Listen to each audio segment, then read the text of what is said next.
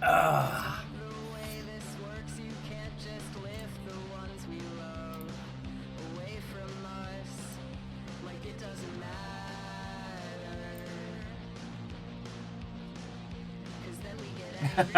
Mega Boss Lizzie, Watto, and welcome, friends. Come on in. Trying to remember to add the some stuff that I wanted to for the midpoint rewards.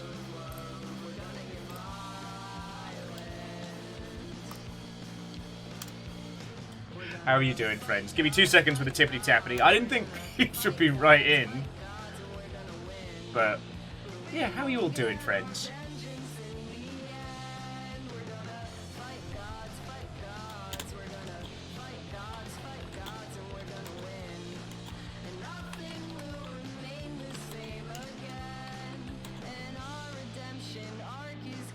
Who doesn't want tiny invisible party dads?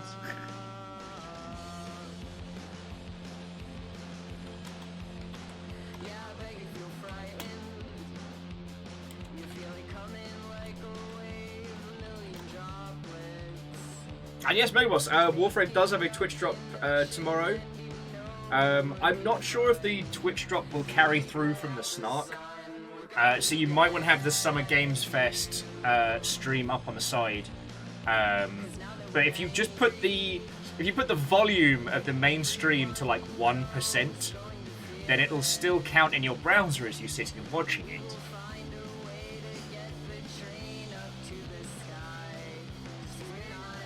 I don't want you to miss out on a free Warframe, you know?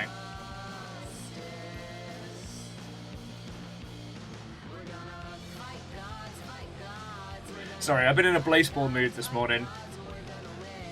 After my snarking about how Blazeball was the homestuck of lockdown, I've been thinking about it more and more.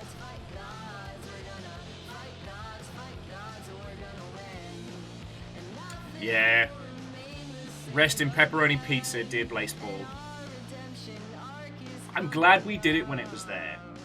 I think if things like the club and the Blackout Club have taught us anything, it's that when something seems quintessentially us, chomp on it, because if it's something that we like, it's unlikely it's going to be there for a long time.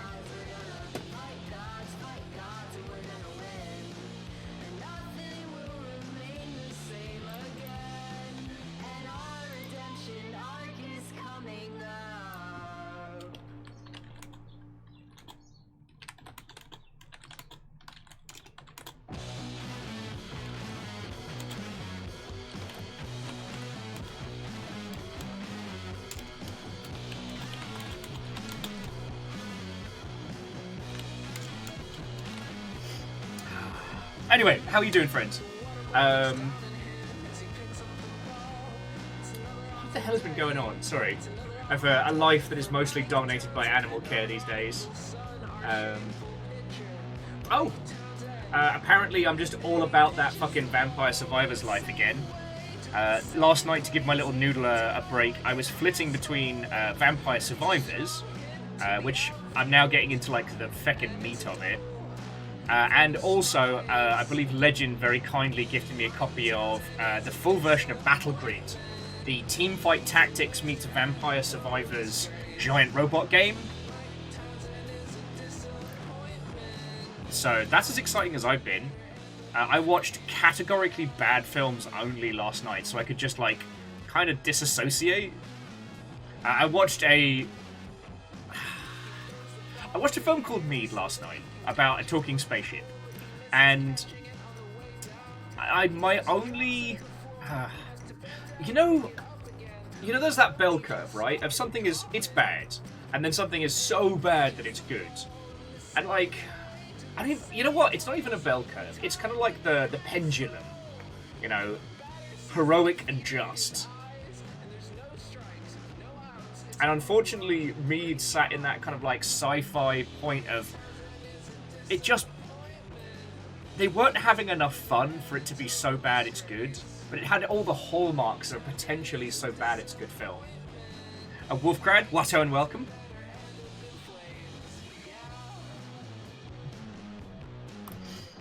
How goes it, friend? How goes it?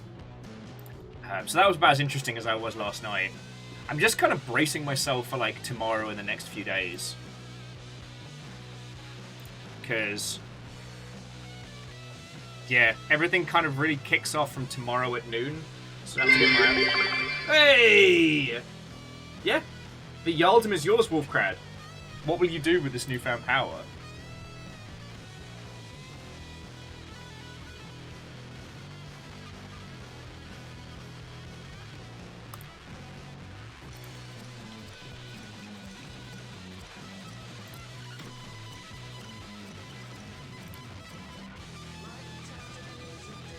Let's see if this works.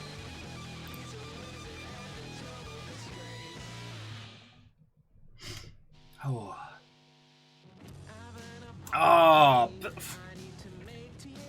Alright, Wolfcrad, but only because of your rule as Jarl. Because you know I would hate to spend a whole day playing Rainworld with you all. And Wolfcrad, thank you for the bits, friend. No, I'm super excited to start the same today. This is going to be the... Okay, I don't know, but I think this is going to be the capstone on Five Pebbles' whole story. And from what I've gleaned, like, the Saint is kind of chronologically the last of the Slugcats. So, I think this is going to be a very difficult operation. I think that we're going to have a lot of story and a lot of feels. But I don't know in what direction, you know? Also, once we're done with this one, we need to do alternate endings for the Survivor, the Monk, the Hunter, and the Artificer. And if there aren't any other alternate endings, right?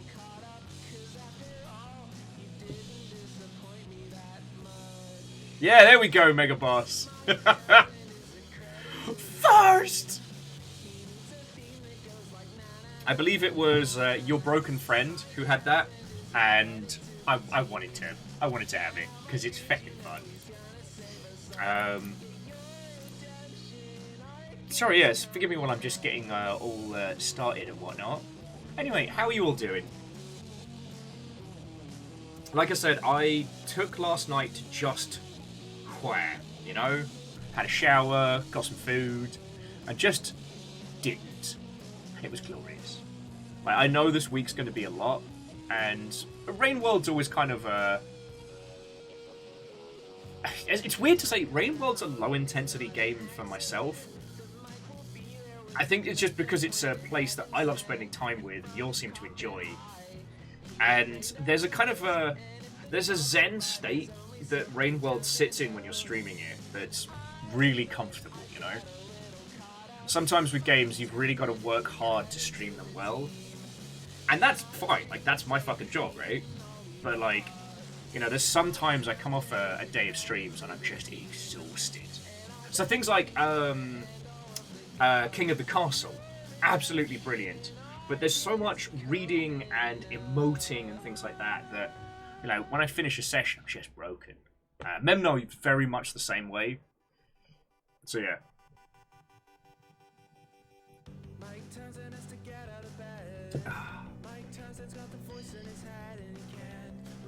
Mega Boss, I'm just glad everybody's enjoying Warframe, yo. Like, okay, sorry, that's a dumb thing to say now that Warframe is wildly successful, but do you know how sometimes...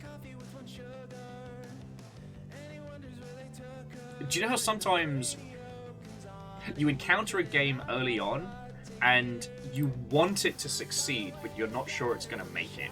For me, that was Warframe, especially that early, like, one-level spaceship demo. You remember back when there was, like, 3 frames, and it was the old upgrade system and all of that? No, Lizzie, it's entirely fine. Like, one, everyone messages me all the time. I'm very used to it.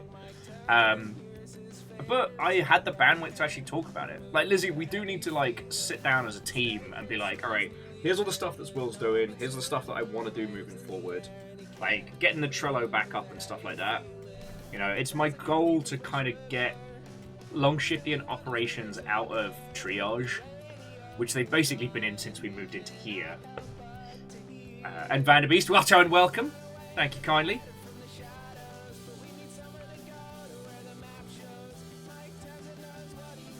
How are you doing, friends? Thrame, Watto and welcome. Catastrophe said, say hi. Hi, buddies. But no, I was just musing that, like, I still have this weirdly almost paternal instinct when it comes to Warframe, despite it now being this massive success. And it's a weird one. But it was really touch and go for a while. Warframe was so unlike anything on the market, and it was going for a free-to-play model, which, like, there was that banding right after the World of Tanks success, where lots of people tried lots of free-to-play games. Most of them aren't around anymore, you know what I'm saying? And, like, by competent teams with marketing and stuff like that. You know, rest in peace, Dirty Bomb. And I never stopped having that feeling for Warframe, even after it... Like, Warframe didn't just succeed. I used Warframe's success in business plans that I have pitched throughout my career. You know, what was it? Friday Primetime was one of the examples I used to employers in the past to let me stream their games.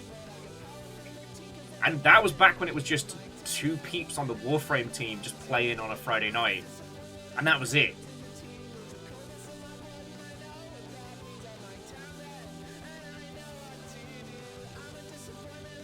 Oh, Thrain, you're in for the long weekend. Feckin' yo! Sorry, and Vanderbeest, thank you for filling the pint glass. Making sure I get my manners in. I mean, I don't know if any of you have the same kind of, like, vibes for anything that you weren't sure it was going to make it, and then it succeeded, but you still feel not protective. Like, it's not like, you know, Metallica fans getting grumpy at, you know, someone in their 20s wearing a t-shirt. It's not that kind of like, it's mine. It's more like, you know, I don't know. I've never been a parent, but that I can only imagine that nervy parent feeling of, okay, don't play with that. Okay, you're going to hurt yourself. Even though that they are, you know, 35 and hench. You know? Skadi in Alaska, Watto and welcome. Hello, hello.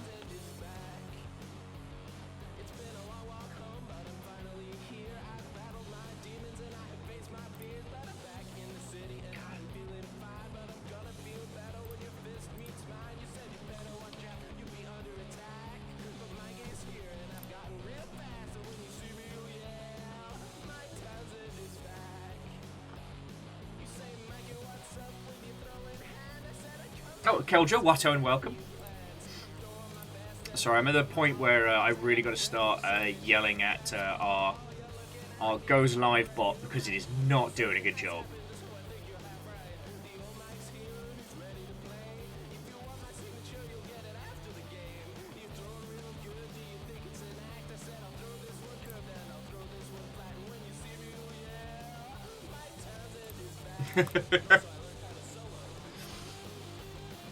Catastrophe, it happens. Oh, and to the Chroma Capybara, Watto and welcome.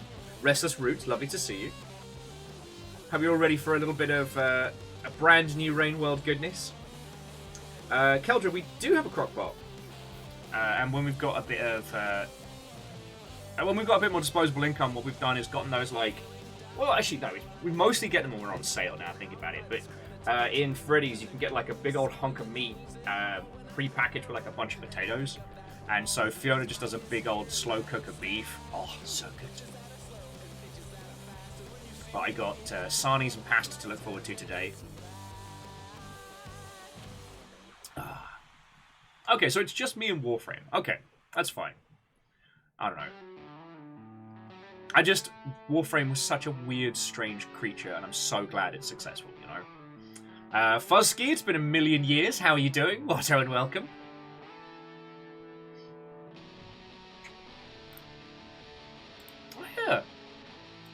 Oh, sorry, Keldra was saying they use their crockpot for doing chili. Back in Yoro. When Fiona's got time to do their, like, homemade chili, it's fucking great. But I don't know what it is about a lot of the, like, chili in a can out here in the US. But it's, like, next level farts. I'm sorry. Like, I'm not talking, like, Beans the musical fruit. It's like... It's a dish to surpass baked beans. It is the Metal Gear of ripping arse, and I can't do it.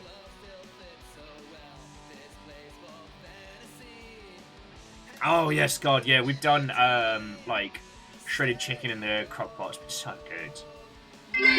Yo! Our beans. Exactly. Wolfcrad, thank you. Yo, Fuzzy, which title? Because unless I'm getting everything mixed up. So, Fuzzy, your team is Demon Turf. And you put out the incredible tower level, which I haven't had the chance to try, but it is on the grand list of things to stream. I doubt I'll ever become someone trying to speedrun it, but as someone who played the club and getting over it in a whole bunch, like, what y'all have done. Okay, that's not your team.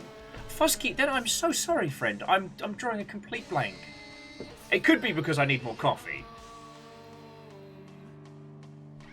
This is from Double Mouse. God, I am a bad industry friendo. I'm so sorry.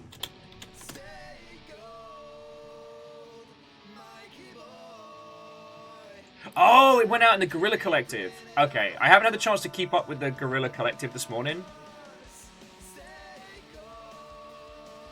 Oh, that looks gorgeous. Reactor online. Sensors online. Weapons online. All systems nominal.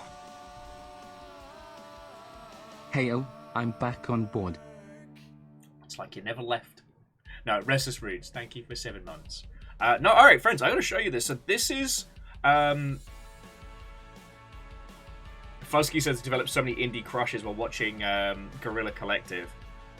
I am now regretting that I didn't cover the Guerrilla Collective, because the last stream they did was disappointing, but the titles were good.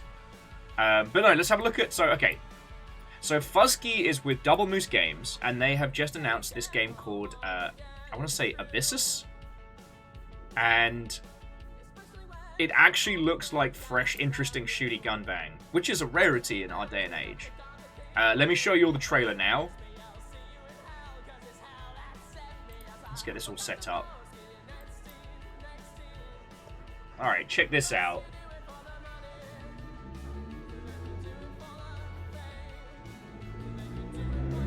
Oh, and Pixie Druid, Watto and welcome. Hello, hello.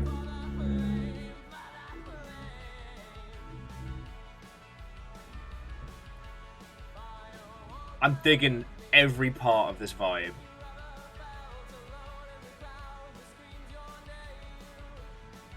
God.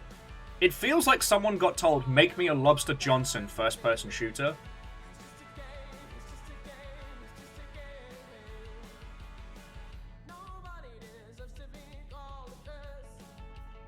Yeah, and Fuzzy, so is the Guerrilla Collective, is that done now, or is it still ongoing? Because we'll have a look.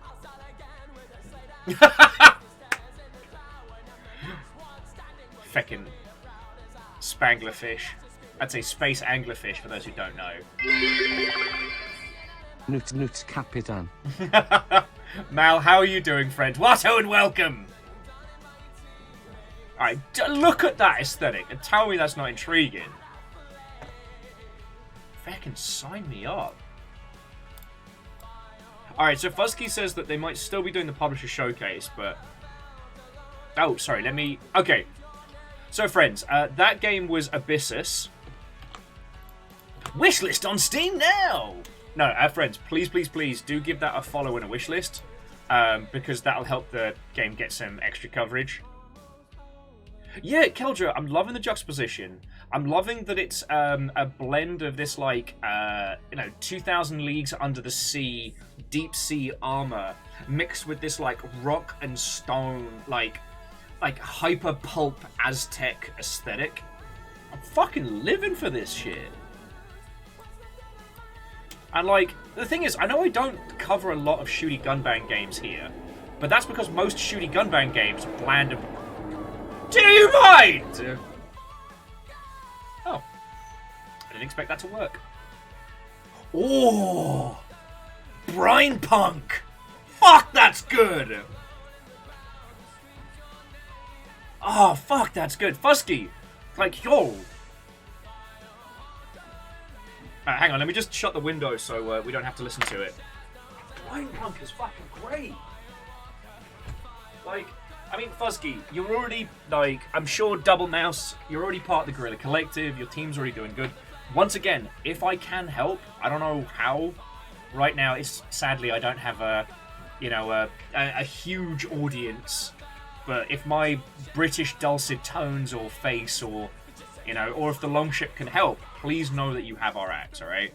I always feel bad because it's like, I can't help friendos who want to succeed at streaming, apart from like very basic advice. Again, if you want to know how to stream good, talk to Perios. But when it comes to game stuff, I'm like, ha! And this looks like entirely my jam. So yeah. To Drygonics, I say Watto and welcome.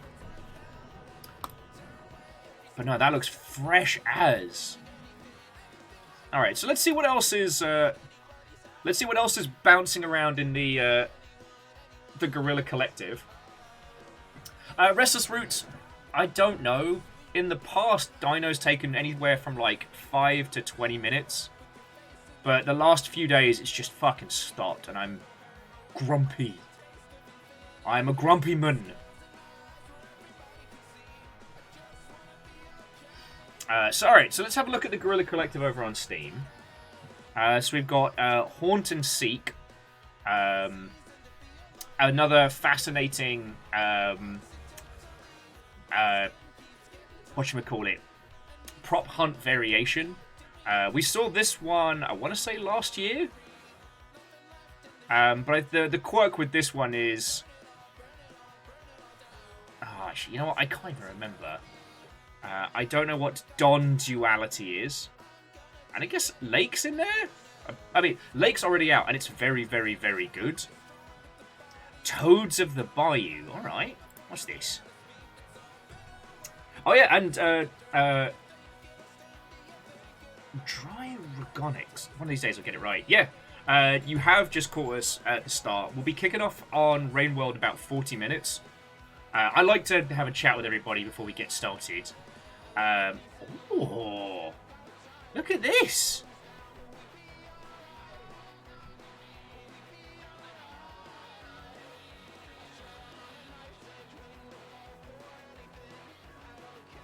This? Okay, look at this. The Gentleman Warrior Frog. With, I guess, like, story and base building. Giving me real, like, Into the Void kind of... Not Into the Void. Is it Into the Void? Toads of the Bayou. Alright, sign me up for that. Thank you.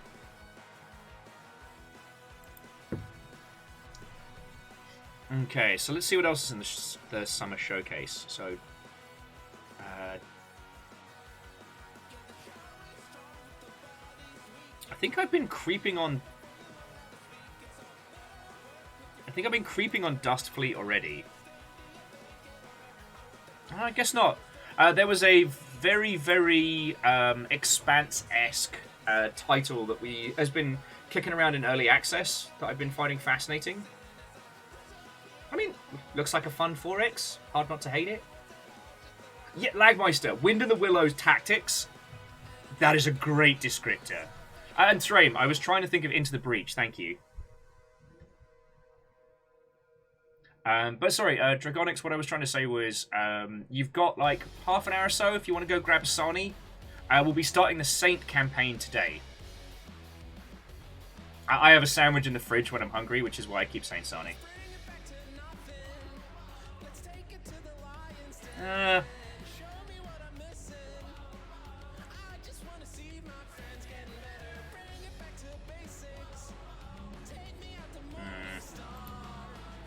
This is giving me some... This is giving me a little bit of my first RTS vibes. Hang on, bear with me a second. Thought you weren't till later.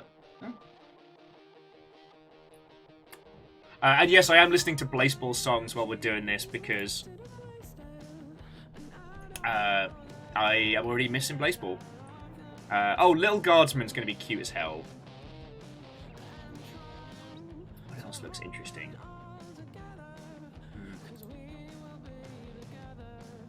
Hell in the Office. Neon White 'em Up.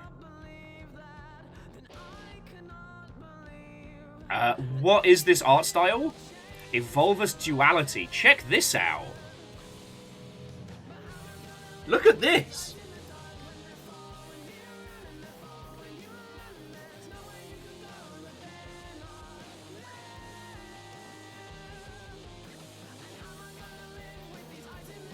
It's a combination of paper doll animation and like rotoscope animation. Oh, look at that!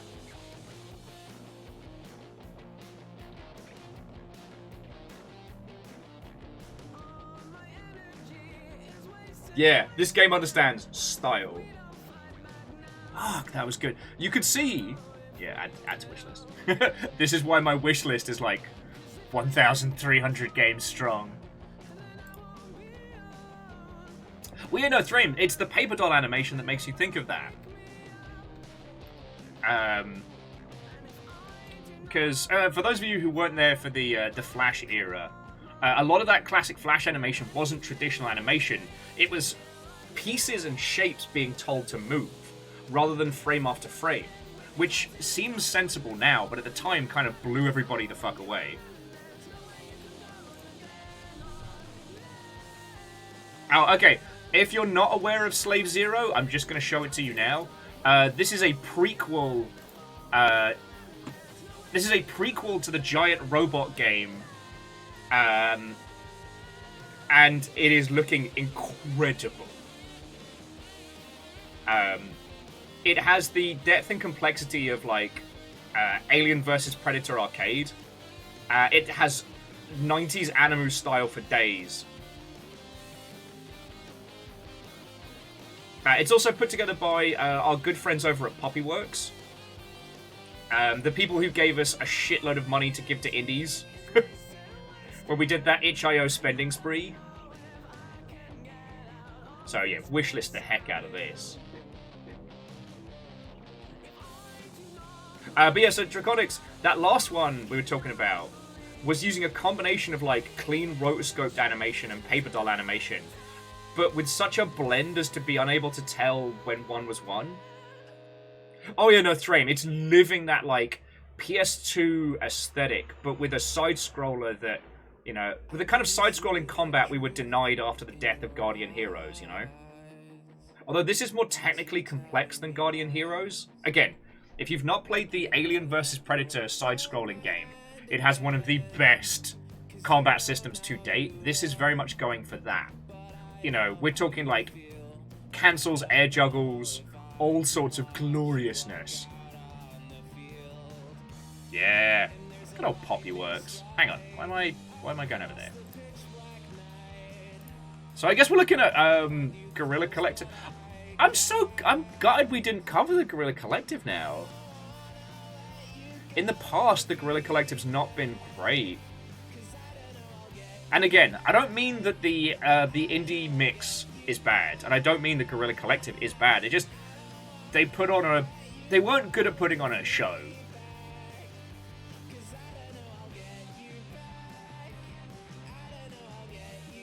Seeing if there's anything that intrigues.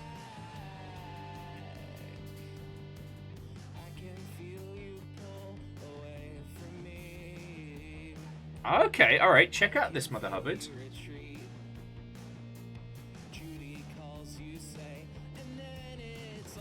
Check out this Mother Hubbard. Check out Lexamen, one of the most unique looking puzzles. Yeah, no, Fuzzy, I absolutely will. Also, yeah, so Fuzzy, congratulations on the announcement. I hope you're doing good.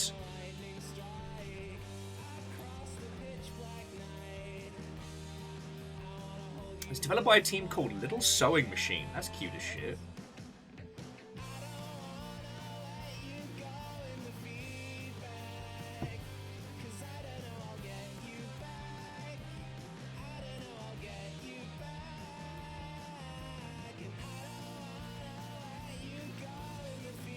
Okay. House of Mouse has called.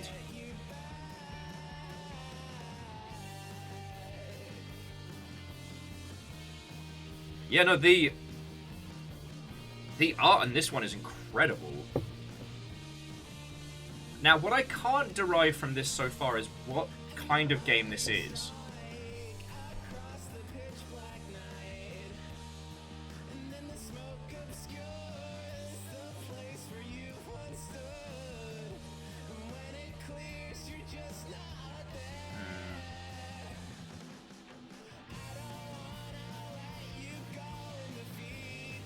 Looks very beautiful. I have no idea what kind of game this is, and it feels like the trailer is going to great lengths to highlight the art style and obfuscate gameplay. Intentionally or not. It's not Tim Burton. Look at that face. That is someone who's definitely taken like the OG hand-drawn Disney aesthetic to the next level. Remnant 2, good. Now, what was the one that Fuzzkey was telling us about?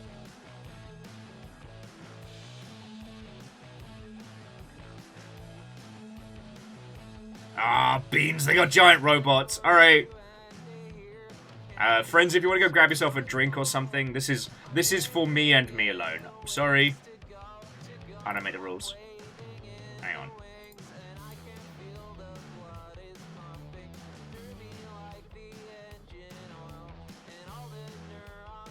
Yeah. This is just for me now. This is, like, the fact that you lot are here watching this with me is purely coincidental.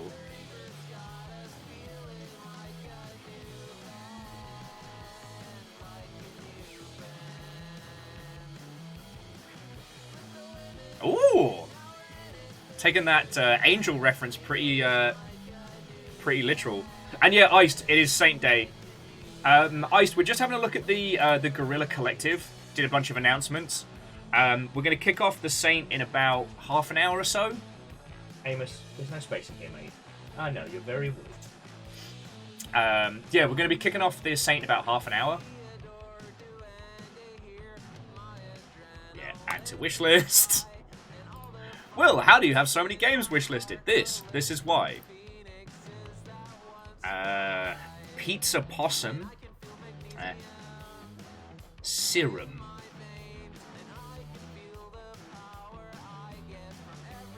It's a Craft and Survive.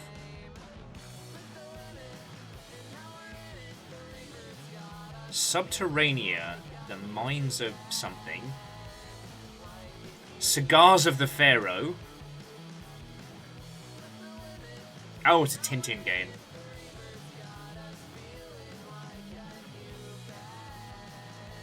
Blackout Protocol, or as we call it, Shots. The Golden-Eyed Ghosts. Corpo Nation.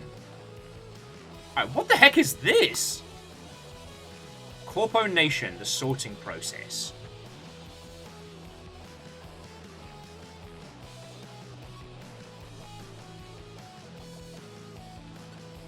Usually, and after today's stream, I'll be rewatching a lot of this with the sound on.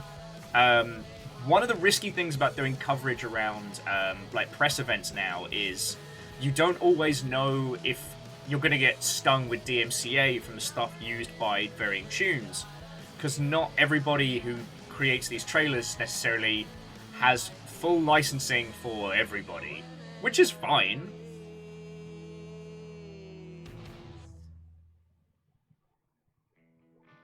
So this seems to be like a low-poly censorship game?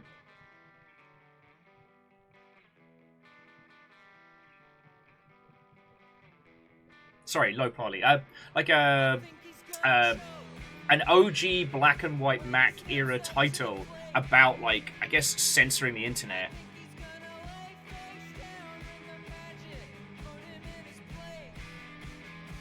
Like a not-for-broadcast but.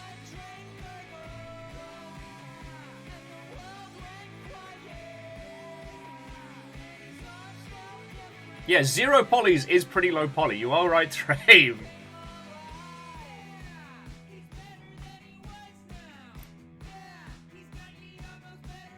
Interesting.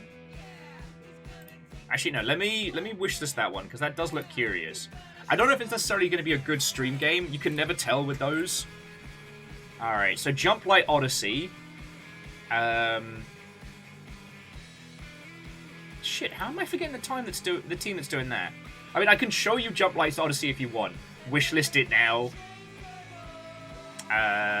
Oh, and the Stars in Time does look fascinating. What else we got? We got Light Odyssey.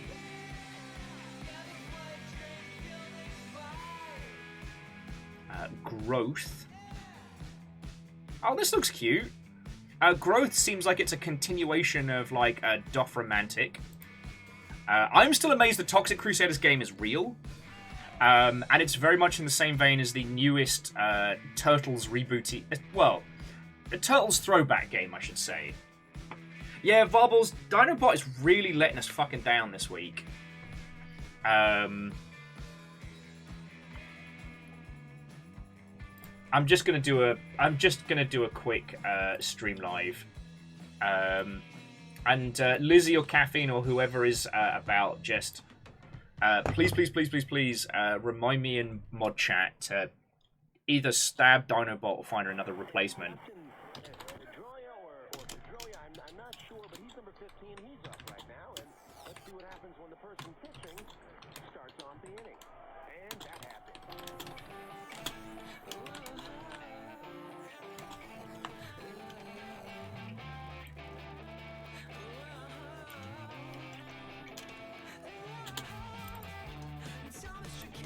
Okay, let's let everybody know. Okay, sorry for everybody who's already watching who's going to get the double ping.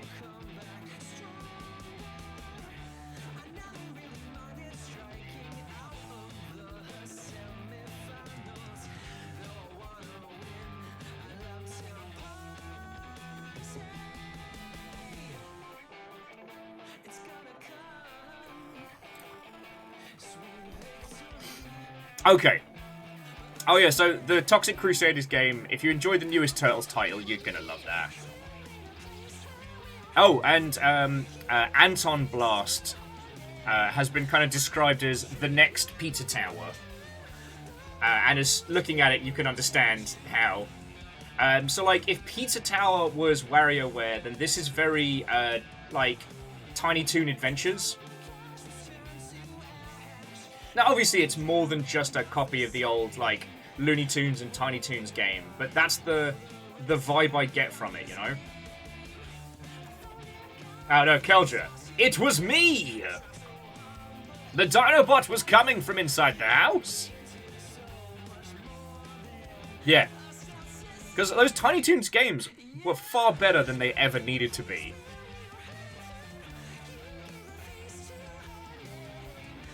And there's this wonderful thing I'm noticing more and more with, like, the indie scene.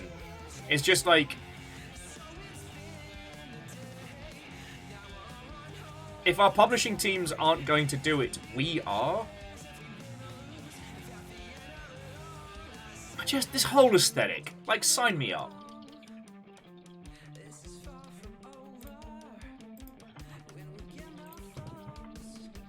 Okay.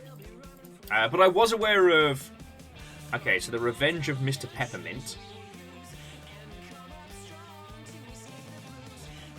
Wait, is this just... Revenge of Mr. Peppermint, is this just...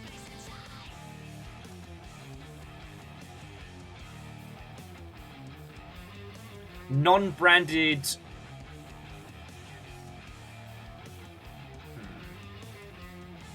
non-branded 2D Yakuza.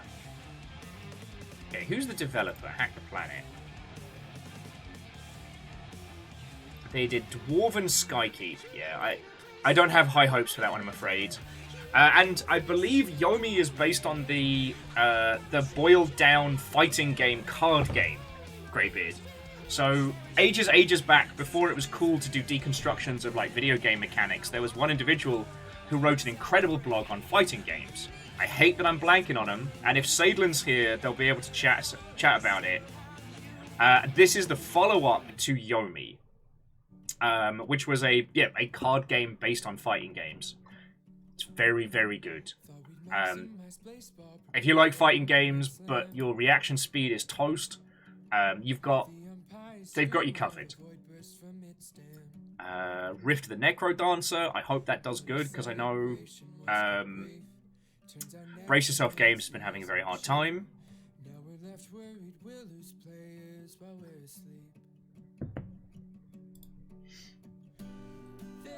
Yeah, Fearless. We've talked about Lunark in the past, and I'll be interested to see how it shapes up. Animal Well, which does look good. And I'm trying not to let my bias... I'm trying not to let my bias colour it, because again, Animal Well does look good. Now we live in a hell of our own creation. Let's have a look. Tiny Sticker Tail does look cute. But if Bookwalker is the game I'm thinking of, this one looks fascinating. And I quote, a narrative adventure in which you play a writer-turned-thief with the ability to dive into books. Use your powers to journey into the reality between book worlds and steal legendary items. Like... Oh yeah, no, I'm Fuzzy, absolutely. Like, I didn't get to see him this GDC, but last GDC, like, I hung out with the Brace Yourself crew a whole bunch, and they're so good. So yeah, in this game, you leap into great works of fiction to steal mystical items. Like, what's not to like? You manipulate the books so that you can steal from them.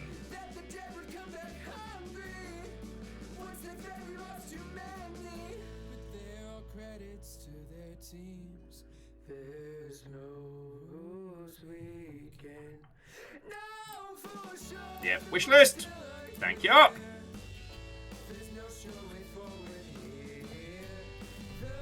No, and Dragon is Dwarf Fortress does count as an indie game. As the definition of indie definitely needs some reworking. Oh,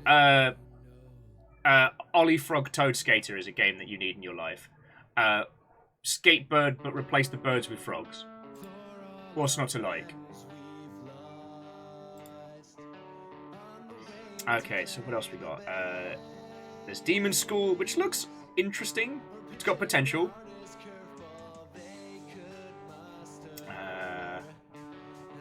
Promenade. Crypt Custodian. Close the Distance.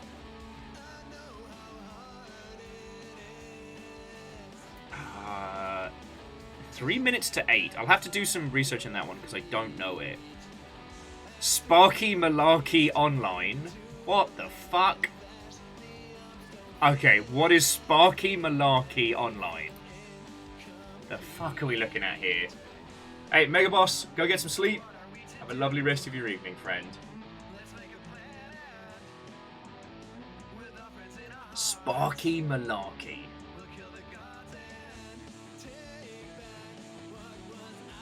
Oh, asymmetric horror. Alright, maybe there's something more to this.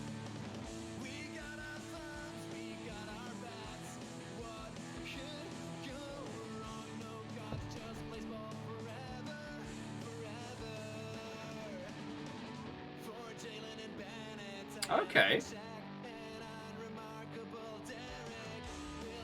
Oh, Fuzzy was saying that Crypt Custodian's from a local dev. Oh, way cool. Fuzzy, what was their previous title?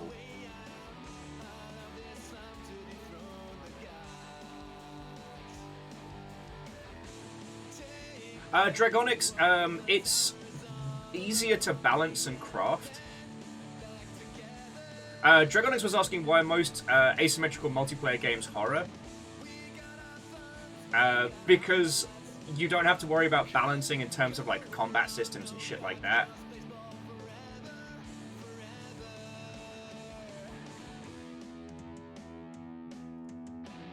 And fear hides over the paper cracks of the meta very, very easily.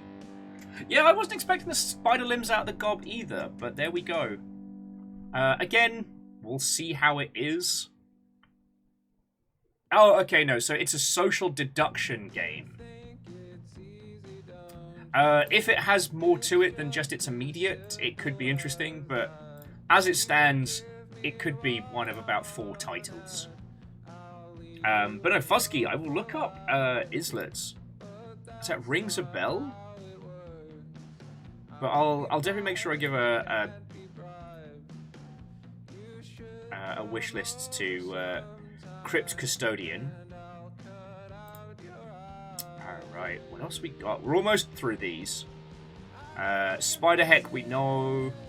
See, it's always confusing with some of these showcases because some of them are already out. But then you got stuff like Lisa the Painful, which they just announced they're going to be doing the definitive edition. Oh, Hemp Manners, Watto and welcome. What do you mean I'm brave for opening my Steam on stream?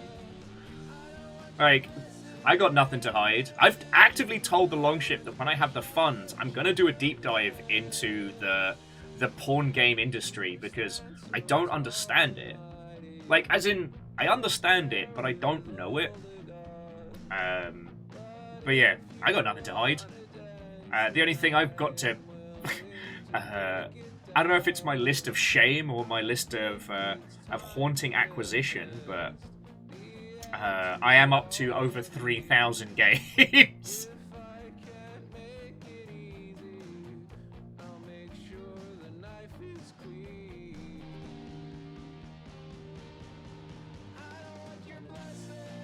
Well, you know what, so Fuzzy, I did notice that, like, especially last time I was, like, GDC and stuff, I met a whole bunch of Seattle game devs and indie devs that I didn't know. Because throughout lockdown, everybody kind of got separated. Like, the core groups were still in little bundles, but the new peeps kind of got spaced out.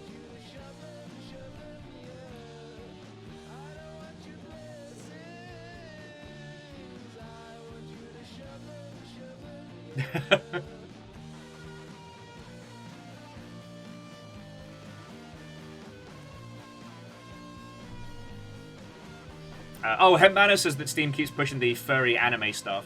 I mean, also same to an extent, but thankfully they're not allowed to put anything terrible in their thumbnails that would break TOS. And Wolfcrad, at this point, it's like... A few years ago, for Christmas, I bought a friend a Bad Dragon coffee mug. I was inspired when I went to the local the local bottle shop, or purveyor of alcohol, and someone was parked outside and they had a big old Bad Dragon sticker on the side of their car. And I realized, like, if you know, you know, right? And you'd have to be a certain kind of person to go into a store and go, "Oi! Which of you lot likes the wobbly dragon knobs?" Right? And so I thought about this and I was like, oh shit, do you know what would be awesome? Having a Bad Dragon coffee mug in an open plan office. Because you can deadeye. If people want to ask you about it, fine. But that means they have to admit they know. And like, maybe the other person doesn't know. Maybe they could just feign ignorance. It's like an absolute devil's gambit. So like, I don't care. Like, if people are like, "Oh, Will, you've got all those porn games," I'd be like, "And? I've seen things you people couldn't imagine." No, I don't understand the cost and production style of a lot of the smut games on Steam. And I understand the business model. Like, produce something with commissioned art quickly and cheaply. But also, I'm starting to see things in the space that are actually looking like real games. And I'm like, hang on. Like, I haven't had the chance to really get stuck into it, but there's a game called, I think it's like Succubus Castle DX, that's an incredibly well-made Metroidvania. It just happens to have sexy scenes in it. And so, like, where are those titles, you know? Yeah, Martin, it's mostly visual novels. It's always been mostly visual novels. But it seems to be changing. Anyway, there you go. Oh yeah, Hempman is... Yeah, it's a social deduction game. The only way you can kind of point to someone and go, Also, Dragonics, the reason why I don't want to delve into the itch.io stuff is I think that's closer to the old model of smut games, right?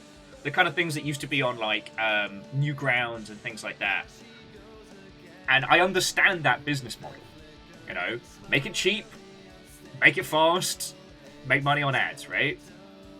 Or with some of them, it's not necessarily spyware, but aggressive bloatware. If you've ever seen awful adverts for, like, download this and play this video game where everybody's, as Will Smith says, getting jiggy with it.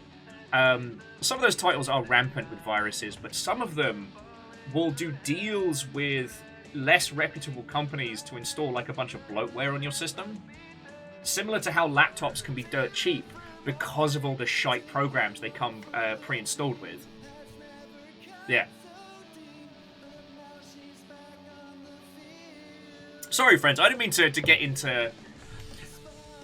This is a conversation that I'm fascinated with because I don't know. Like, if we're talking about, like, the indie games market, if we're talking about, like, you know, budgets, video games, and a wide variety of genres and spaces, I know. Like, not to toot my own horn, but I'm fucking good at this. But when it comes to, like, mobile games and smut games, I don't know. I have theories, but I don't know. And my toxic trait is that if I don't know something about games or the games industry, I get, like, crazy eyes, and I have to research it until I understand it. To my own detriment, by the way. Hey, it matters. It's all valid, right? Anyway, so let's see what else we've got. So we've got Akatori, which is already on my list. Oh. I've seen things you people wouldn't believe. I've seen horrible CGI stills with terrible writing captioning them. I've seen RPG Maker interfaces with cheap assets stored at. I've seen anime waifus with impossible proportions. All of those eroge will be lost like time. Like Steam giving refunds in the rain. Time to die. Oh, okay. If you hadn't seen Loodlenaut, look at this. It's a wholesome game where you clean the ocean. Look at this. Look at this shit. Look at this! You have an axolotl for a best friend.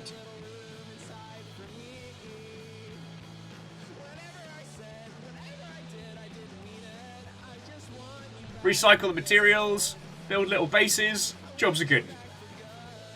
This is also why I love video games as a medium, is we can flip between, like, all these varying good stuff. Yeah, Halo... Welcome to video games. Scrub the ocean, clean up microplastics, revive the planet, have axolotls for friends. This is the shit we want. So fucking cute. No, it gives you cuddles! Fuck yeah! I think since the success of Power Wash Simulator, it's been very easy. Oh, and Dragonics, the music is the Seattle Garages, a baseball-themed band, and they're doing a cover of some pop song. Alright, let's see what else is. Let's see if anything else pops out to us.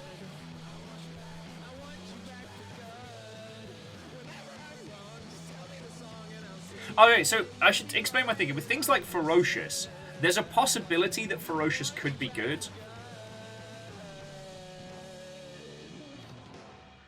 So, like, it's a first-person shooter where you survive dinosaurs. The assets look nice and pretty, but with these kinds of titles, you really cannot know until they launch. Because this could just be, like, a lot of very well-implemented UE5 assets in a very controlled demo space, and the game itself is not good. Or this could be an exceptional romp into something that we've all been really craving, which is a good game about dinosaurs. Hey, and Catastros, again, I'm so sorry we've been starting late recently. looking after the animals and streaming and the other stuff has been a lot. Okay, see, and this is where I start to worry on this one. Oh, of course, there's fucking sharks. All right, so have a look at this bit. This is where I start to see the cracks. All right, sorry, beautiful vistas, things are good. Now check out this animation. Right, picks up the shotgun, clack clack. There was no weight, there was no heft to it. So that's either an off the shelf, or that isn't a team that's had a time to really like bulk out the animations. When you consider that that is a like pick up the goodies. Also, check out the textures on the gun here. So it could be this is UE5 using a lot of that like photogrammetry rocks and the infinite lodding to make it look good, but it's a very, very light team. Ugh, do not like. Ugh.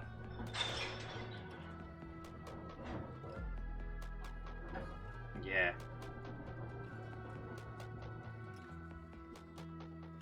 Like, the environmental art here is feckin' beautiful, but... You can see what I'm saying here, right? Like, I'm just trying to show you all my thought process. Now, some of the more traditional firearms seem to be a better represented, but...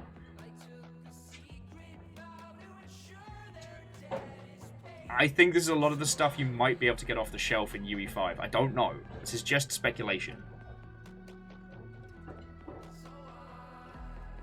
Oh yeah, no, 6 pairs of feet. There's a bunch of people on YouTube that do great, like, animation tutorials for, like, shooty gun bang. Yeah. Also, you'll notice for a game where the hook is shooty dinosaurs, look at how this trailer is all shooting dudes and destructible terrain. So, I wish them luck. I never want any game to fail, but... Skadi, I'd say that's UE5 just from the amount of, like, photogrammetry assets comparable to the quality of everything else. Ah, bloody West. Oh, they got a cool trailer. Nice.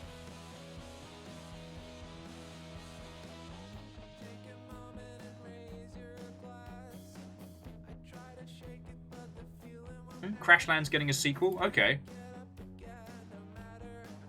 Tiny Terry's Turbo Trip. What are you up to, Tiny Terry? Are you causing trouble again?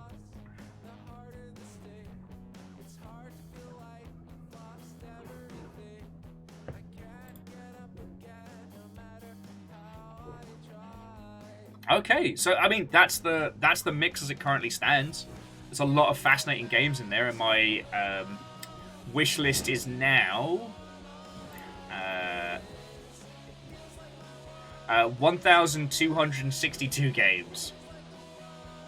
I remember for a while there was one year where Steam did a contest to win your wish list, and I was hoping I could get it just to cause problems. Oh, and J-Post, Watto and welcome. Amos, you're okay. I know, the garbage people are outside. I know, it's very hard being you.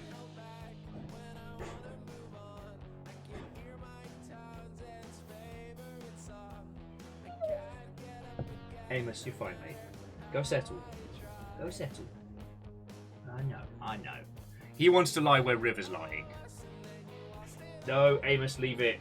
Leave her alone. Out of here. God. No, out of here. River's already lying there. Go on. Oh, yeah.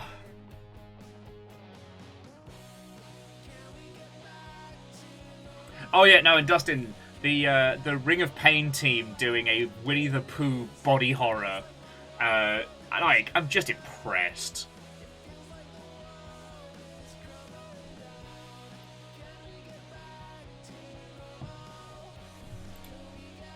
Okay. So, friends, let's get started with the Saint. You've all been very patiently waiting.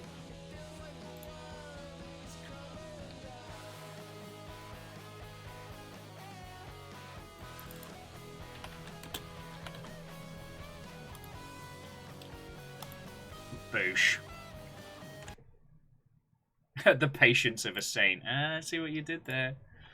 Right, so today, friends, we are continuing with Rainworld, and we are finally starting the Saint, the last of the 5 new Slugcats. Now, again, no story spoilers for this one.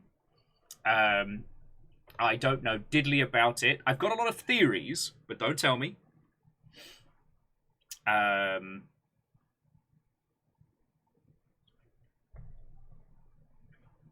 Yeah, I am very excited for this. I've been looking forward to this for a feckin' age, and I think we are going to have a very good time. Now, again, this won't be the last Rainworld campaign that we do. After this, we need to make sure that the Survivor and the Monk have, like, the happy friendo family ending. Oh, look at his little face. He's just happy to be here. Oh, and apparently everything's been grumpy.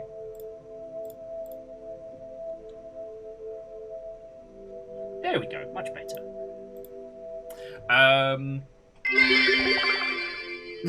Sniper medium-sized, skulking wading birds with short legs and long straight bills.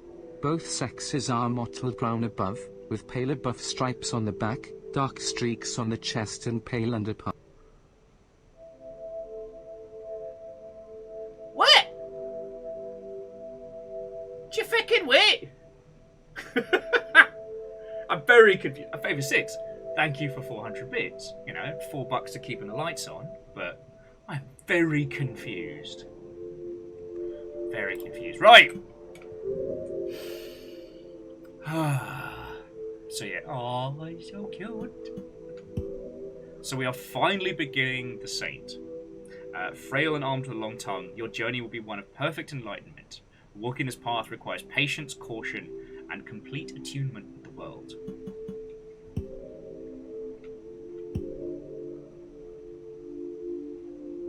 Yeah, no, Scotty Doggy, the text-to-speech doesn't do essays. We had to stop it because there are a few people who got into the habit of doing the long number strings, and so I had to just fucking limit it. So, anyway, sorry, jumping back. So, once we have done the Saint, I want to do the Void ending for the Hunter, which I never achieved when we first played through it. And I want to do the Outskirts ending... I want to do the outer endings for both the Monk and the Survivor, because they deserve it.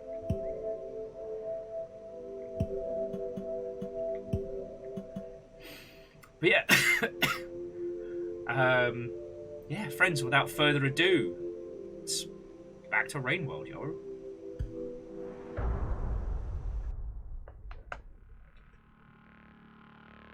Okay.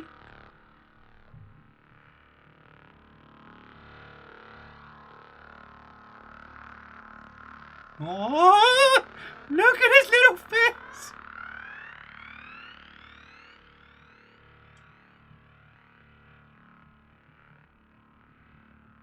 What?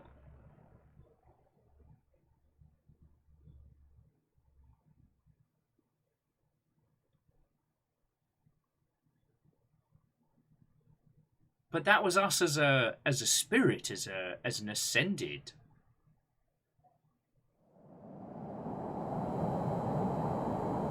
What the fuck?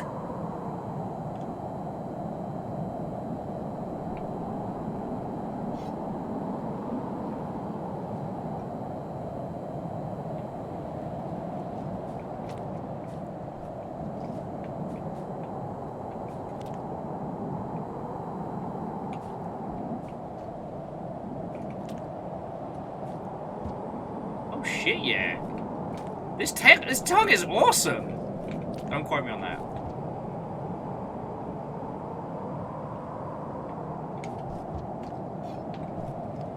Ah, can't stab things in though.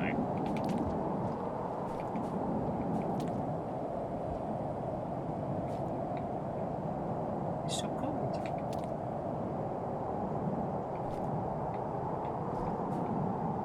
I recognize this area, but it's covered in feckin' snow.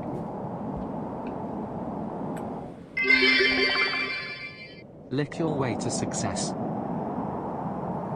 You are cold and hungry. Find shelter and storm soon, or you will pass out in the cold.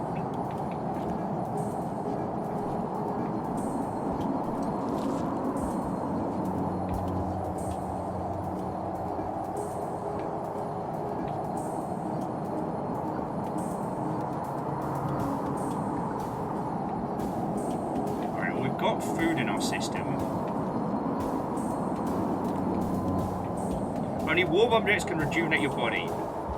But they won't last in this heat forever. Okay. God, no wonder. This is where we've spent a lot of time.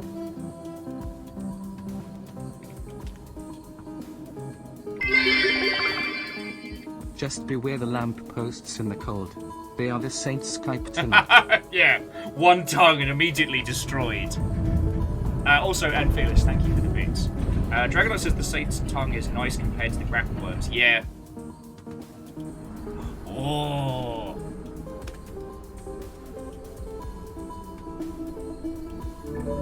Although that's interesting.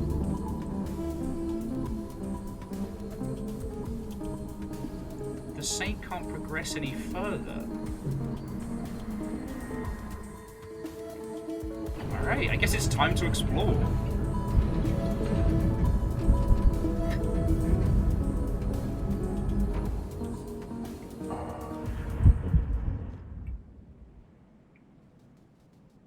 Alright, so cycle 1, swim swept spires. Okay. So the snow seems to have eased up.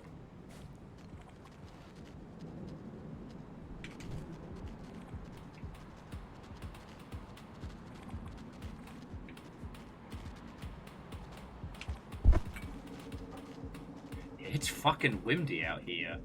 To the silent servant, Watto and welcome. Something tells me that you might be pulling my proverbial slug leg by saying that the saint is easy to play as.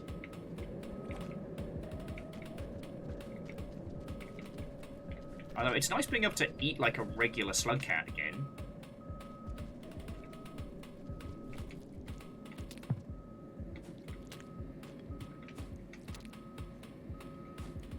I just have to learn that I can't stab everything.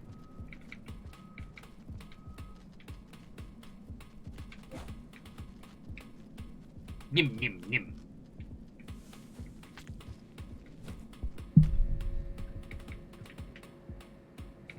Yeah, no more free weapons, but also no more need for free weapons. We don't have to murder scabs anymore. Like, I got that out of my system, and we're good.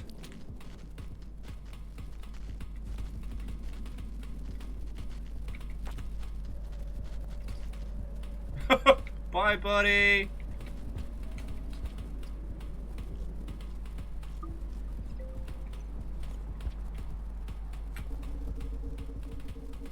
I guess we'll be looking for the echoes as well. I will say, to those of you who have just joined us, if you'll want to... I can post it in Discord if you'd like to see. The last run we just finished was a Spearmaster, and I killed a lot of things. I checked our post-credits, and the Spearmaster killed twice as many scabs. Yeah, the Spearmaster killed twice as many scabs as the feckin' Artificer. Do with that information what you will, alright?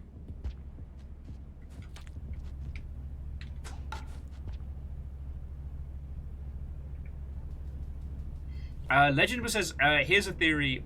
Is the lack of... is the karma cap on the Saint because we're supposed to be helping him? Possibly. I don't know. Like, I don't know where we're supposed to be heading, you know?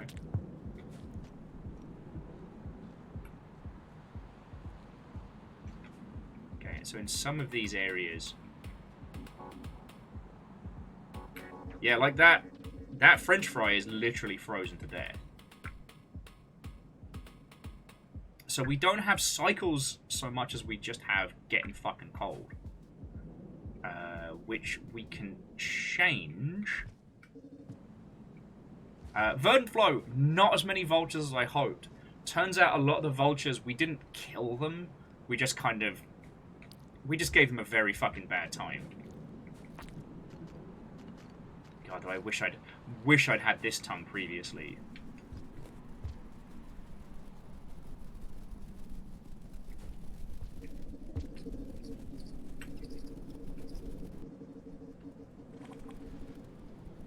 that sound.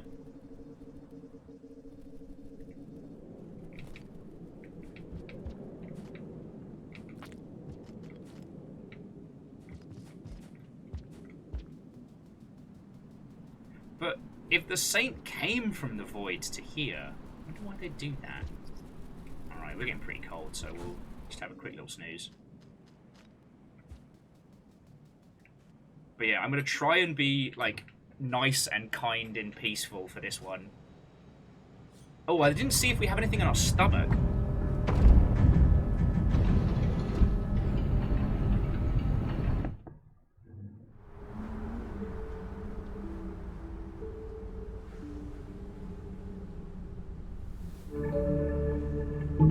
But no, I know people weren't putting that forward as a spoiler. I'm inclined to agree that from what we know, the Saint is the last of the...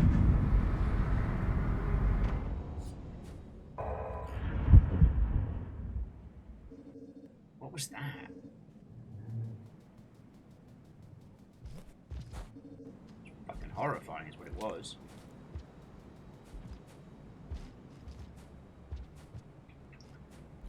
Yeah, no, that was some fucking scary sounds right there.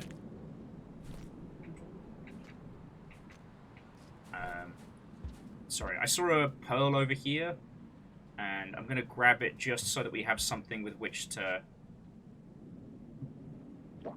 bribe potential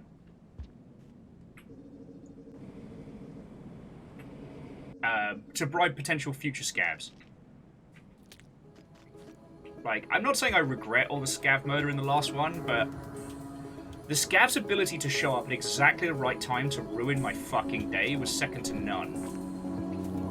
Ah, that's fun.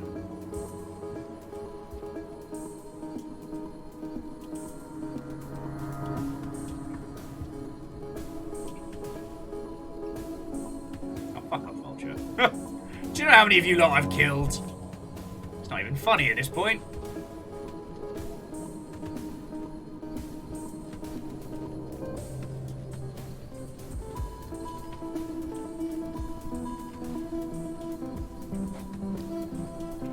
I mean, Hamster, that's a good point. I can just run away.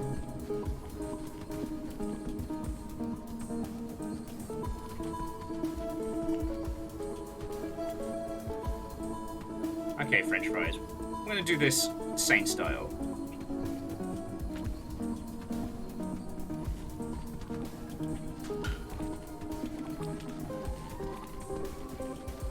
Oh, beans. Hey! Pixel Pride was just purchased for $12. Feckin' yo! Whoever that was, feckin' thank you.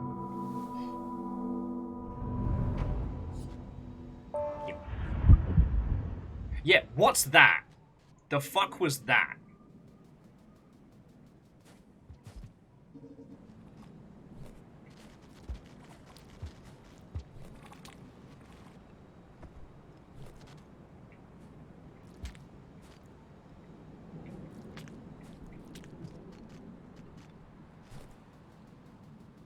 Like, no, I didn't lose karma because I had a karma flower. Well, I think? Yeah, no, I had a karma flower, so it's all good.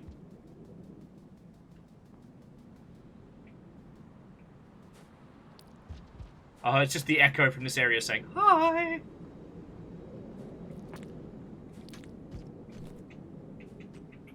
But yeah, at the moment we only have one, so I do wonder if our goal is to reach enlightenment.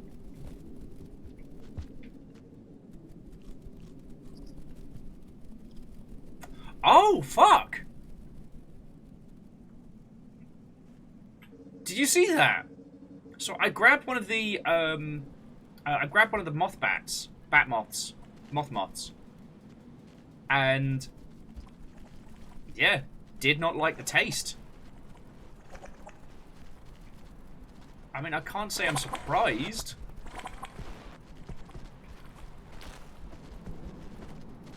Like, if I remember rightly, the...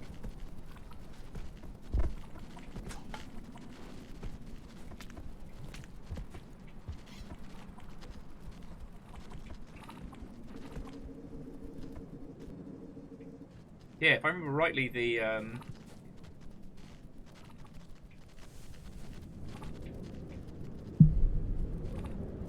here we are again.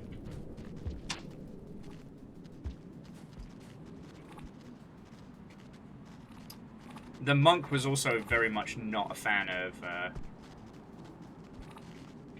Moida. Beans.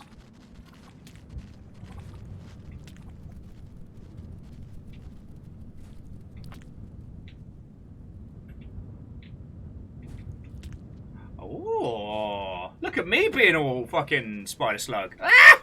No. Ah!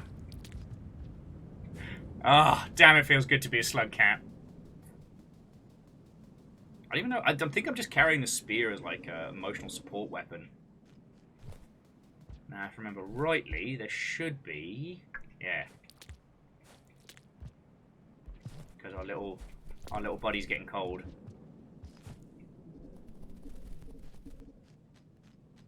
We can use some warmer climates, yo.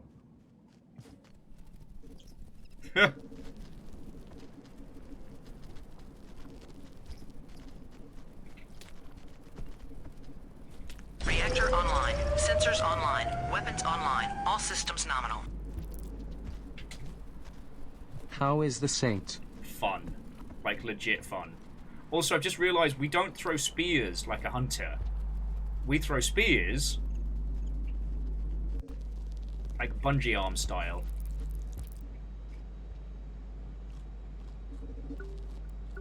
No! Leave me alone! No one likes you, Millipede. Leave me alone!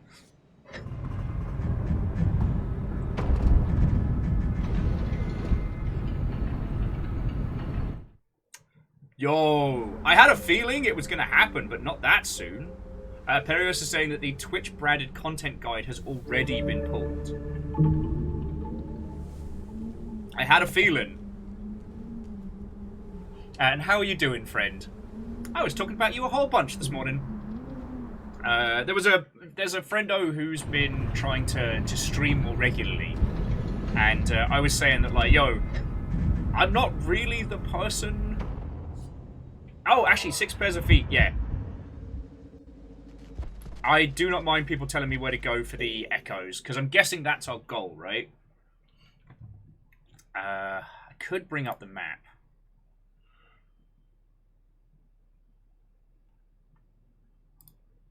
And Carl, Watto, and welcome as well. How are you all doing?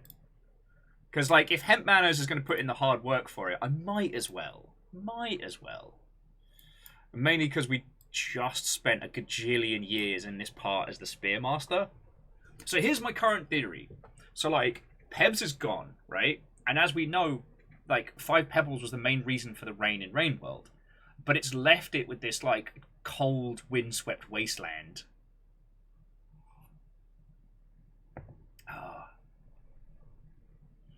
Yeah, so Hamsonator, I'm suddenly realizing, like, I can't fight back. We can't throw spears. The rocks don't do enough damage to hurt anything, apart from maybe stun them for a split second. So, yeah. But no, what I was saying earlier was... oh yeah, so I've got to backtrack. Okay. Humble RPG Yo! Bundle, Starfinder Solidarity Bundle by Paizo Incorporated was just purchased for $50. Okay, whoever is going wild on picking stuff up on Humble, fecking thank you. I'm extremely grateful.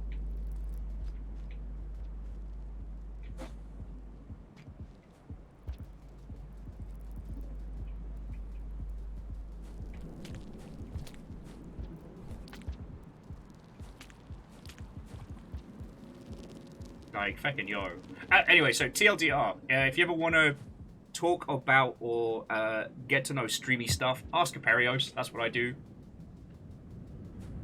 They are my my go-to person for... Ah! Sorry.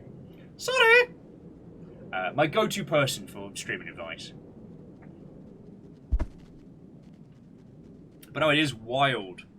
Because the big ones from the Twitch stuff was the branded content guidelines, but also the no rebroadcast of any kind. That one was very strange. Because especially for like esports organizations and stuff like that, like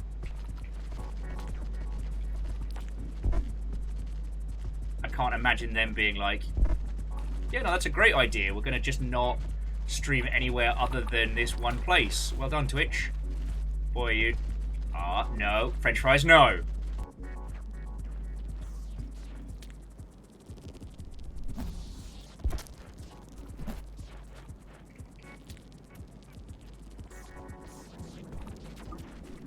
Shout out to the Saint, who can legitimately eat fruit whilst floating in the air. Nice try, French fry. Yeah, in your nose.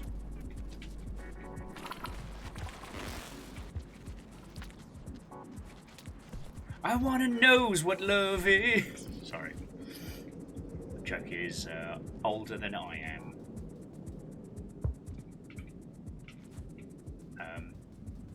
But yeah, I haven't really been talking about the Twitch stuff because, again, while I do this for a living, I'm probably a lot less knowledgeable than many people who hang out here in chat, so, you know, I don't want to...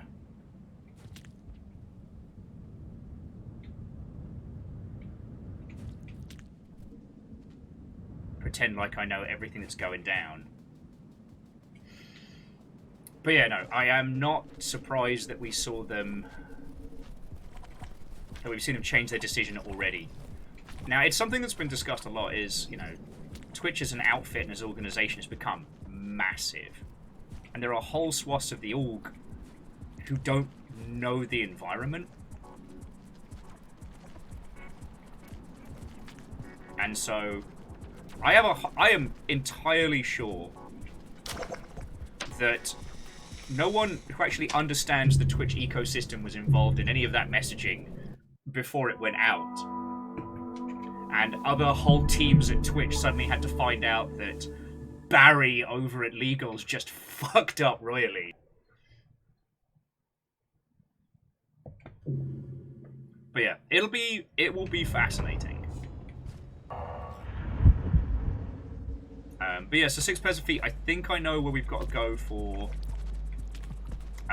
the next Mother Hubbard. Well, sorry, I should say the first Mother Hubbard, right?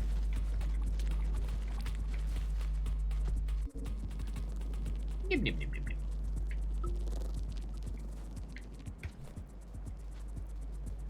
I'm a Slugcat carrying a brick. I'm a Slugcat carrying a brick. I go real fast. I do Slugcat things. I'm a Slugcat carrying a brick. Yeah, because I remember where we had to head, because when we were playing as the...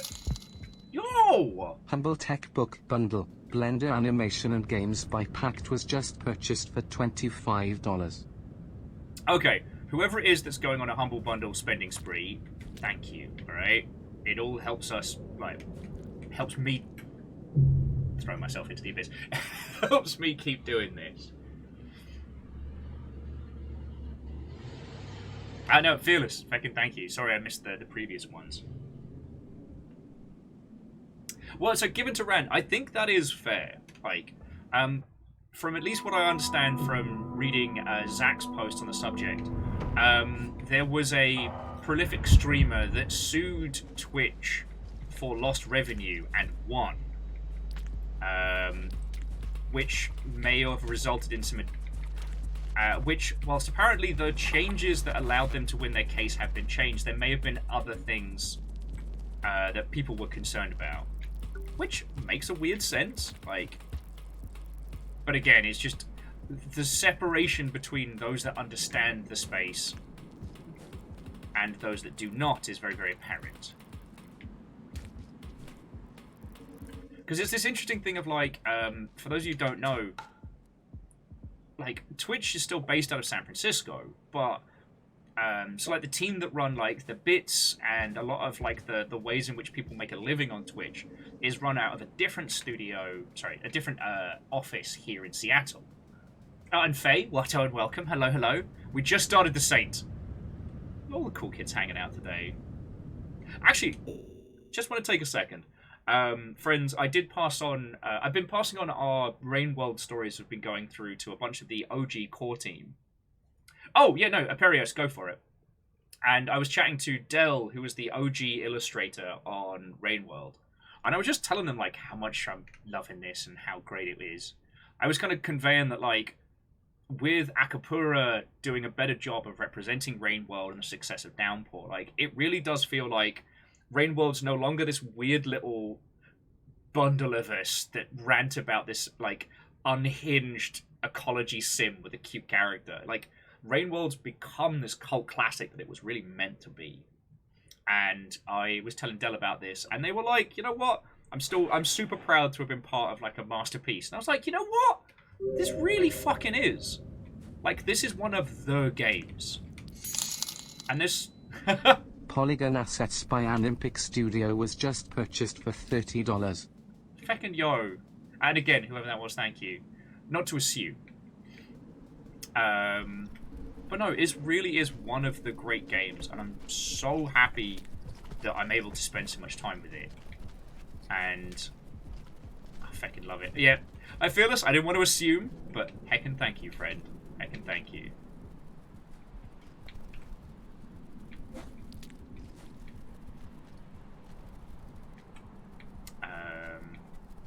So of course, now we're onto the Saint. We're getting all the good banter and conversations going.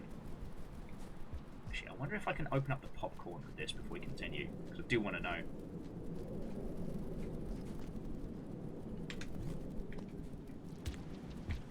Okay, so how do we open popcorn as the Saint?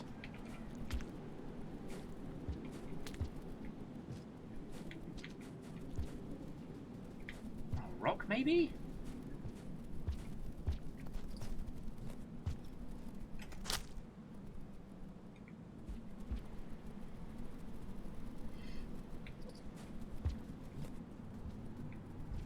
No, so sorry. With the Saint can't throw a spear.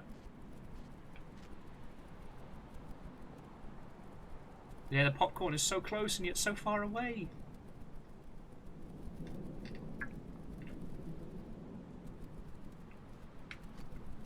Oh wow! So the only thing that opens popcorn really is the winds of time. Yo. Eldamar Ultimate Unity Assets was just purchased for $30. Okay, Fearless, I don't know what you're cooking up in Unity, but color me intrigued.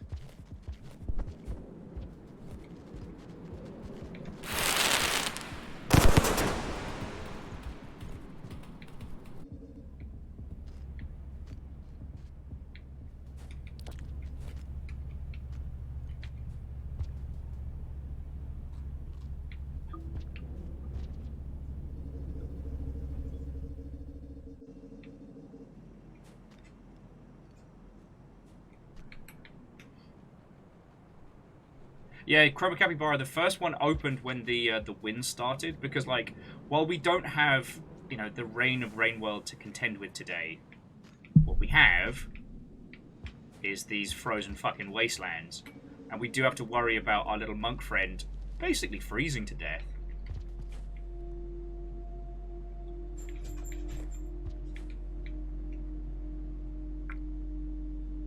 But we can stand in the light of this heat to warm up.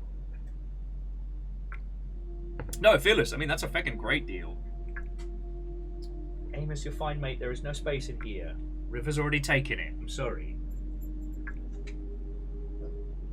Amos is being a little terror.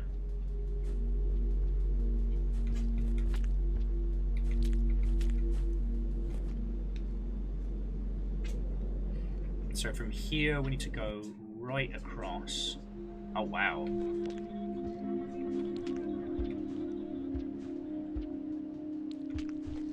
So up here should be one of the echoes. Something tells me this is going to be a lot.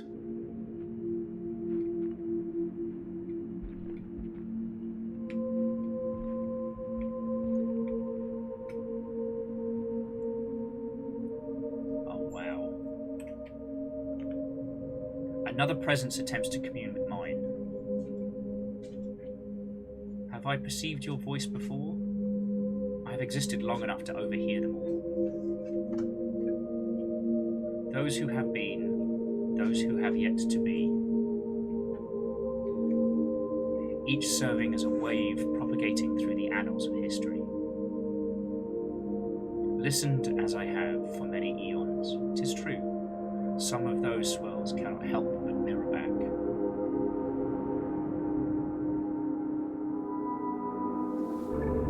So what's interesting, we already speak language, or at least we understand the echoes.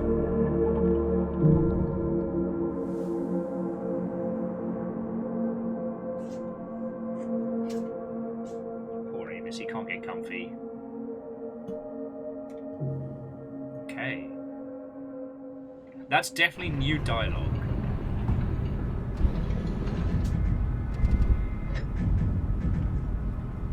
Amos, settle. You're okay. You're alright, mate. For a brief second, he was settled. Alright, leave her alone. So, I guess that's our goal overall, right? Though we don't seem to have the gift of language, and yet we can understand the echo. That's interesting. That's very interesting. Now, from here, I don't think there are any other... No, there's no other echoes to be talking to in this area.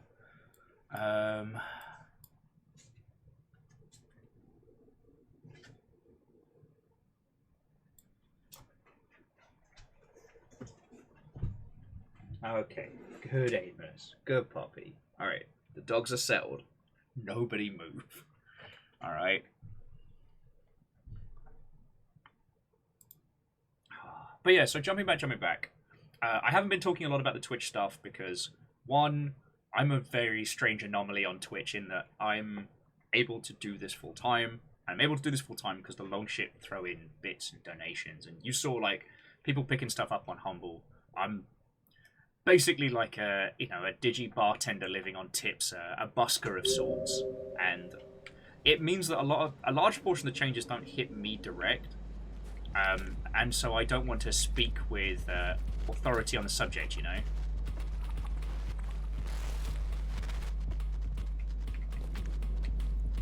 The other thing is, I think there are more than enough people who look like me who talk a lot of nonsense when it comes to Twitch, who really don't know.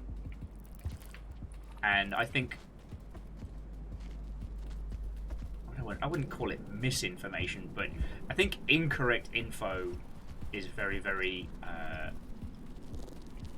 Now, again, harmful's a bit of an overstatement, but you know what I mean. I don't want to perpetuate, like, dumb ideas. Dragonets, a gin and coke. Who hurt you? Who hurt you? I mean, sure, the customer is always right in matters of taste, but, like, I don't know. I feel I need to avenge you.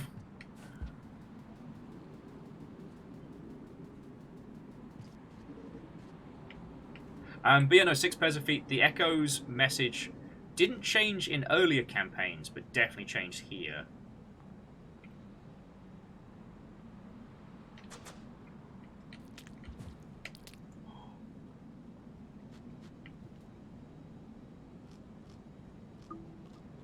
A gin and ginger ale? A Sprite? I mean, a whiskey ginger is an enjoyable thing to consume. I just, again,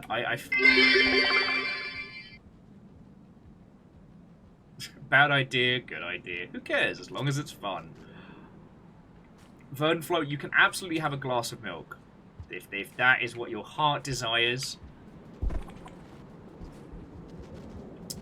No, it's really interesting. I was talking to some peeps down my local, and I was trying to explain to them, like, what it's like to stream for a living. And I'm like, basically, it's like being a bartender, but you don't serve people beverages. Are you telling me a ginger brewed this ale? Telling me a shrimp fried this rice?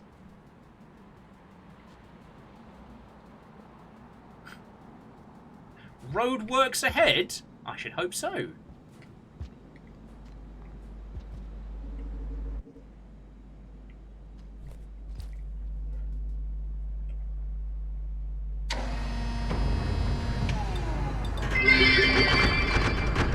Dearest son, are you telling me a gingerbread this month? They certainly tried.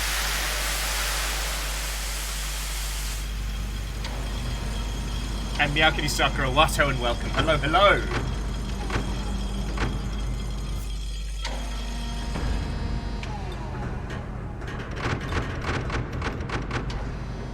know what? I'm taking a snooze here. There is no bad way to consume alcohol. That is a fat lie, and you know it. Oh, sorry. Yeah, we just made it through what used to be Sky fuckery. We've spoken to our first. We've spoken to our first Echo. But what's interesting is we don't have the gift of language, and yet we can understand the echoes. Like, what are we? It's almost like we've come back from the void.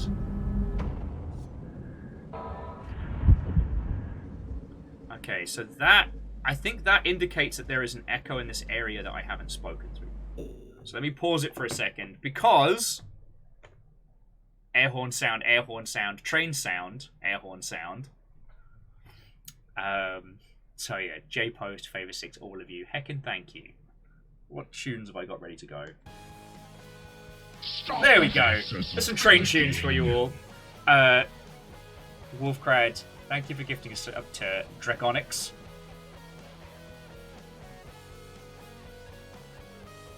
And yeah, so, Iced, you've not missed too much, alright?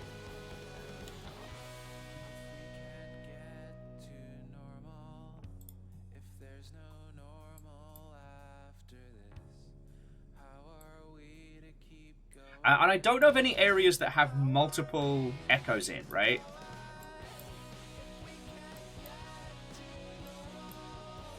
But if this is anything like regular Chimney Canopy, we're not far from the next one, so...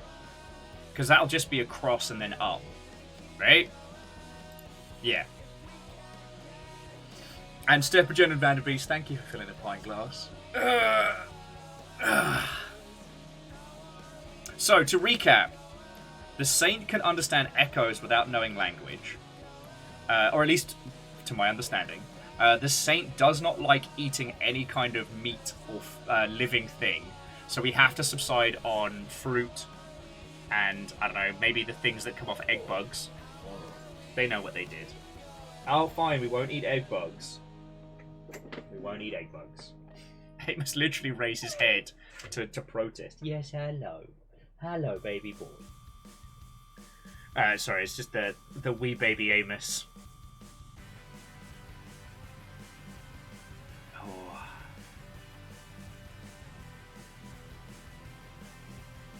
Do I know the truth about the blue fruit? That it's not in blue, it is in fact deep purple. I know that.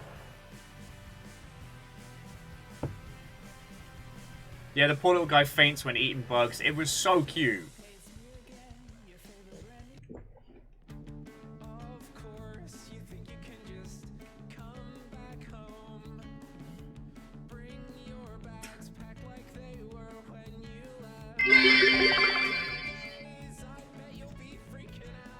Hey, sorry, if that is what you want to do, heckin' go for it. I hate that I keep forgetting who drew the OG3 for us. And I don't know what I'm gonna do for the squad.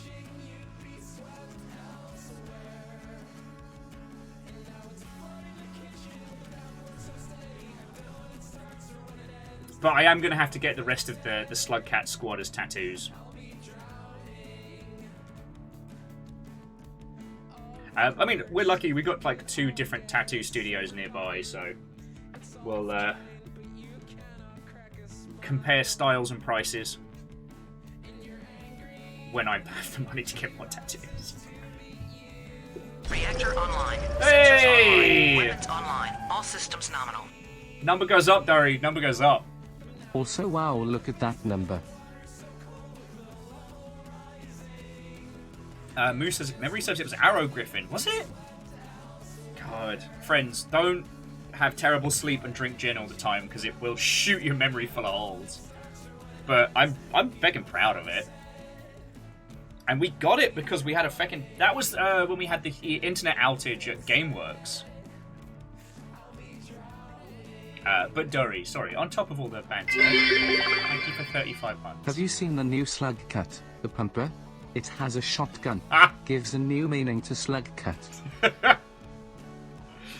I have not seen, but I have seen the yearly April Fools of Slugcat with a gun. Which, friends, once we're done with everything, I might do a playthrough of, like, Survivor with a gun, just to make me feel better about myself.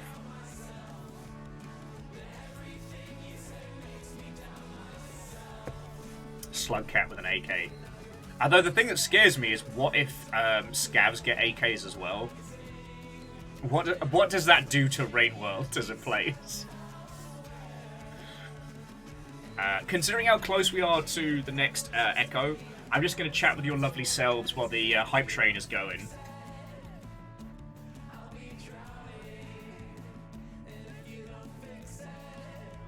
CSGO World. Scavs with AWPs. Oh! Dragonics, actually, I hadn't seen that. Or if I had, I must have forgotten about it. But... Slugcat. I wonder what Devolver would make one look like if it was in the gungeon. I don't know, but I want to see that. You know? And obviously, thank you for the bit. Feckin' y'all. Oh, and I'm sorry if I get the chance. That would be feckin' cool. The Teenage Mutant Ninja Turtles, our 4 reptilian heroes, have overcome the arch villain Shredder. Oh shit! Sorry. Chroma Capybara. I was just tweaking the tunes. Thank you for gifting out 5 subs, you feckin' legend. Right, let's see what your House Carl lineup looks like. It was Metzagadzi, but you did get Jetman J, Bocce Fight, Lustraman, and a Thalazor. Feckin' thank you. Feckin' yo! It's still wild that, like, even with everything being the way it is, this being like a brutal year for everybody, we still haven't dipped below 200 on Friendos. It's feckin' cool.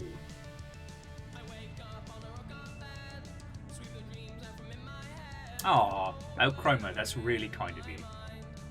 Because, I mean, thanks to you, people don't have to put up with Twitch adverts, which is great.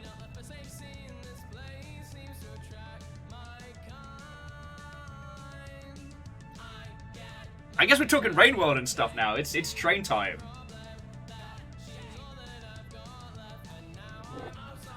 But no, so someone was mentioning the developer commentary, which might be worth a go through. But one of the things I've said to the dev team, at least because I haven't. Stop that incessant clicking. Yo, Wolfcrad, that's fucking cool of you. Thank you. I don't know too many people who worked on just Downpour, except for, I guess, Iced, who tested. But I do know, like, the core team very, very well. So, like, you know... okay, I don't know Joar as well as I know, like, James, Lydia, and Thel, but... I definitely want to get them back on the show to talk about, like, the arc of Rain World. But I didn't want to talk to him until we'd finished everything.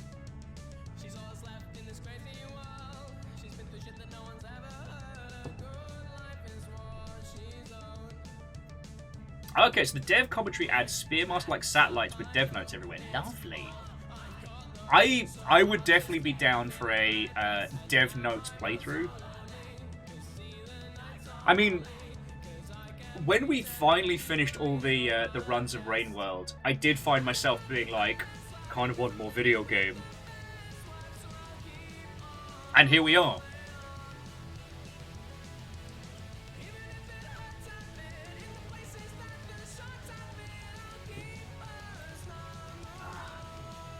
And I'm really hoping we get some like good documentaries on how good Rain World is. Do you know what I mean? If ever there's a Amos, you're fine. If ever there is a game that deserves like a proper deep dive documentary, it is Rain World.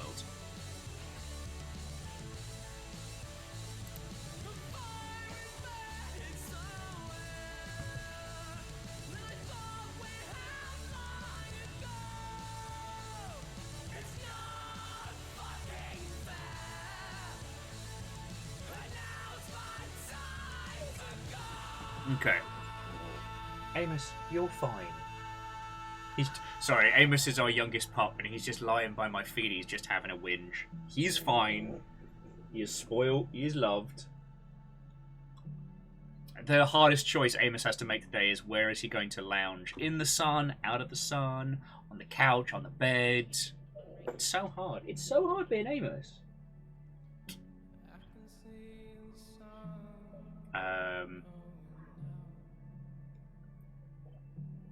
God, I also know at some point we've got to do a Slug Pups run again. Little Lance can't be an only child. Shush. Little Lance can't be an only child. That would be criminal. I don't wanna, but... Although I doubt the artificer should raise kids with explosives. Amos, stop it. You don't make a good hype train whistle. He does not. He does not. He's going to his next lounging spot now.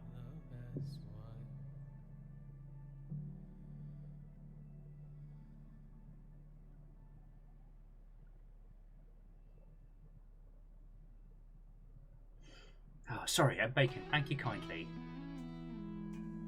I don't know the. I don't know.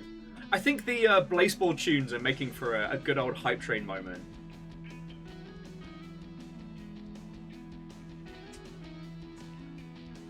As I said, I'm indulging the Blazeball soundtrack because...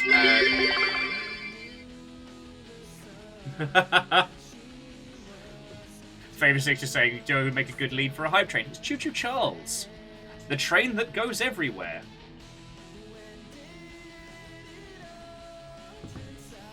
God. Weirdly want more of that game, you know?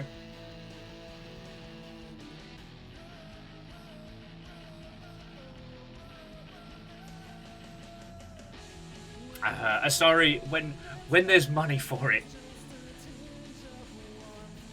Dragonix, it's wild that Blazeball did develop its own soundtrack, but I don't know, it was just this critical hit of culture of, like, the Blazeball fandom and musicians, and, like, the Seattle Garages being based on musicians, but also being one of the worst teams in the league. Kind of, I don't know, it worked. They also had some of the wildest stories.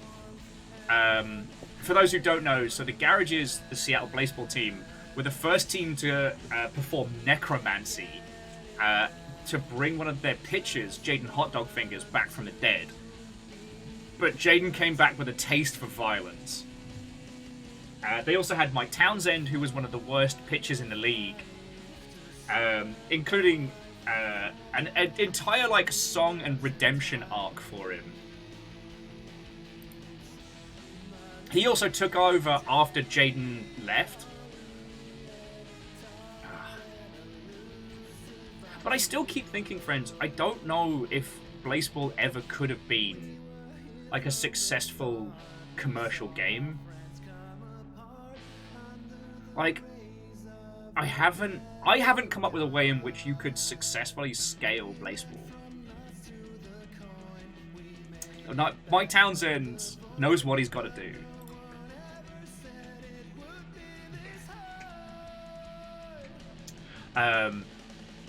No, I've been thinking about the puzzle of Blazeball for a while, because for those of you who don't know, Blazeball was a made-up sport, a splort, if you will, that dropped kind of during lockdown, and it was just like right time, right place. The teams were made up, the rules were bizarre and weird, you know, it vaguely followed the rules of baseball, but then sort of very not. You know, players could be randomly incinerated, one of the conditions, the weather conditions, was just labeled meat. Like, it was wild. All the teams were weird and strange. And what was fascinating about it was that the only information you got was the randomly generated matches and, like, the ticker of different events. And so people started creating their own characters and messing with the league in strange ways. And the Blaseball development team took this whole, like, yes and philosophy. So when the players broke the game, because there was a thing where you could vote for one of your favorite players to have, like, superpowers or something. Sorry, someone who knows Blaseball will be able to tell you the story better. But basically, the Seattle Garage's players broke the game to make a dead player come back. So rather than the team saying, no, that's not in the spirit of the game, we're going to patch that out, they went, okay, yes, Jaden Hotdog Fingers is coming back, but they are undead, and they are, sorry, train's still going. They are coming back, and there are going to be consequences. And that was the philosophy that carried it through, but you can't do that kind of same community interaction, at least not in the same vein, when you scale it all the way up to, like, you know, potentially hundreds of thousands of players. But yeah, let's pause the tunes. The train has concluded. All of you, thank you so much. Like, again, I promised I wasn't going to talk about, like, monies and whatnot, and I'm not gonna, but I am just going to say a huge thank you. Like, more so than ever, I'm fucking grateful for you lot, alright?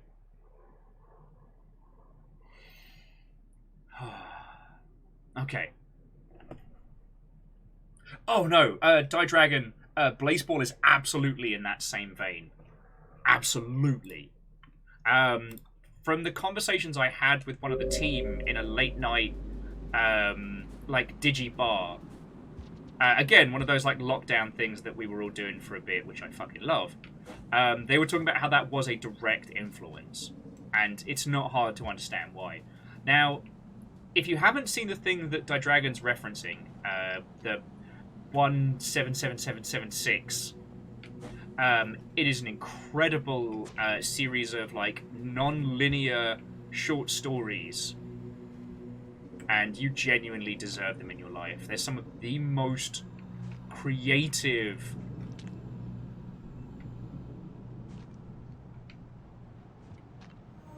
like, pieces of internet media we've encountered.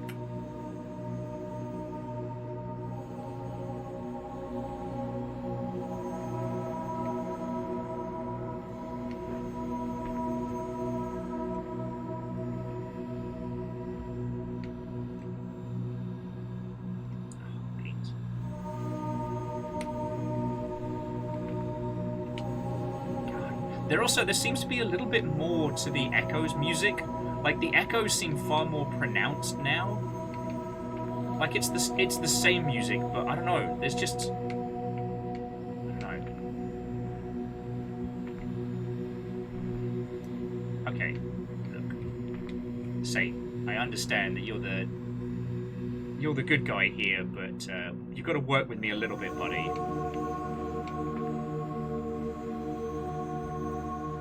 Just a bit.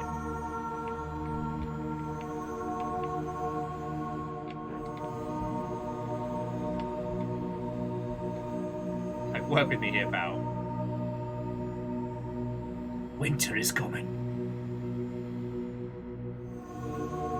Sup, floaty buddy? So from my perch, I've overlooked this land for an eternity. Watched this vast expanse blanketed in endless tundra. We remain trapped in place, and yet can never stop moving.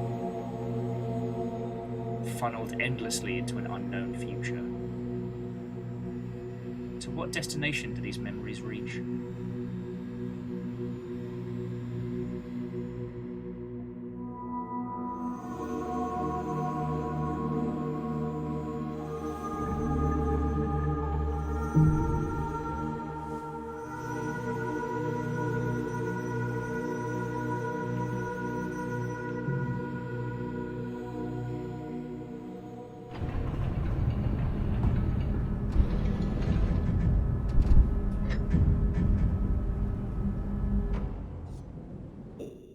Okay, so let's start looking towards our next location. Alright, so yeah, there's only... I can't think of any regions that have 2 echoes, right? What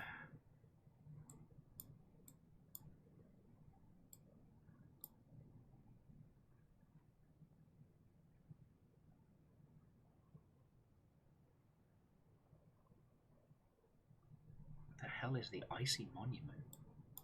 Yeah, I guess we go down and to the left. Okay, so Red Burning Dragon. So the cycles are interesting. So basically, our little Slugcat is fighting off hypothermia. As the cycle progresses, it gets colder.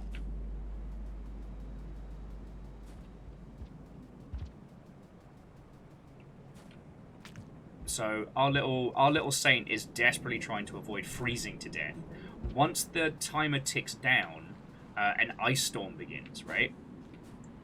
So we get even colder, even faster, and can eventually fucking freeze to death.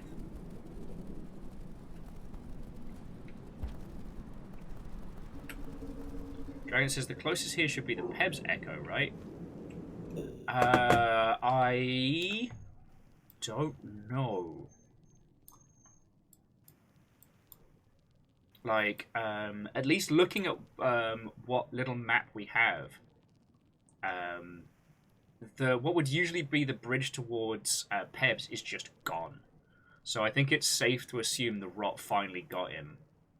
But we'll find that out as we're continuing. I was going to head down towards Icy Monument. Because I think that's the depths right at the bottom. But I'm not sure.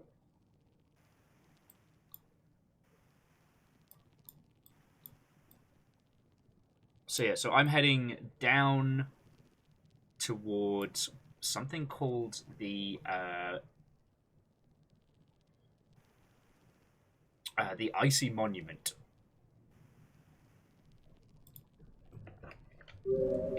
For good or ill.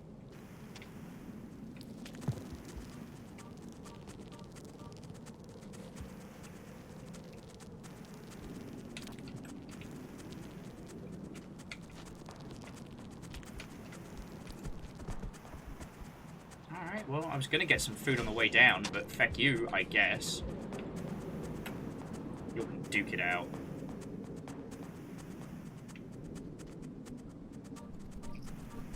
Oh, shite, where do I go from here?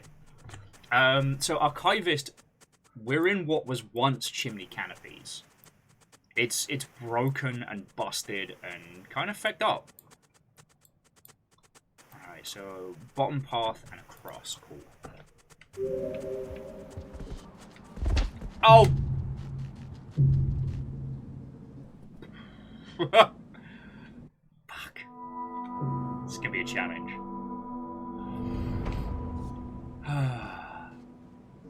Anyway, sorry, what were we talking about before? Oh, yeah, just like Blaze Ball. So someone was saying like creating like a season pass system for Blaze Ball could work, but the thing is, if the goal is to let everybody have like a feeling of inclusion, you know, if it's meant to be a whole big old yes and, I think it's a hard thing to create that at a commercial level.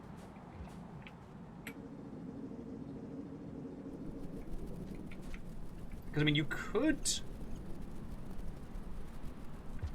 pitch it as something that people pay for. Like, you know, either they're just the game as a whole or their involvement. That's not a bad shout.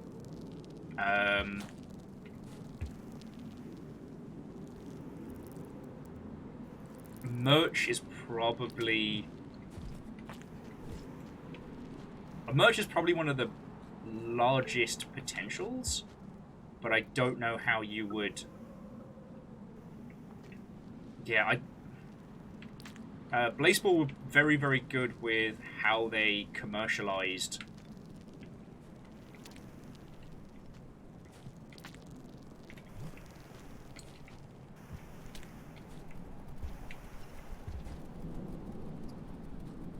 Because to my understanding, for stuff like the garages and things like that, is they were pretty free to do what they wanted.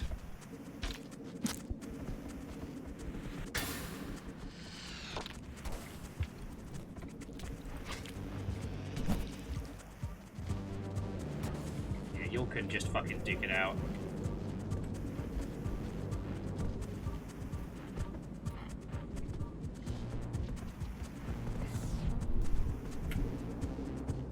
It's weird encountering scabs and not immediately being like, well, guess I gotta murder him.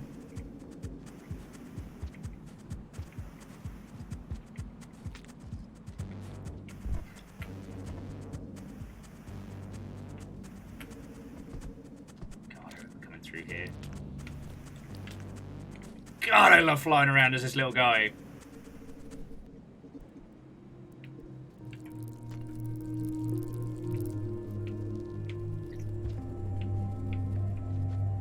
Ah, this is the murder tunnel! You'll remember this. I got eaten by like 18 red fucking lizards around here.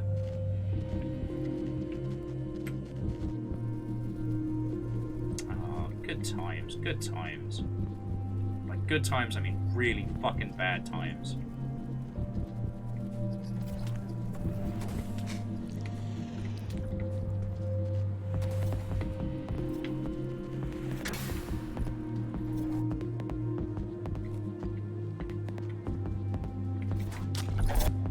Get it, Fork. It's bedtime for me. Nap time! Oh, Amos, you're okay, mate. Whew, it's getting a bit freezy there. No, I'd killed so much stuff around here because I was still pretty early on in my Spearmaster journey, so I was just... What's the term? I was bathing in the power of having infinite spears. So I killed like 15,000 vultures and every lizard I could get my hands onto, which then spawned Big Red. And Big Red lived in that tube, which was the way I had to go. And I don't know if you caught much of that part of the Spearmaster stream, but now I think about it. And it's like, obviously, no one warned me against this. Like, no one was like, Will, maybe you should make friends with the scavs and the lizards. No one gave me any hints or advice. So I just, you know, I massacred everything thinking that that was the right maneuver. What? Alright, nice.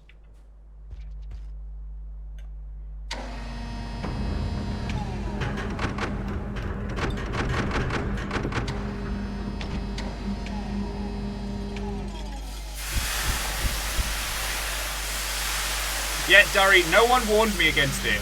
No one was like, hey Will, you should kill less. It's like you guys don't even love me. Why didn't you want to help me? Okay, so now we're in the Icy Monument. Okay.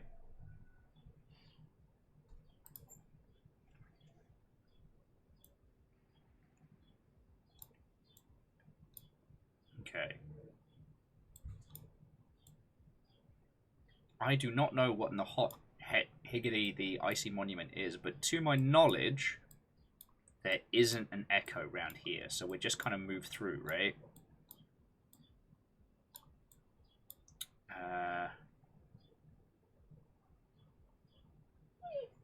Oh, shush, mate.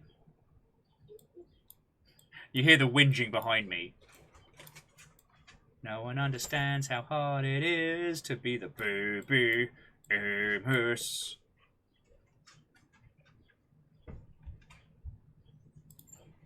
So I guess through Icy Monuments, we're gonna go to... I don't know, the right? Like, this world is so different. Also, I've said your username so many different times today. I'm so sorry. Dragonics. But no, that's fascinating that it was additional shader effects to give the snow feel, rather than like trying to redraw everything by hand. And yeah, I don't think I'm going to start a massacre as this person. But I will say that especially after playing as like the Rivulet and yeah, the Gourmand and stuff. Spider Slugcat. Uses that tongue to grab at. Eats the fruit. Rejects the flies. From the void it did arise. Watch out. Here comes the Spider Slugcat. I love it. And Phyllis, thank you for the bits, friend.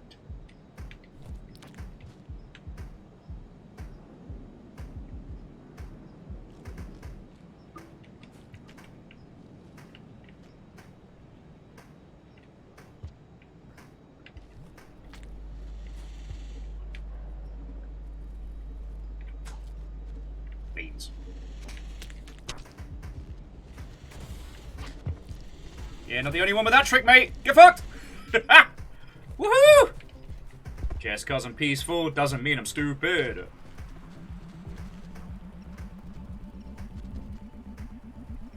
Yeah, you kids have fun.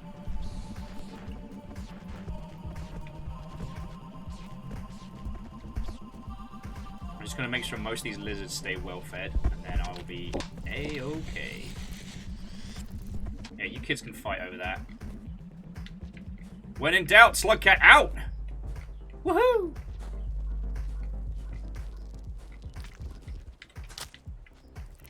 Yeah, get running. I am the Slugcat of many bricks. Wee. Aw, cuties!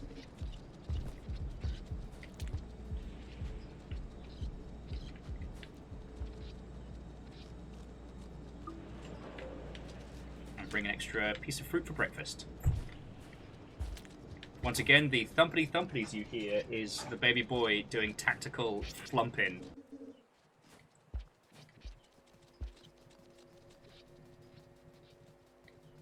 Oh shit! Sup, not Pebs?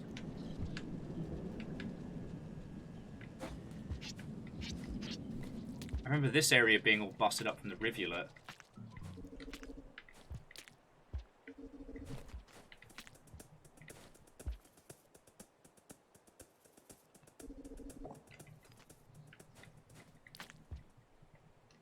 Oh yeah, and the little glowstones that the scavs use actually count as a heating source. So, oh, no, we're good, mate, we're good. No, there we go. Thank you, buddy. Dragona says, "What's your favorite Slugcat so far?" Oh, that is a tough one. Now, again, are you talking favorite campaign or favorite one to play as? Get a little snooze in here. It's alright, you cuties can snooze in with me. Keep each other warm, we'll be fine.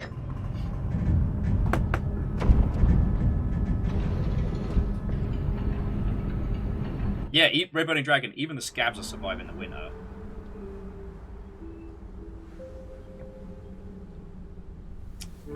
Okay, so my favourite one so far to play as has got to be the Artificer, because the explosive double jump, the speed, the violence of it all, sign me up. My favourite campaign so far... Oh, that's a little trickier, because I haven't had a bad time yet, you know?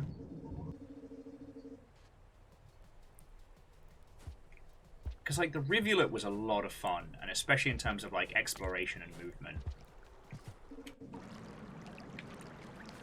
Ah, okay, we can't get through here yet. Balls.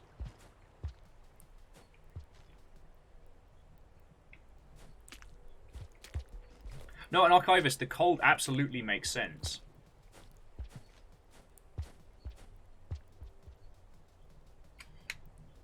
You know what? And I'll wait until we've gone through the Saints campaign before deciding.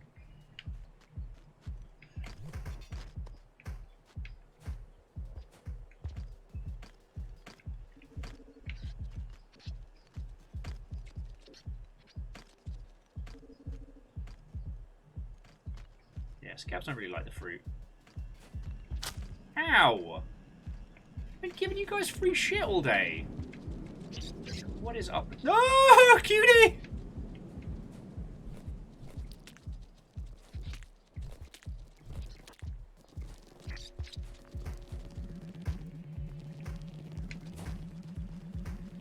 Okay, so I guess we've got to head to the other exit.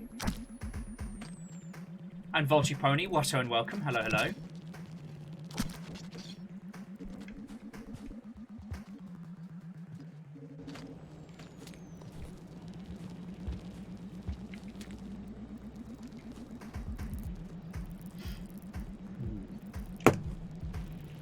Oh, beans. Didn't mean to throw that away. Scratch my...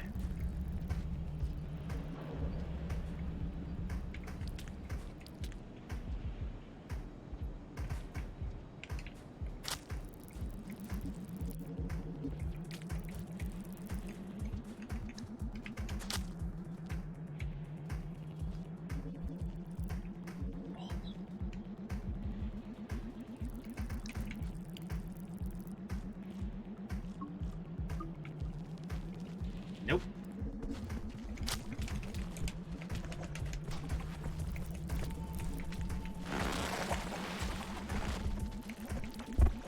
The ground is for nerds! Saint away!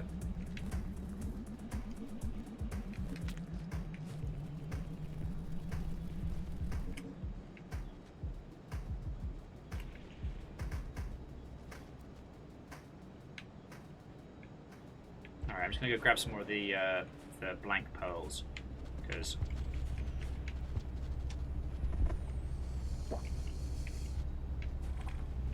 the more scabs that like me this time round.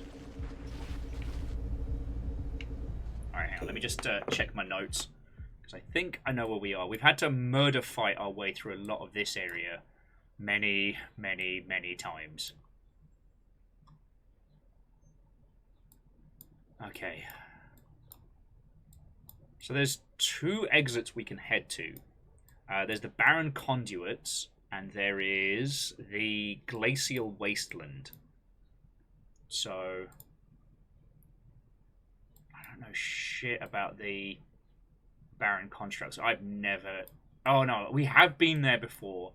I think that was Rivulet, and that was fucking brutal. But I don't think there's an echo there. Because that's basically what we're on the hunt for, is all the echoes. Because currently we've done the echoes in Solitary Towers and in what used to be Sky Islands. So how about them? How about them Glacial Wastelands? You got any echoes for this? I guess Glacial Wasteland takes us back towards what would have been Shoreline, right? God, there's so many routes to go.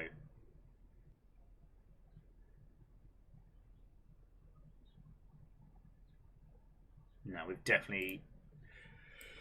Okay, so yeah, we don't got to head to Glacial Wastelands. Which means... much like Fat Man Scoop, we've got to back it up, back it up, back it up. Drop down in the previous area and go get a snooze there. Because that'll be the quicker way for us to go.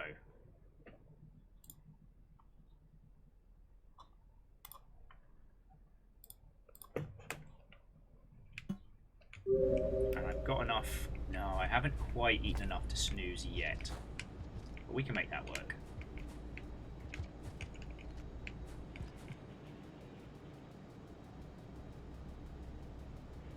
Alright, so we go back this way.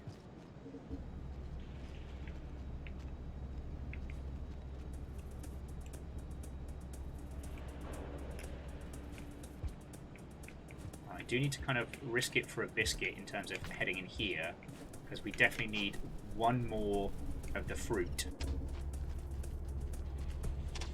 I don't want to go to the fight pit though. Fruit for us.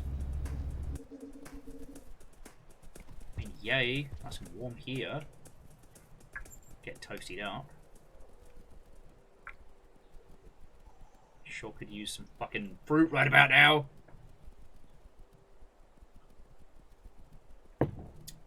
think the only fruit nearby is back across Fight Club. So, it is too cold up here for us to have a proper warm up. The elements and all that. You know what? I'm gonna go for a half snooze and just risk it for a biscuit, because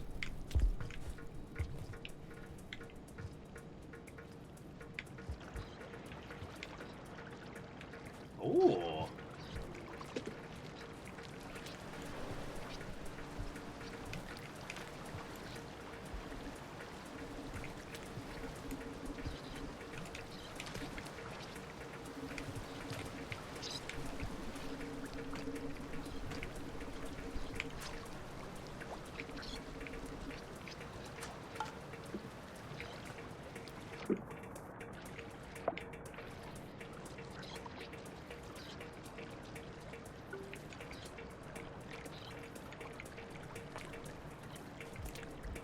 I'd love to see it.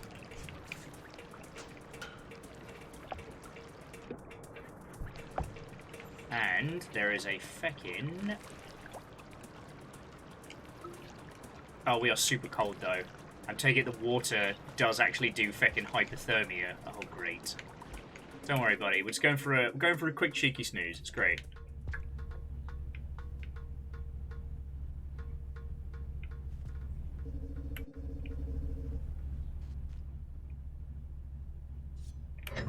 Oh yeah, ice. There's no way the green lizards survive the cold. They're big, chunky messes. The water's not as strictly death as it's been in the past.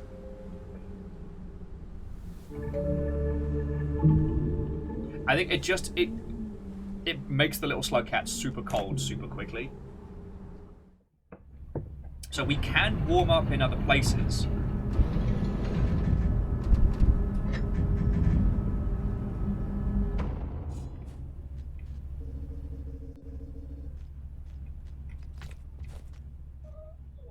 I also find it fascinating that there are large swaths of areas that... sorry, because Red Bunny Dragon was saying they like Artie.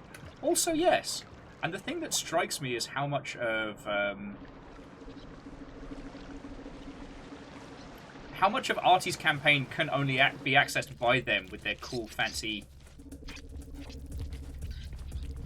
Oh, there was the fucking blue fruit.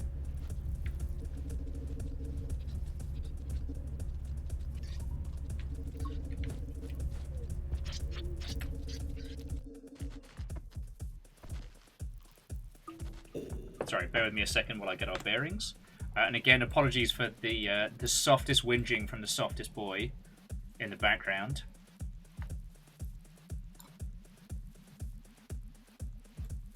So we are here. God, we've got a long way to go. Something's a long way to trucking.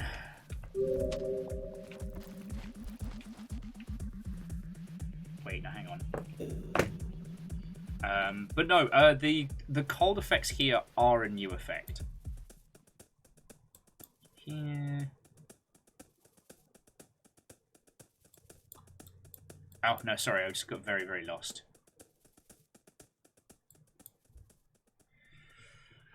Alright. So, let's go do some trading. Amos, you're fine.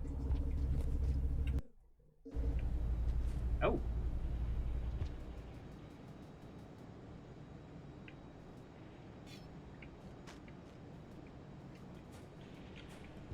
See, in here, like...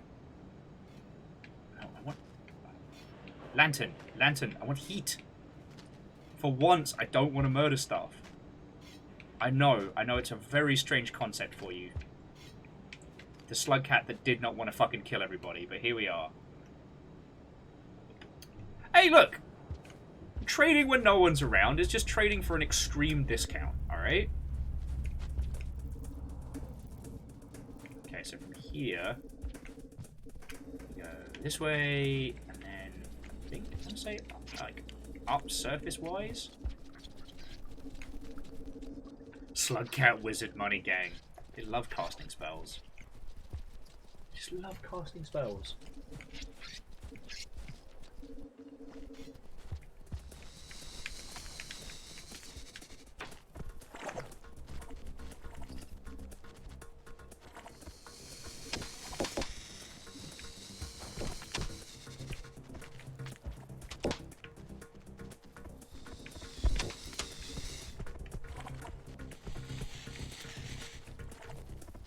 Fucking wee! Oh. Something's coming. Oh, no, they're just trying to... They're just trying to eat the scabs. God, the scabs are having a bad time.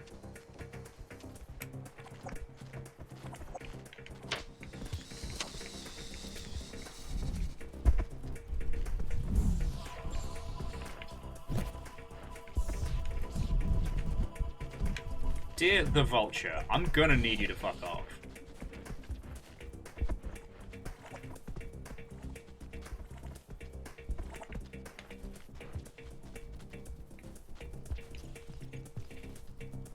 I can't get mad at the French fries because I've bullied the absolute hot fuck out of them so many times.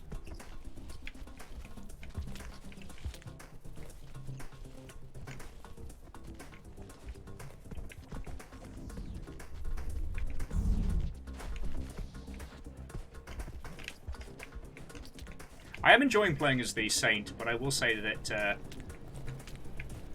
in a couple of instances, the aiming with the tongue is a little ropey.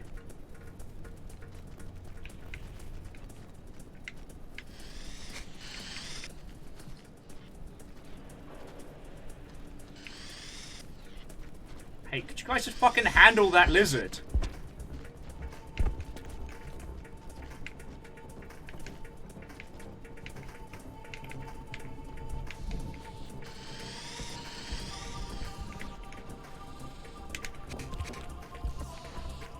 Have the pearl before we get out of here safely. Alright, cool. We can all just... Oh, my fucking life. Sorry, the Saint's not very strong, so the Saint can't seem to push these guys out of the way. Look, there you go. That's for you, mate. Now fuck off. Go tell your mate. Go tell your friends I like you. Now fuck off. Oh, I'm still too hungry to sleep. Has anyone got any snacks? Oh, here we go. Oh, wait. We're not too far from the shelter. We might as well...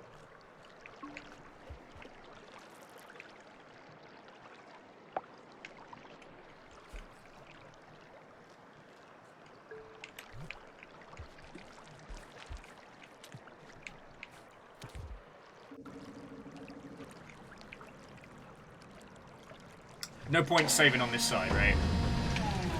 Now, Fearless, I haven't confirmed it, but I do believe that the water cools you down faster.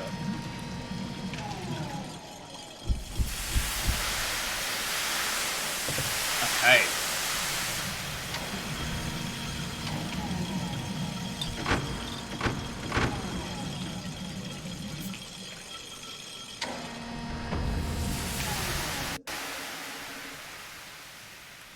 And I let 6 pairs of feet. I left the warm lantern so that I could carry extra food through.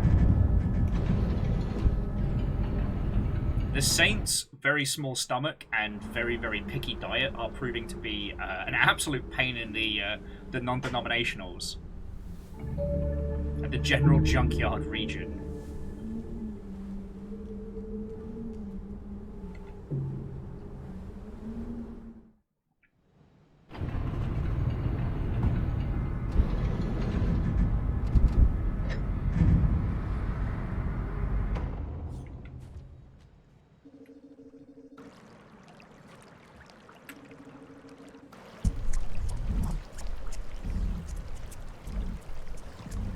I still haven't killed one of those, and one day I really want to.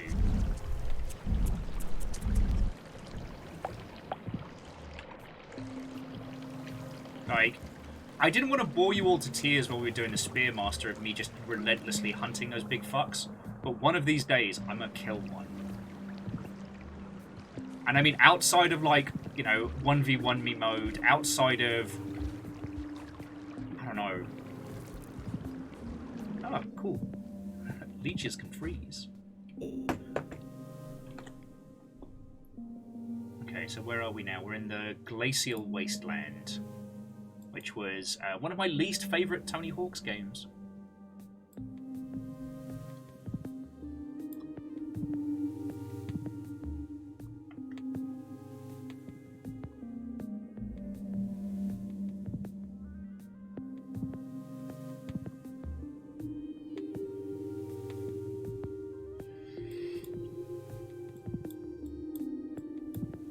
Well, so far, 6 pairs of feet, I haven't seen any leeches in this area. So I guess this is what would have been the garbage wastes back in the day.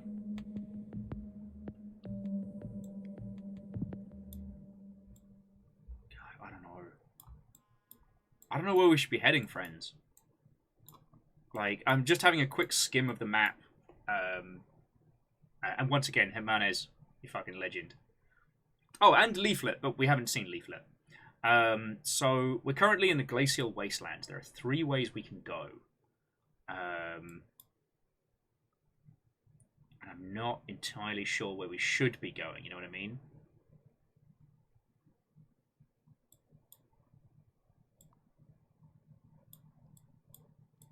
Like, I guess the right move is to start heading towards Moon, maybe?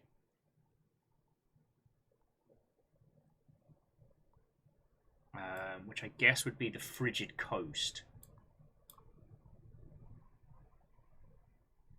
I don't know.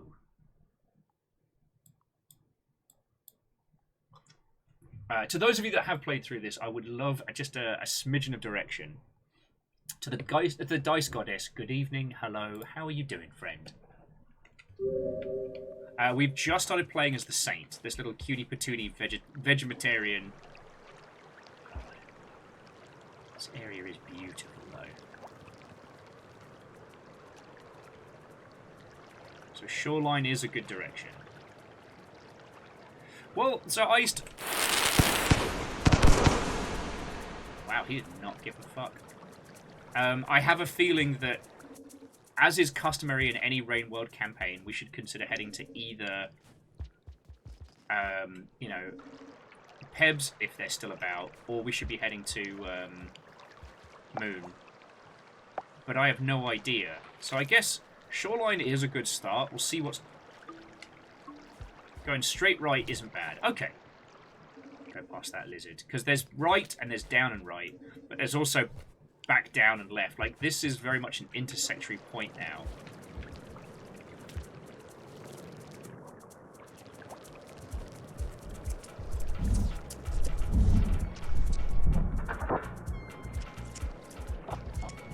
At least those guys don't fire their fucking bazooka, except in defense when you piss them off. No! Fuck you! Those bastards don't even eat, though. That's what's so messed up about them. They just kill.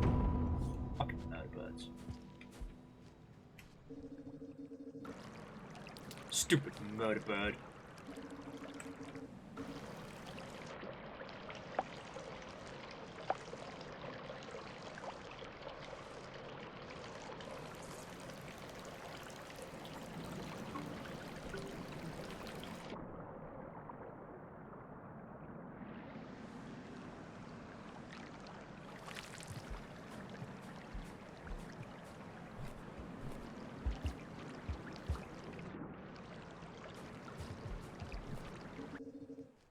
But it is interesting to see how all like the different species have like moved and migrated and changed.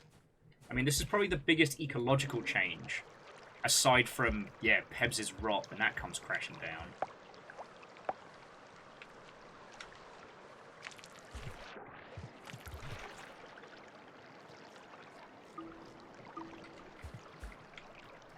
Give me a brick.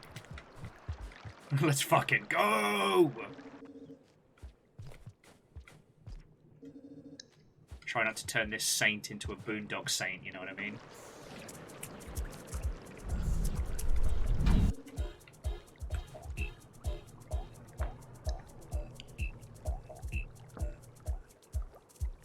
Well, so Drags, with those, like with the super murder birds, I'm very curious as to their whole ecosystem, right?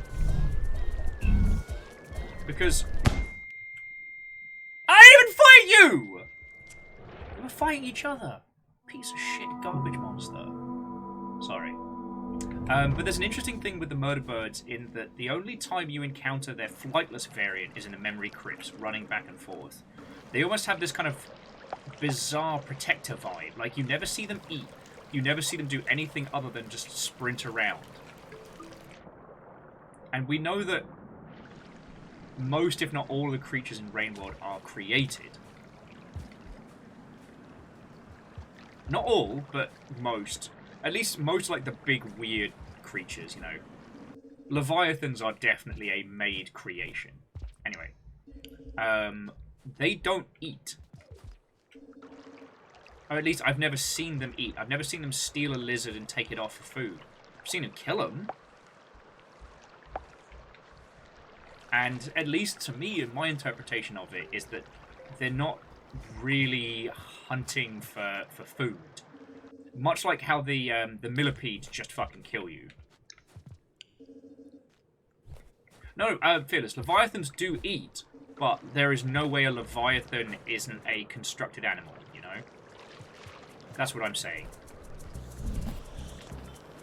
God, I've been so happy to see a regular vulture. No, fuck off.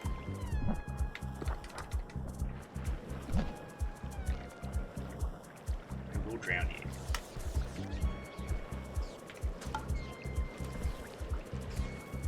How's that hypothermia working out for you, mate?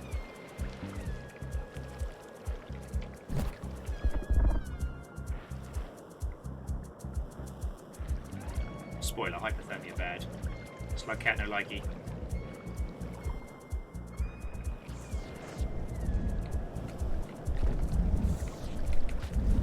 Oh, thank fuck!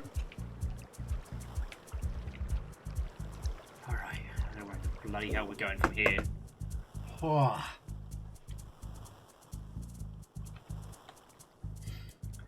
Okay, so we've made it to the... Alright, we've made it to the middle section. Up from here is where the scabs keep all their fucking heating and stuff. No. No, wouldn't. No, they fucking wouldn't.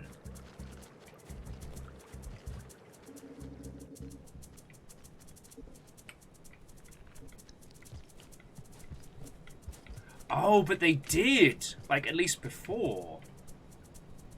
Okay, sorry, I saw that fruit down there, and I couldn't tell from the stuff above whether or not we were looking at a dropwig trap.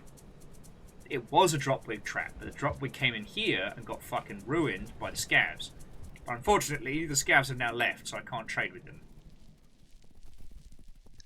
Which is unfortunate. Oh, wait, hang on. I've taken us on a strange path. Oh, no. Oh, no. Why's that done that?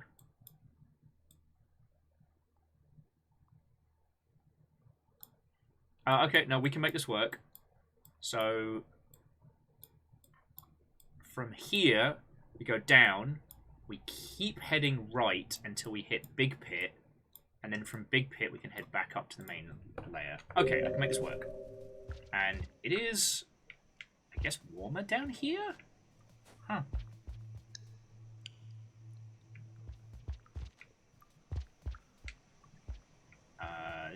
This is pretty jungly. Oh, fuck. Well. No one said this game would be easy. Oh, good! Spiders that swim!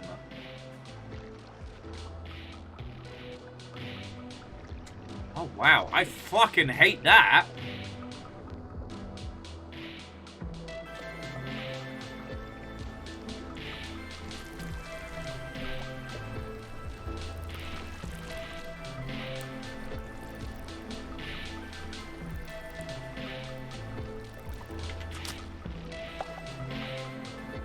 Ah! Dingus. I hit him with a brick and he went, no. Go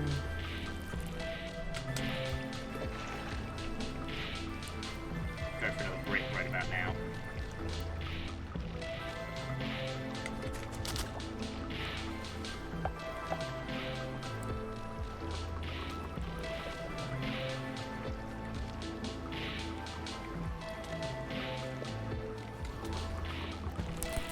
Yeah, I knew that was happening. I thought I might try and grab the unlockable, but it didn't work. Yeah, even the spider saw that giant red monster and went, nah. So those are armored millipedes. They are bastards. According to the more experienced Rainroad squad, with that big bastard, what you want is the gas. You know, the kind used to summon the stags. That stuff will kill them super quick. You'll notice we don't have access to that. And some days I feel like certain campaigns of Rainworld turn me into like a big game hunter. Yeah, bug pesticide. But I don't think that's a thing that we have access to in this area, so...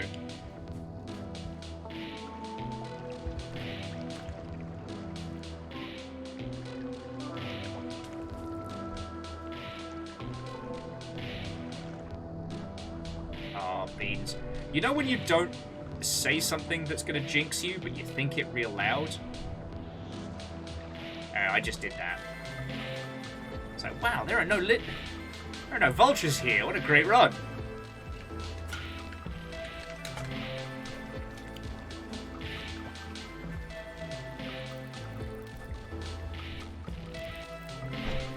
So we can warm up over here.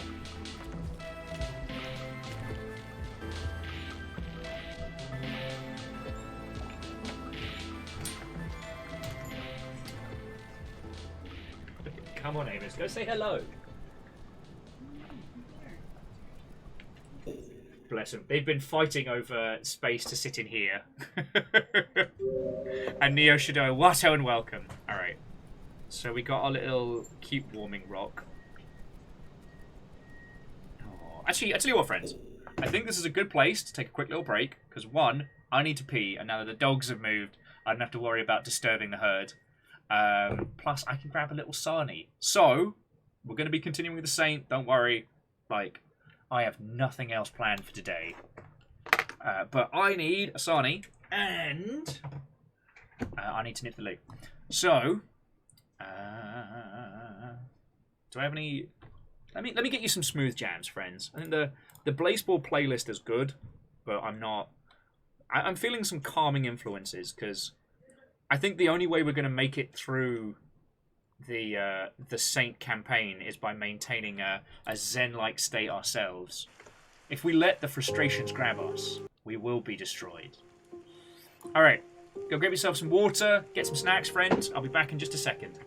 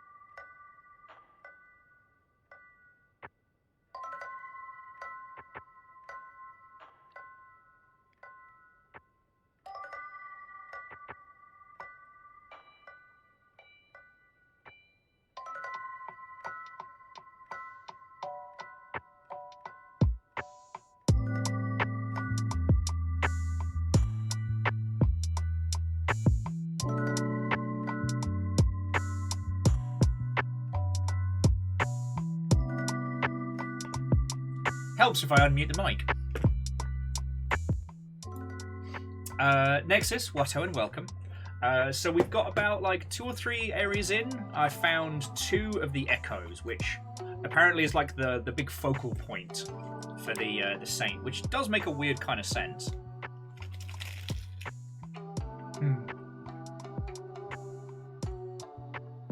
Right, that's good. I've been shown the art of how to take the like cheap on sale sandwiches from Freddy's and doctor them into deliciousness. So good.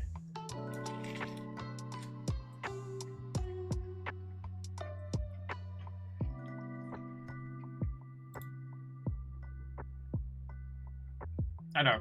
Make you all wait for like an hour and a change while I look at indie games. And we start playing the same. We have a hype train. And then I finally get myself some food. I promise I'm not actively trying to tease you all with Rain World. Promise.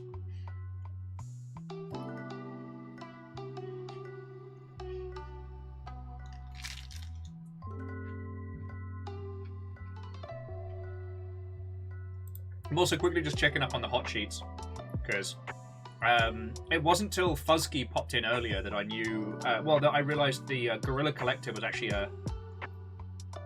more of an active thing this year.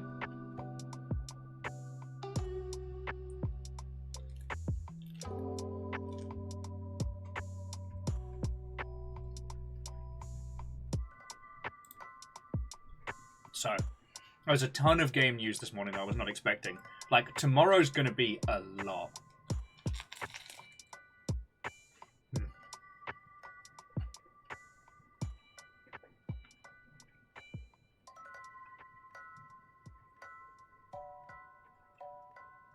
Okay, I apologize. I did not realize how hungry I was.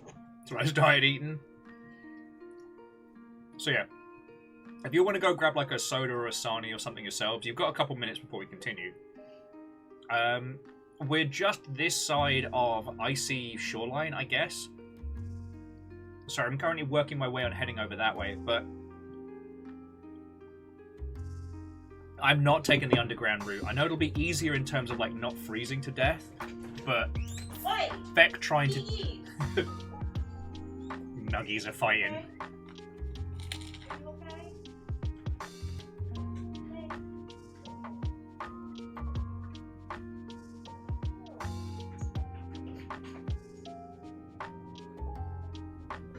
Oh, Lizzie says hi.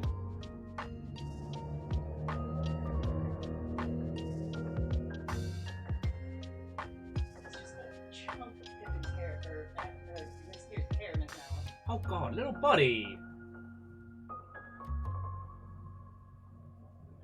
Nuggies.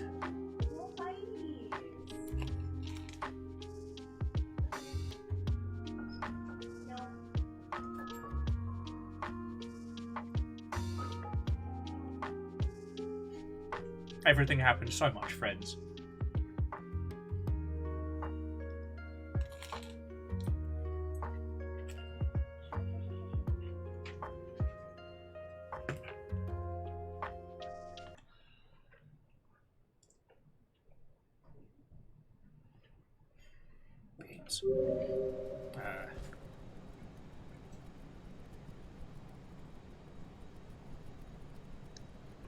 Sorry, friends. Minor nugget emergency happening on behind the scenes.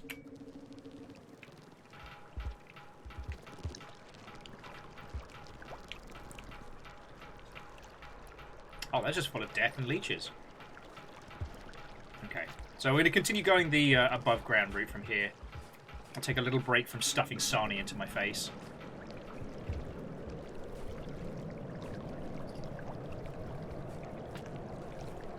Yeah, the one advantage about it being so bloody cold is that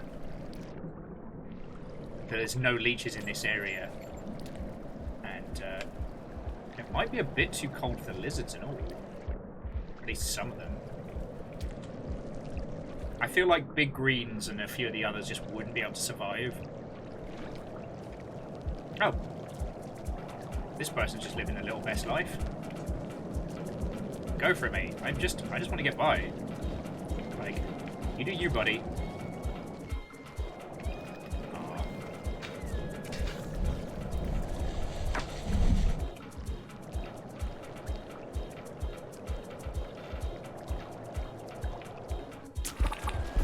Just wait for the murder bird. Just wait for the murder bird to clear out all the French fries. I can't eat them, so we might as well let somebody have them, right?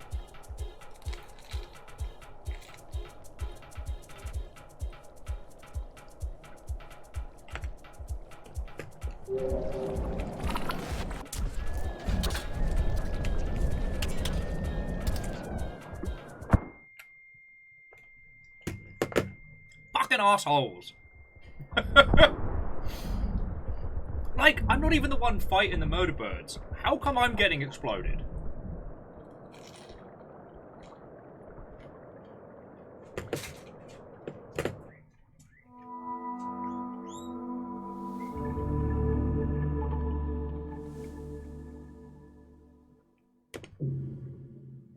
This is bullying. This is explosive bullying. Sorry. I seek solace in my sandwich.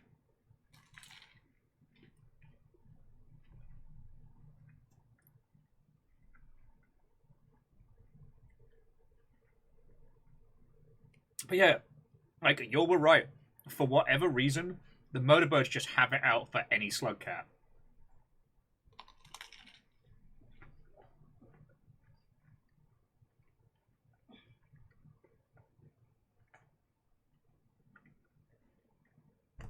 And,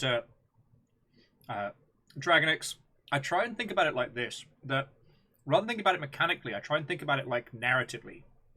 Why is it that those particular creatures are absolutely against murder birds?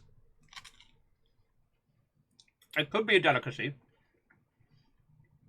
but if they were a created creature, perhaps there's something about them. They're meant to be like protectors, guardians. Perhaps they're the things that were deployed to protect the iterators from just regular wildlife. And especially since all the times that Pebs has been messed with by Slugcats, perhaps that's their job, their priority.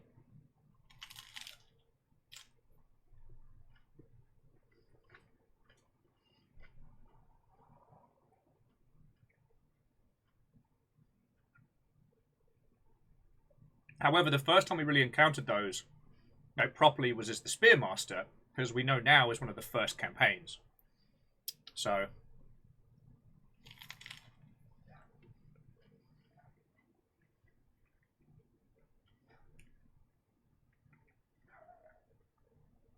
But it's like the flying variant and the crypt runners are the same, or maybe not the same species, but they're definitely from the same like family of creatures.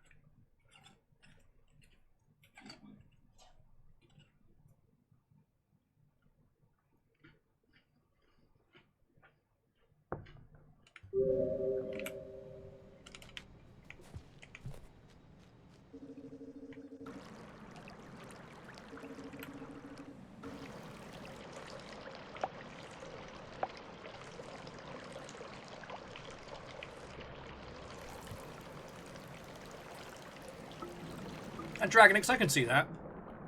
The Saint being vaguely pear flavored, but like classic, like old people pear dropped pear flavored, not like the sugary new school. Oh, you can fuck right off! And that's death. Ooh. Did you hear the bomb go off behind me?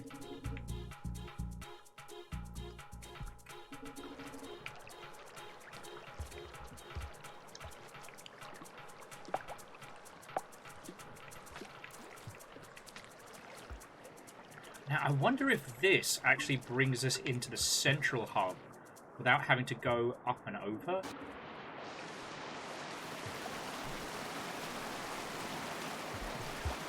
Because that would be very powerful if true.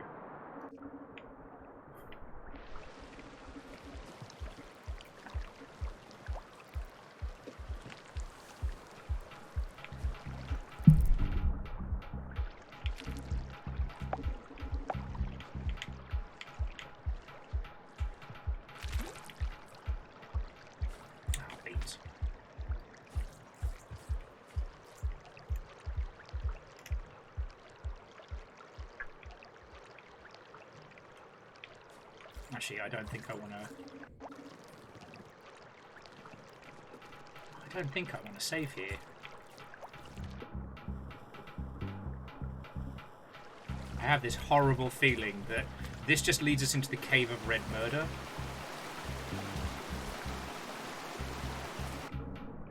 Oh! No, actually, it's dope. Let's go back and save. I take it back! I'm filled with regret!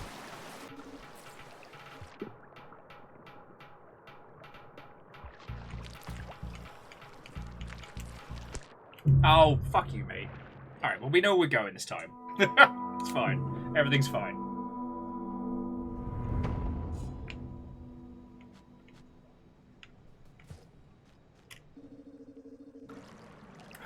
Okay. So, sandwich has been inhaled.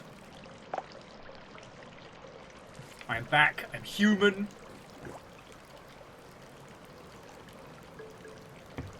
With the Saint being such a new campaign, there's a lot to take in that I'm kind of learning my way through, you know?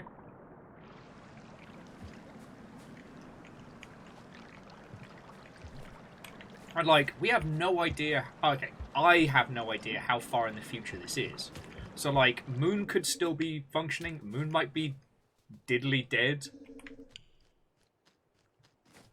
Oh, Iced, it is always lovely to hang out with you. And I've been looking forward to this since I feckin' saw the reveal. I hope things are going good with yourself and to be continued. I've been lurking in a lot of Iced's streams.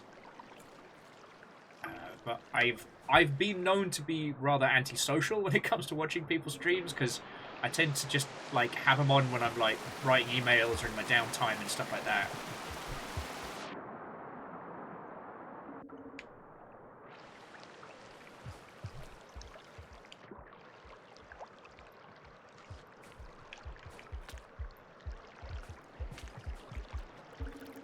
Don't you fucking dare.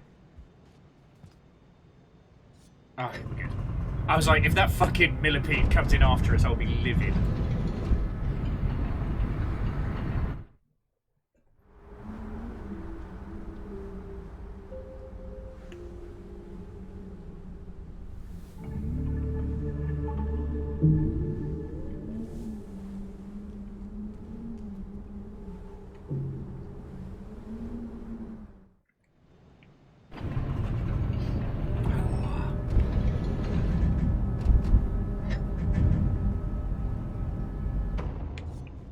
Snack time.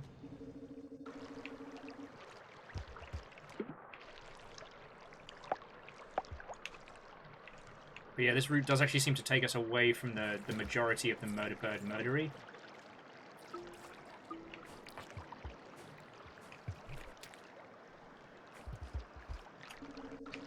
And I'm very okay with that. Contrary to popular beliefs, I don't actually get any sponsorship money from the Murder Birds, despite their frequent feature in the Longshipian streams.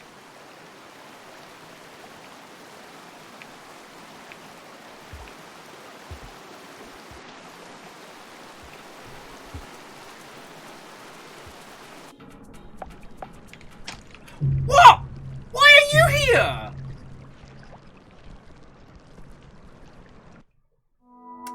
Popped up with my bubble fruit, ready to have a good time. Ew. Fucking grubble, grubble, grubble, grubble, grubble. God.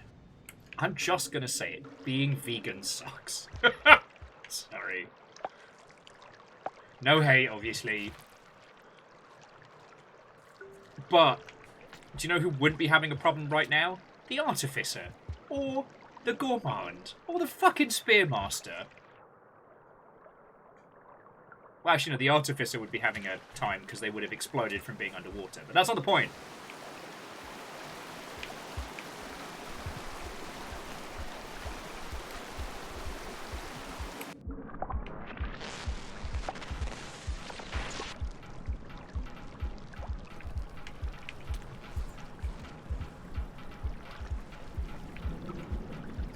Alright, well, we've had enough food that if we get out of here... we don't have to worry about nap time. Ah, okay, this is cool. So this was the area where we had, like, the murder bird problem before.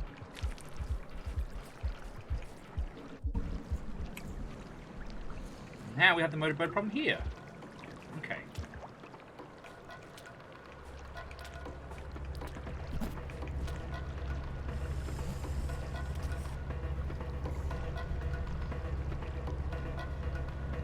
Yeah, you're right. RT is just a really cool bath bomb.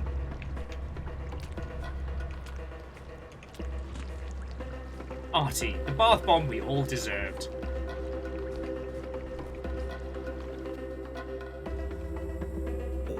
Okay, I know roughly where I am, but I'm also fucking lost.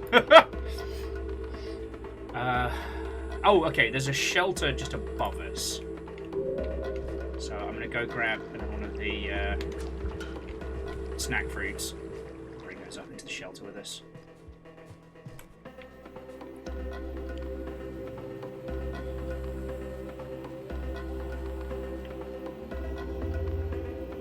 God, the music is so good for this campaign.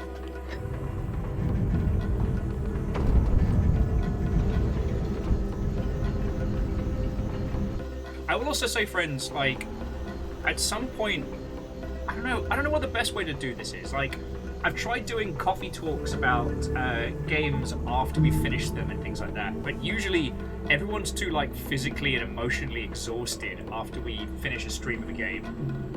But once we're done with this, like, a discussion about, like, hey, what actually happened in Rainworld?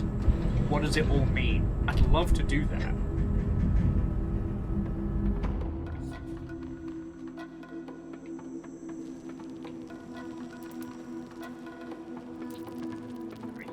Absolutely fuck off. Alright. Let's just go get breakfast.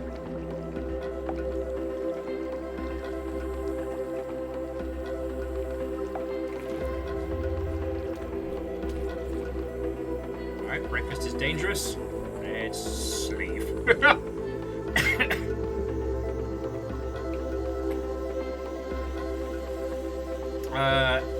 So, Dragonix, that's a difficult question to answer because I didn't keep my saves.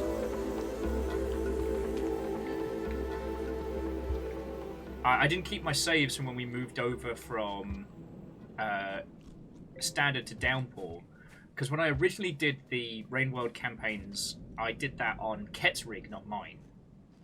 And I guess that was before things were getting cloud saved and whatnot, so I don't know. In terms of what we've gotten so far from this, we've probably gotten about a quarter. Counting the... There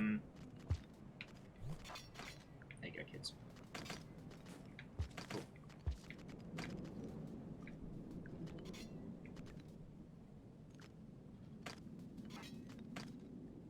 I'm trying to see if they've dropped any of the glow lanterns. You know what?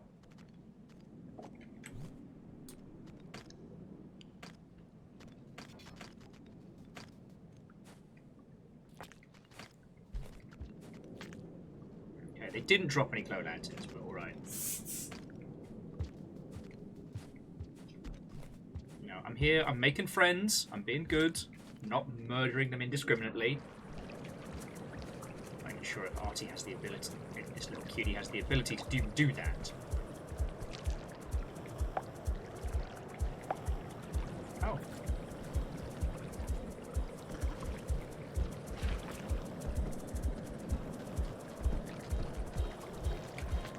Oh, okay, the Bad News Bears lizard got a little bit lost. At least those big spitters aren't the brightest sparks.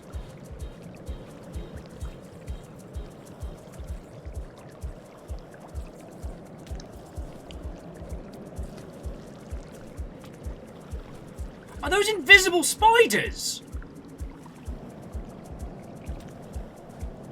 What is wrong with this whole fucking place?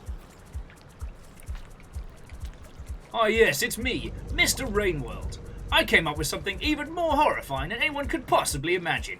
We took spiders and made them fucking invisible.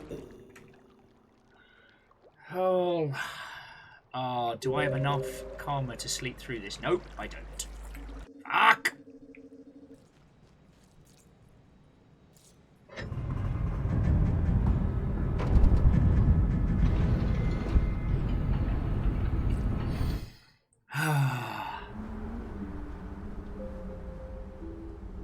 Alright, but there was lots of fruit in the next door room, so now we have enough. We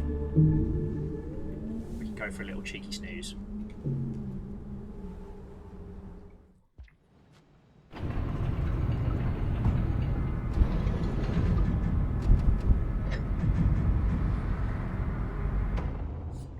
You know what, I was pondering it. So far, I think in terms of, like, fun to play, like, just fun through and through, like, no downside type fun. So far, probably the Gourmand.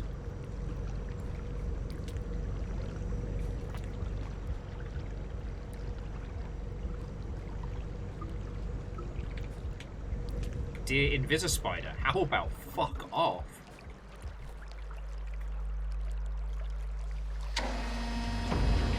Like, not just because of raising Lance was very funny, but like the Gourmand's whole deal was, I'm just here to eat good food and have a good time.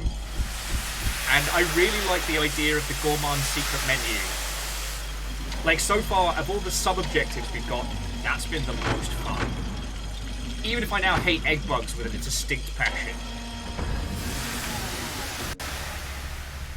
And before you ask why, they know what they did. Oh. What's that?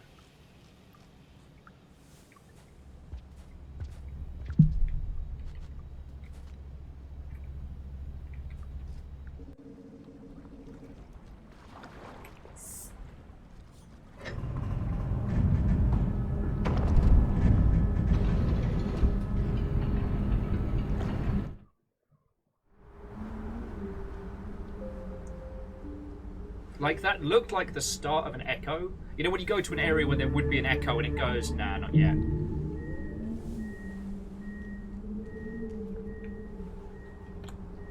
So, like, where are we into now? We're into the frigid coast, yeah?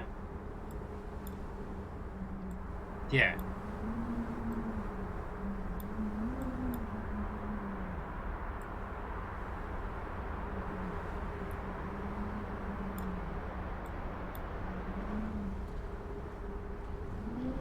Oh no, so, Dai, I completely agree that the Gourmand's crafting system was just redonkulous. On top of eating everything and trying to remember, like, what's where and stuff like that.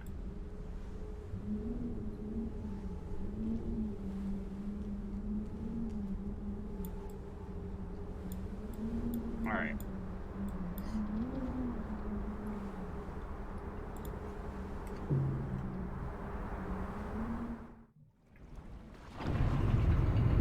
The Saint does be practicing yoga, and as like comparable to the poor Spearmaster who was just bored. And ooh. Okay, yeah, so that's an indication that we're in an area that has an echo. All right, I don't remember there being one in Shoreline, but you know, the Saint knows more than I do, right?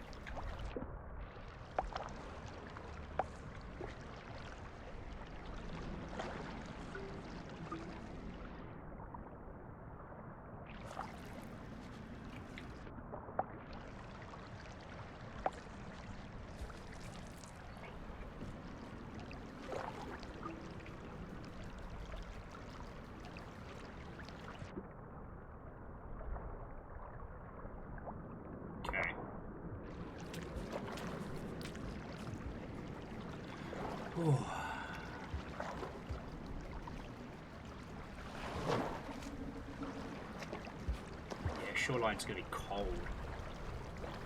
Sorry, the frigid coast now. My big worry is going to be like, can we find enough save spots, or can we find enough like warmth spots that we don't get like fucking frozen? What's up, Big Jelly? Oh! Now, I thought we could jump on top of Big Jelly. I was wrong. What did we learn, friends? Okay, children, who wants to tell me what Will did wrong there?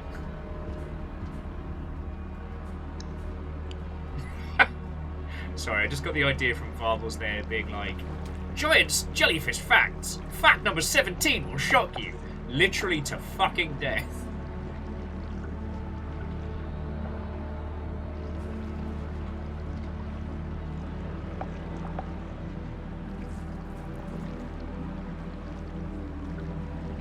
Something tells me we're not going to see any jet squid either.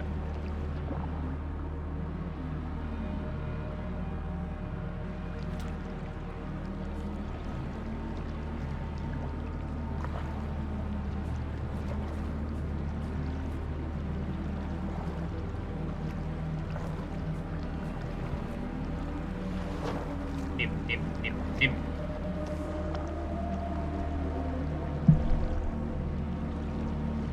Yeah, I don't know how we're going to get past... I guess we go under and round. But Big Jelly got them big tentacles.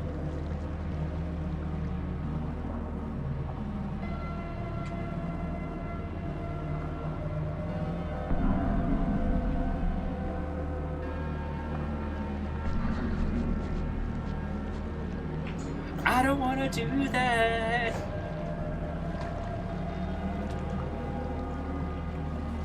Leviathan versus Big Jelly. Let's see who fucking wins. Oh! The answer is the Leviathan.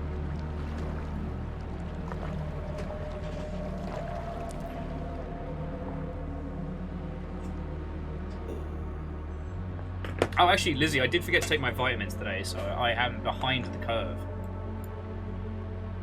Alright. So I guess here's the question, friends. Do we... Oh, so we have to go... You know, we have to go down from here. Alright. I was going to say... How we want to play this. I guess the lower down we go, the warmer it's going to be. So that's kind of a point in our favour.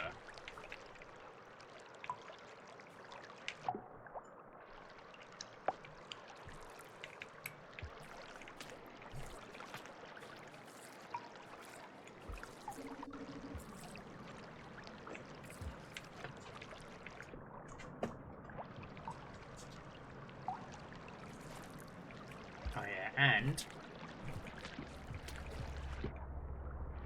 there is going to be a shelter up this way. So yeah, I guess we're just heading to Moon.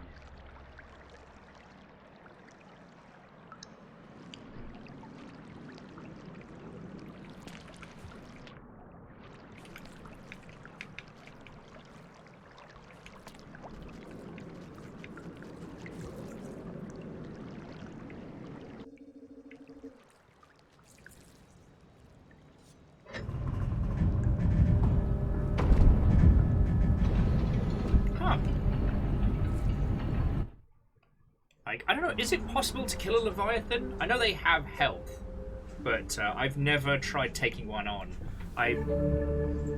Good aims. I buzzed one with a void bomb once, and it kind of looked at me like, do you fucking mind?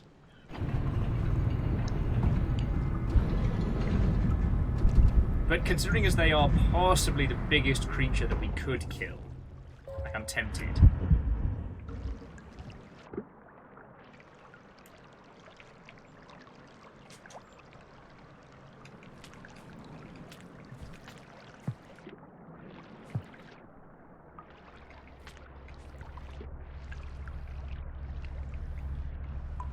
Yeah, no, I'm curious if anyone has successfully done it.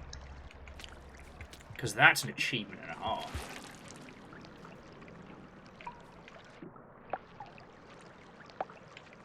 I mean, I'll tell you for free, this isn't the Slugcat that's going to do it.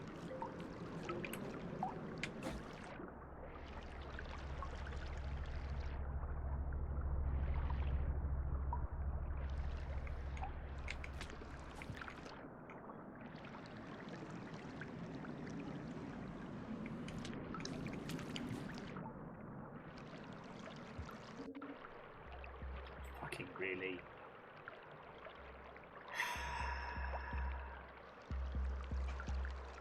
Be able to... Nah, fucked it. Fucked it!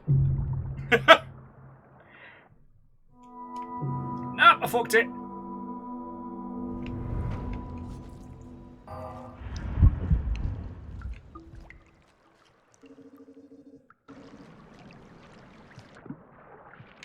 Not gonna bother going back because I just got to get Yeah, if I can get past him before he decides to show up for swim club.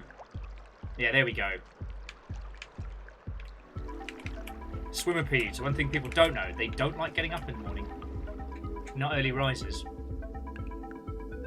It does mean that we have to miss out on breakfast, which is frankly criminal, but...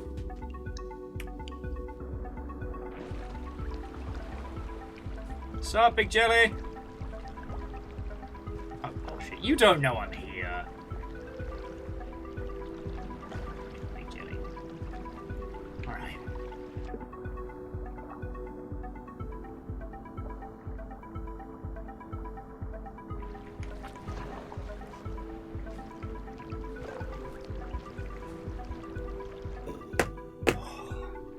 This level's going to give me some kind of small, like, teeny tiny panic attack. It's going to happen. It's going to happen.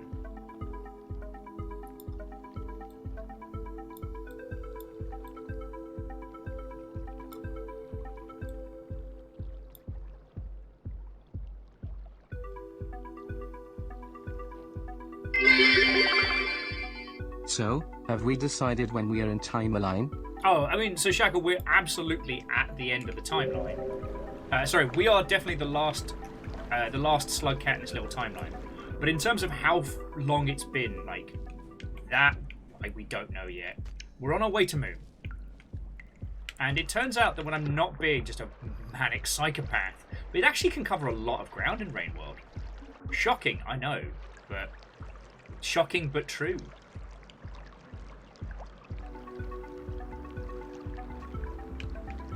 Fucking swimmipedes.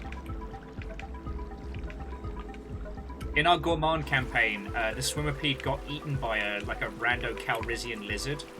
A rando Cal lizard, if you will. Get it?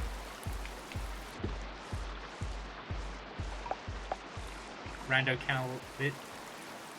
My genius is wasted on you all.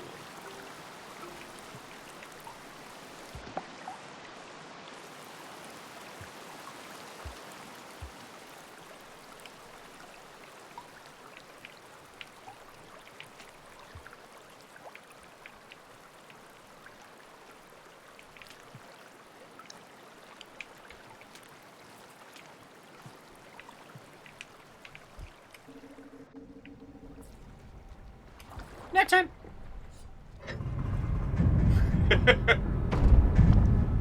Uberdan, I don't know. You can never know how happy that makes me.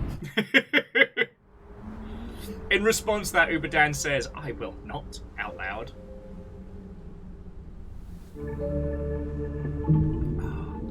Lizzie's got a point. Does anyone know if we're truly here? What is here? You know, only as the saint meditates on the tasty, tasty fruits can we truly know the self.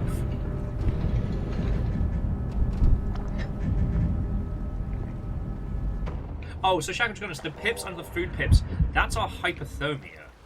So basically, Rainworld is cold now. Cold and frigid. Sorry, make sure I'm not running over the dog when I adjust my chair. And it has become this frozen wasteland. The saint has to basically fight against the encroaching cold, either using like warm rocks or food or staying out direct blizzards. The cycles are gone, but snowstorms aren't, and those sap our heat super fast.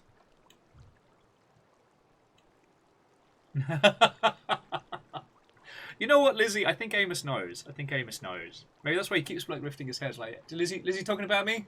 Okay, good. Back to that time. Yeah, the cacophony chorus of Amos No in this household is well documented. Alright.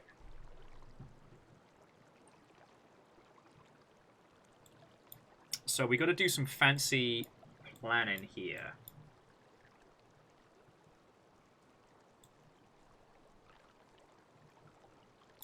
Oh shit.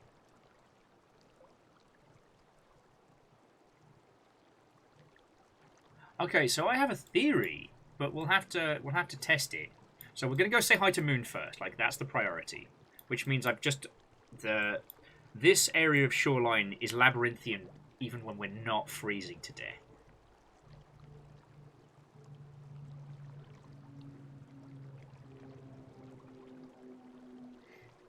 So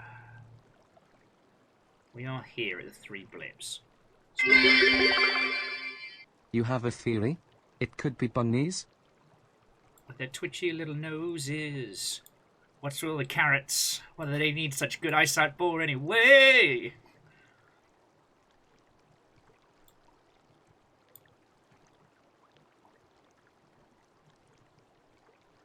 Oh, this is a mess. Manez, thank you so much for your maps. Sorry, and Shackle, thank you for the bits. Did Jaralan see my fancy robot? I don't know why it's so important that Jaralan sees my fancy mech, but, like... sorry, for those of you who don't know, from, like, the newer lot and the Rainworld lot, so... my lockdown hobby has been Gundam models, or Gunpla as it's known in more reputable circles, which I've come to start referring to as Gundams, because I'm a cretin. And the very, very, very, very first kit that I got was a Gundam Barbatus Lupus. Not Lupus Rex, but Lupus. Kind of like one of the midway points. And I put it together, I was really happy with it, but it's one of those things that, like, now I've been doing it for much longer, I feel like... I felt like, you know, I could have done a better job if I'd gotten it now.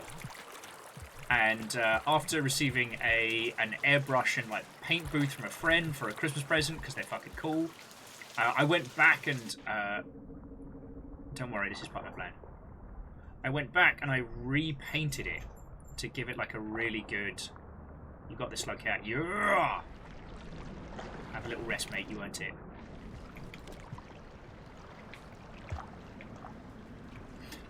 I gave it like a super fancy paint job, and it looks really cool, and I'm genuinely proud of it. Jaralan was the person that got me the first kit that kind of got me set on this whole path. And especially throughout lockdown, it really helped because, I mean, yes, it was still a hobby that I shared with everybody. You know, it wasn't a purely off-stream thing. We have done building streams in the past. And... yeah, no, fuck that. We have done building streams in the past. We probably will do building streams again. Actually, I need those fruit.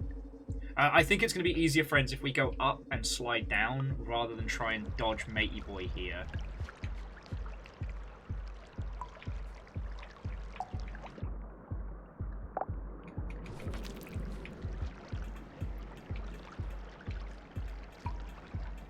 Oh, those tentacles go on land. Oh, I big don't like those.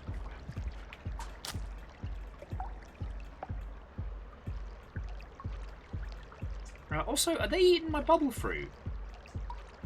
Oh, fucking bastards. I know, Amos, they're eating my bubble fruit. It's rude. But yeah, doing the whole Gundam models definitely kept me sane during a large portion of lockdown. And...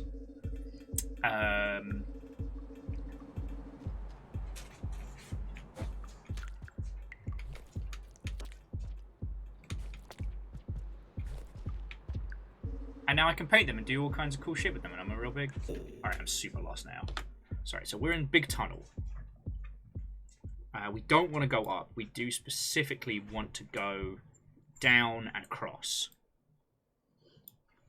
God, this is a fucking absolute maze.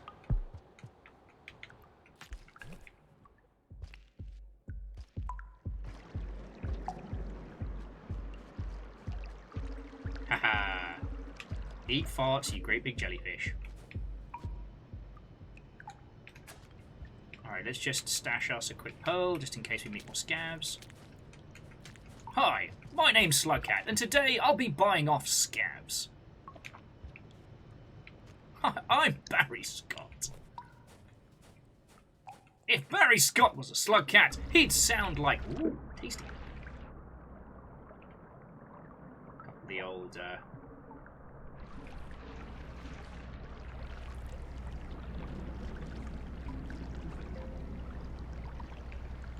Huh.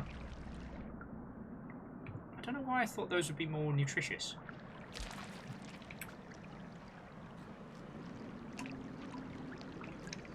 So Phyllis says they've got one of the old Granddaddy models, which is one of the first Gundams they put together. And they've been waiting to put some paint back on it. Yeah. Jellyfish are alive, though. I need those. No! Oi! Oh, you absolute shite! The jelly shocked him, so he got hypothermia and couldn't get out of the water and died. These fuckers are mean. Oh, no, you're right. It's the 8th MS team. It's the mass production Gundam. But yeah, and it's not my style for certain. I do appreciate peeps like yourself who do like the battle damage and the weathering.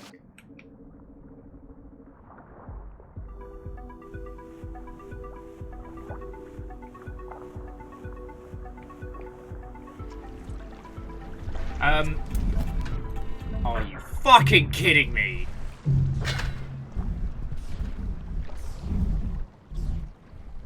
This is the most peaceful Slugcat I've ever played as, and yet the entirety of this world seems to want to take out their spite on me. Yeah, and Dragonix, that is the first time I think I've been killed by a baby jelly. But yeah, it shocked us at exactly the right time. Alright, let's review our path to Moon, because the downstairs is not working. Alright, if we take...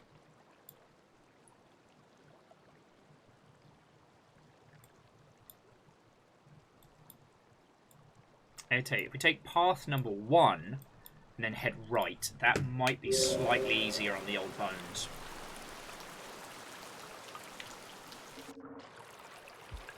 But no, like, Fearless, I really appreciate that kind of style of, because, you know, it's closer to, like, traditional, like, 80s model work, you know, where the goal was to make tiny miniatures actually...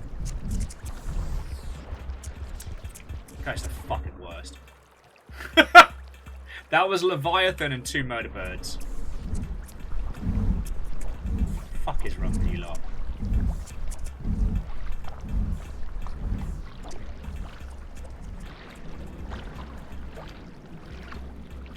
Maybe a Leviathan won't eat me. No, who am I fucking kidding? Why am I doing this? Oh! Haha. Alright. I'm just gonna fucking breathe now. We might have just dodged the Leviathan. Oh. Alright. Just take my slug. Just take my snacky snacks. Happy little snacky snacks. Everybody loves Slugcat. Everybody loves Slugcat. He's just so happy to be here. Nobody wants to murder the Slugcat. It sure does sound like murder noises. That's murder!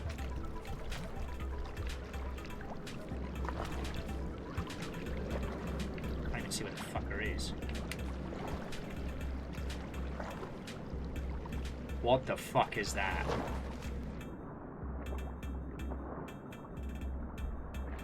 You know what? I'm not touching it. This game can't make me. I don't know what the fuck that is. I don't know what the fuck that is. I know it sure as shit ain't good.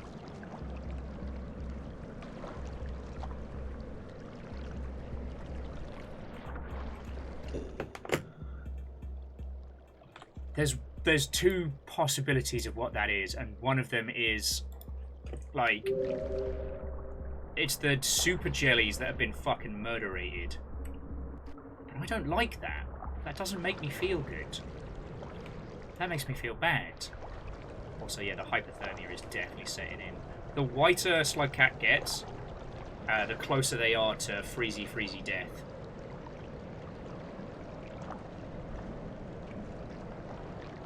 Come on, little buddy, you can make it.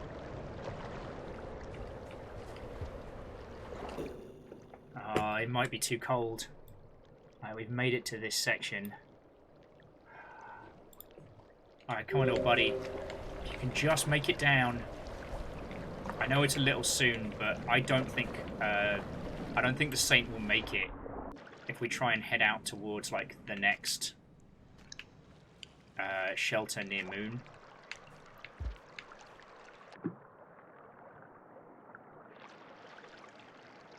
Not supposed to be that colour, mate. I'm sorry. It's all right. Let's go for a quick power heat snooze. Oh. But yeah, no, Phyllis, I really appreciate that style of like classic model making. Personally, as you well know, when it comes to painting giant robots, I like the idea of them being art pieces. I like the idea that the kind of person that has their own giant robot would treat every panel on it like a piece of art.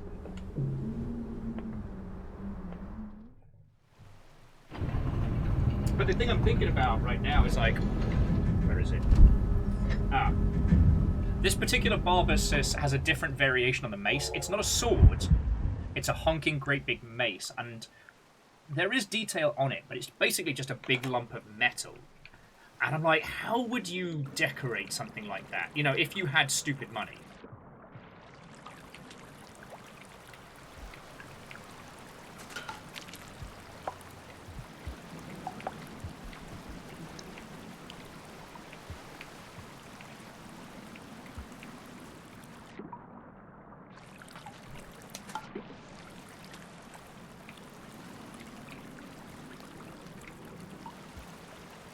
A big engraving that just says sword. Oh, interesting. I don't think I can pick up baby jellies as the monk. Because what I was going to do is pick up the baby jelly and just throw it out of the way, but... Alright.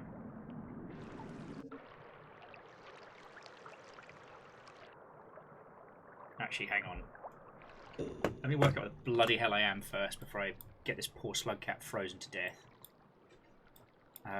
Oh my god, there are multiple gates. So this one, if we continue along the path that we are now, that leads us to... Oh god. That takes us to the submerged superstructure. Yeah, nah. If we have to go into the submerged superstructure to find an echo, then so be it. But otherwise, I'm gonna politely fucking decline.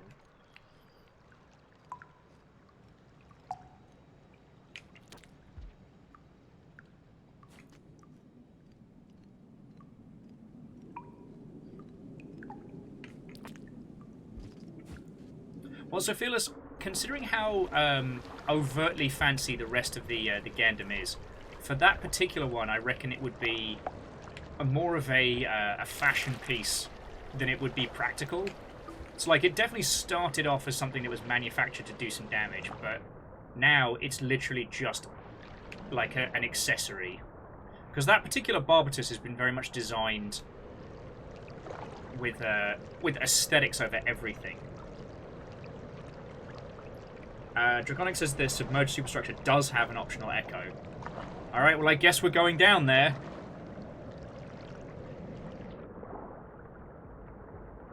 How do we even leave the submerged superstructure? Because when we played as the Rivulet, we went down there, right? But, oh, fuck off. What was that? Excuse me, what just exploded underwater? No one's gonna answer that question? Oh, good. Oh, good.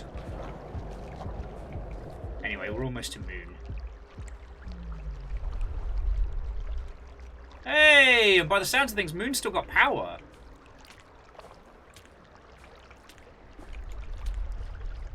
Yay! You know what that means? Moon's not dead! Moon's not dead!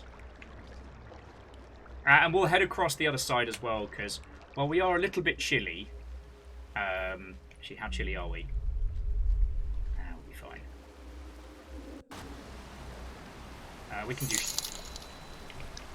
Humble store purchase made for $29.99. Feckin' yo! Whoever that was, feckin' thank you. Everyone's been really feckin' enjoying the, Okay.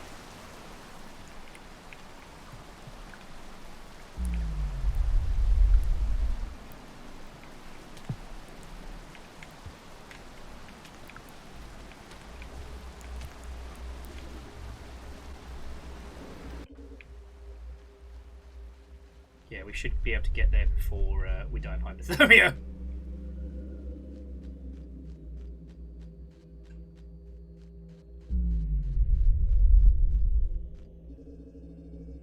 Oh, Uberdan, is the new Katamari remake, is it good?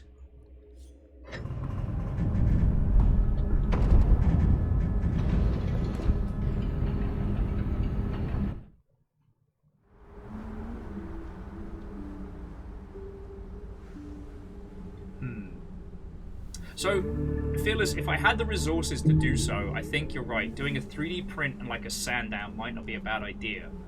What I might do is when I have the cash for it, because it's such an intricate piece that if you did a 3D print of this, you'd end up sanding it down anyway. What I might do is try and get some of the epoxy putty green stuff, fill in the existing engravings, or use those to kind of do some very, very detailed work. Hell, I mean, the dang thing looks like it's got space for almost like little murals. So I wonder if I can do something clever with like decals to make it look like you can't quite see it. The camera does not do it justice. Sorry, we're flitting between things, but you can just make out those little squares. I could use those almost like overly ostentatious French crockery, and have those as being like teeny tiny stuff. I mean, Phyllis, that's a good point. I guess if I was going to ask you to do any 3D printed stuff for a Gundam, it would be specifically the Nether Gundam conversion kit and or the crotch gunner, but probably the Nether Gundam, because that would be funny as heck. All right, Moon, friend. Hopefully Moon's got the power to let us speak people words. Sup, Moon? You feel it too, don't you, strange one? We've only just yet, but our perceptions will soon part ways. Go on, our cycles will meet again.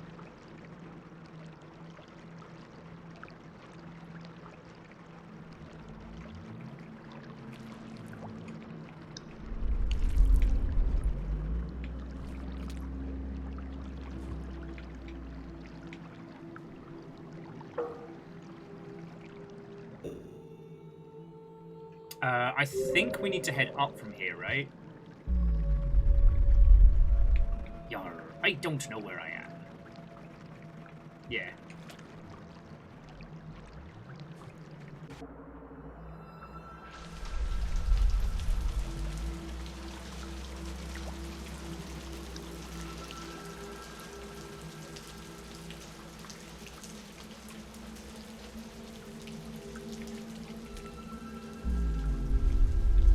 But it does mean that wherever we are on the timeline, Moon's okay.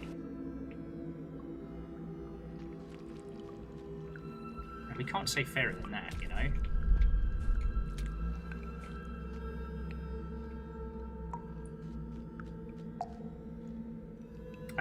Neon dogs. Was that a grave for the rivulet? No. I saw Moon looking at pictures of the rivulet.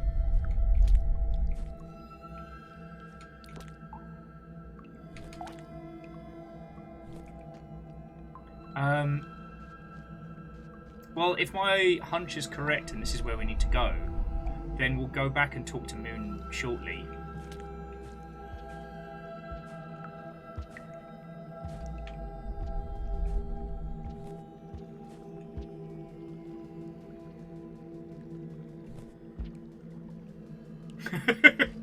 Dragonics. It's a raisin printer. It's not very good. And frankly, it's not very tasty. And constantly haunted by the lost souls of the California raisins.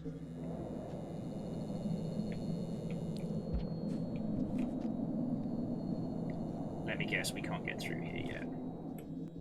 Yeah, no, it still needs a special door.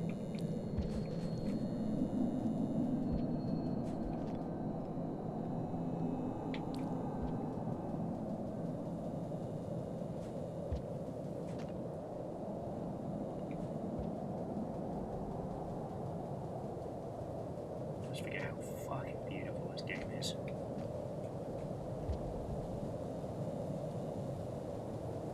This is what Moon meant, that I was going to be back in just a second. You can feel it too, right? We're getting closer to an echo.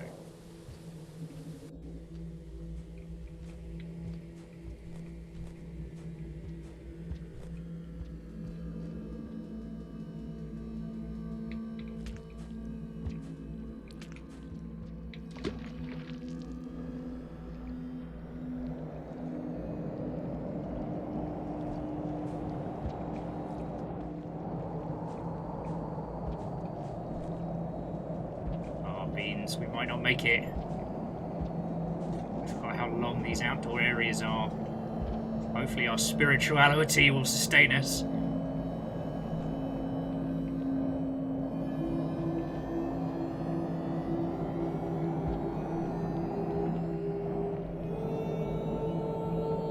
We're almost there.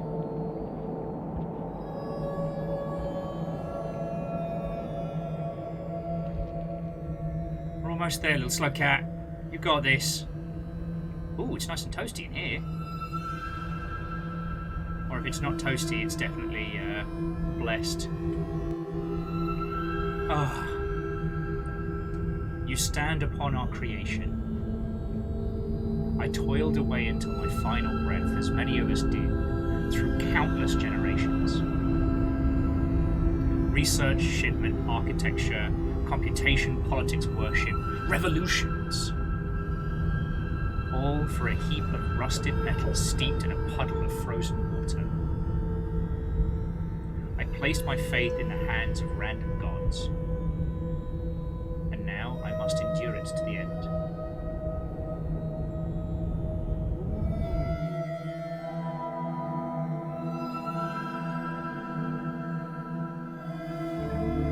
Alright, that's the 5. So we've still got, what, 5 more to go? 4 more to go? Yeah. Yeah, Dustin, that was peak doom be upon thee.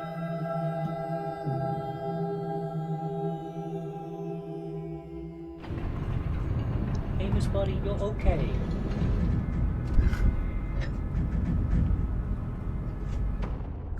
Yes, you're allowed to flump in here. My flumpy boy. Alright, so let's go say hi to Moon again. Shackle, aside from speak to the echoes, we haven't determined. There's... It's almost as if we came from the void. And we came from the void back to Rainworld. But I'm not sure. Hello, creature. You can understand me, can't you? Yep. What an unusual being you are. By what mechanism have you achieved such attunement? ...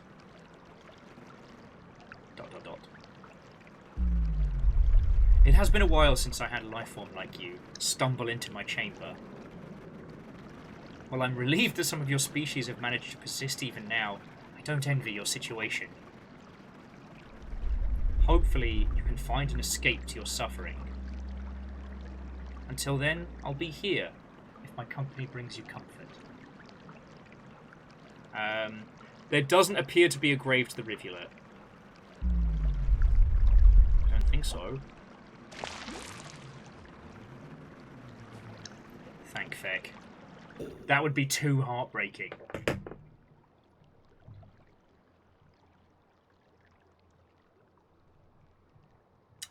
Quasi says, okay, Longship. I'm here with my Nibbling. Hello, Nibbling. She likes FNAF because of the lore. Five Nights at Freddy's. Also enjoys Mario Odyssey and Slime Rancher. Please help me sell her in a game other than FNAF. Rainworld would work. Ooh, okay. Because FNAF hits that Goosebumps kind of beat that's... I was going to describe it in a non-child-friendly manner. But it's got the trappings that would intrigue a young mind. Yeah, and Moose, jumping back to Rainworld, it does sound like a lot has passed. Can you give us vague age? Because Rainworld, and I don't know if you're looking for things that they would enjoy watching or playing or what have you.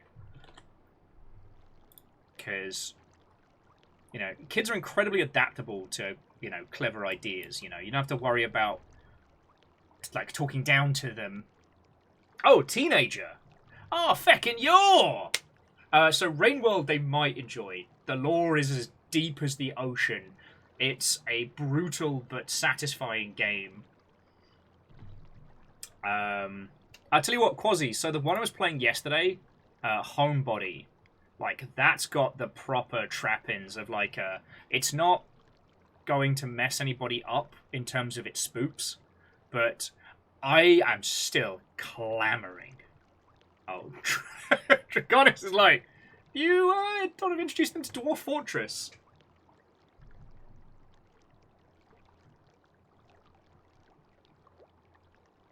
I've not known any Weans that have gotten really, really, really into Power Wash Simulator. It all tends to be people more our age, but it must have, considering how well it's sold, right?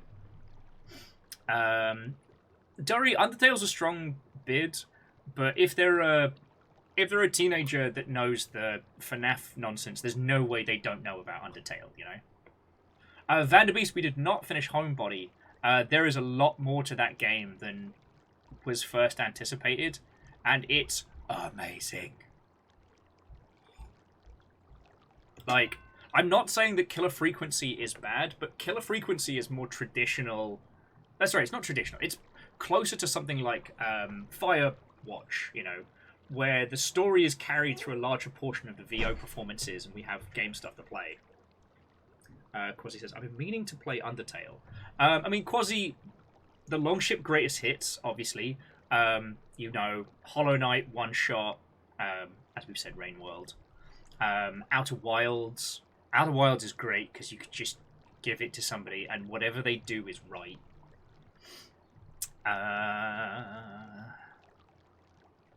Just quickly, tell me why I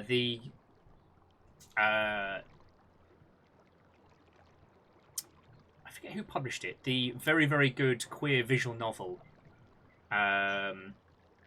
is available for free on Steam right now, just in case you hadn't seen it.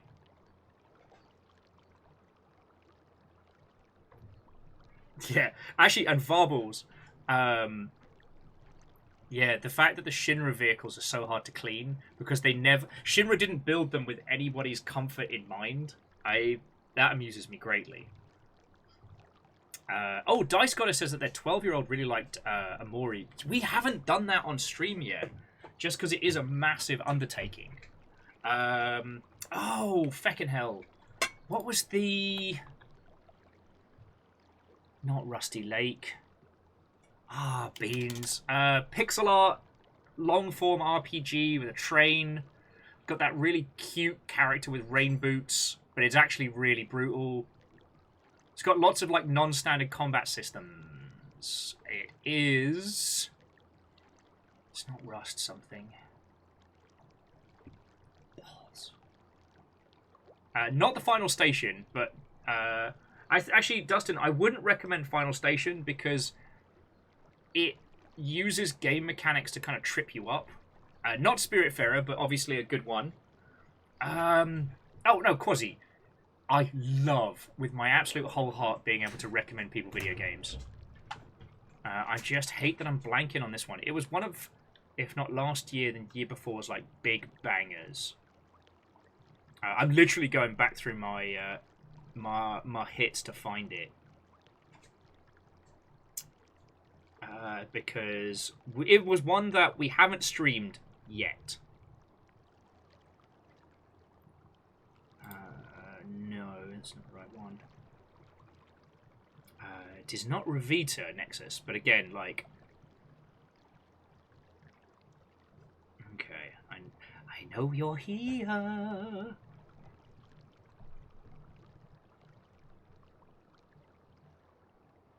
Oh god, unless it was from last year's setup. That is possible. Oh, Potionomics. Lordy, lordy.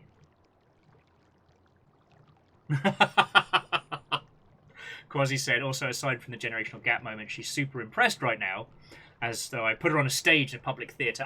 Nibbler, it is a pleasure to meet you. I am smaller than MatPat, but but I've had a much more successful career in video games. Oh! Oh, no, I didn't!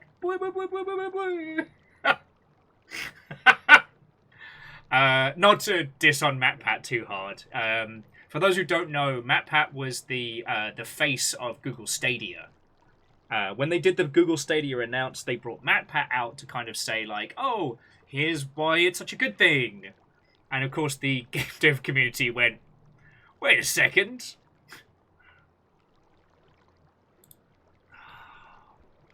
This is the only downside with having so many games. Well, I tell you what, so, Quasi, is there any kind of, like, thematical things that the Nibbler is looking for? So, like, the touch of horror is a fascinating space to be in. And the DreadX collections might be a good, like sushi sample platter of different styles.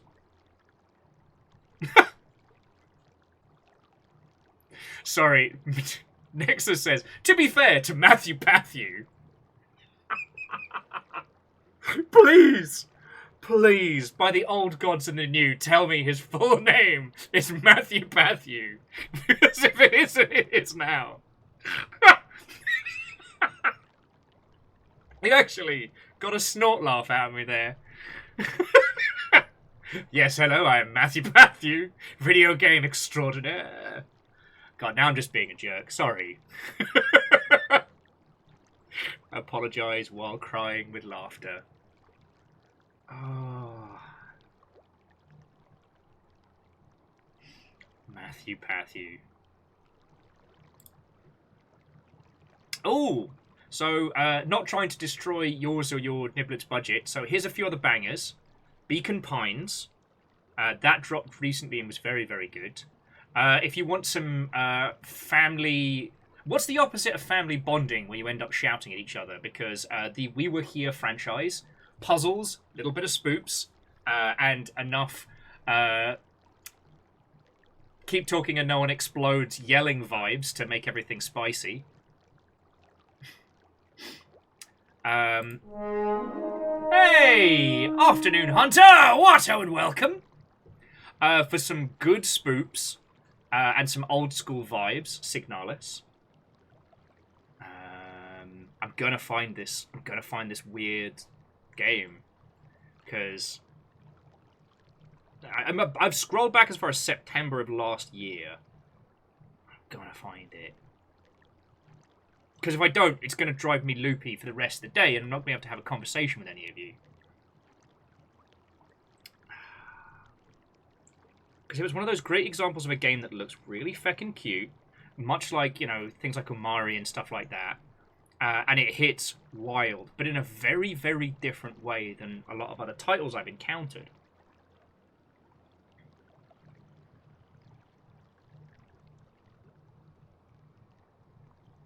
No, we don't talk about Bugsnax.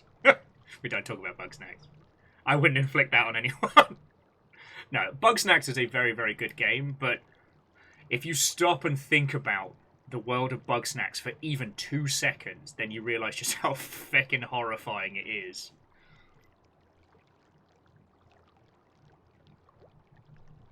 Okay, Quasi says, if I had to describe the aesthetic, it would be Unicorn Goblin Core. So, Slime Rancher is great because it's cute, but also chaos. Okay, now, I can work with that. I promise you I'm going to find this game, because otherwise I'm going to lose my marbles. And I am not a person with an excess of marbles. I am not a marbles champion. I can't afford to lose them. I need them. Oh, where are you? I don't even know if it's the right thing to recommend anymore, but I'm too deep in. I'm too deep in, friends.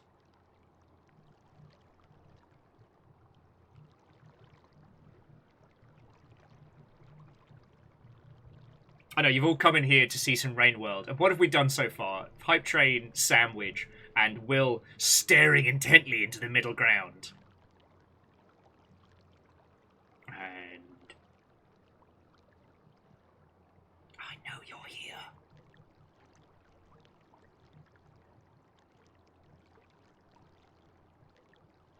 What happened to Will? Well, he started scrolling through his Steam library and we never saw him again. He just never came back. Some people say he's still scrolling to this day. Oh, I know you're here. No, there's no way it was a 2020 game. Oh, and Biggs, Watto and welcome. How goes it, friend?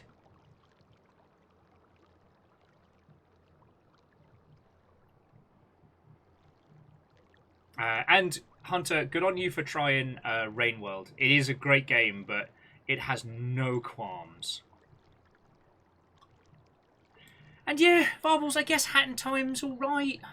I won't recommend it because they left bloody what's his face in Jontron.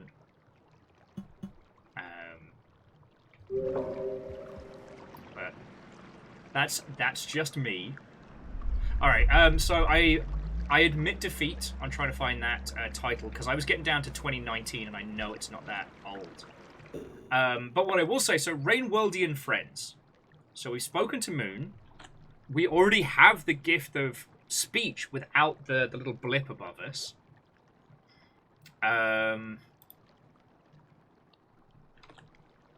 Should we head down into the submerged superstructure?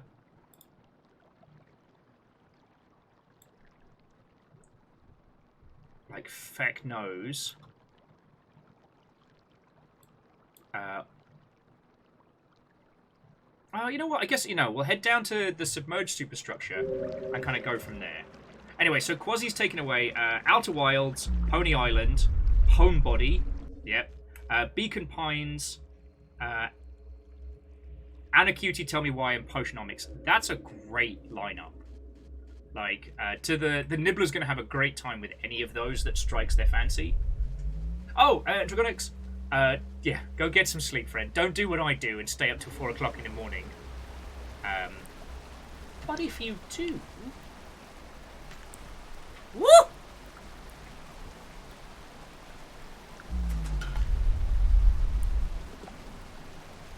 Whee!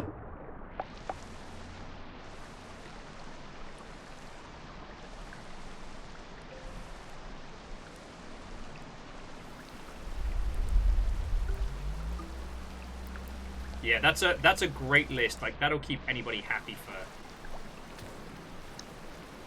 And they're all absolute bangers as well.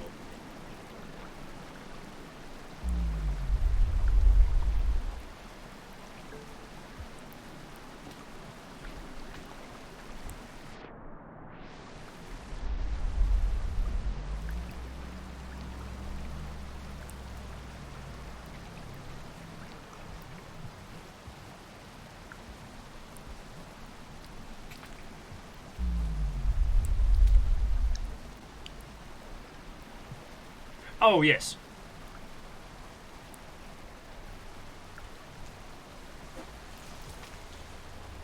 Oh, I'm gonna get us another snooze on this side as well. I know we don't need it, but we're gonna go back across shoreline, try not to freeze, and then head down towards the submerged superstructure. And then after that, I guess we're heading up towards Pebs.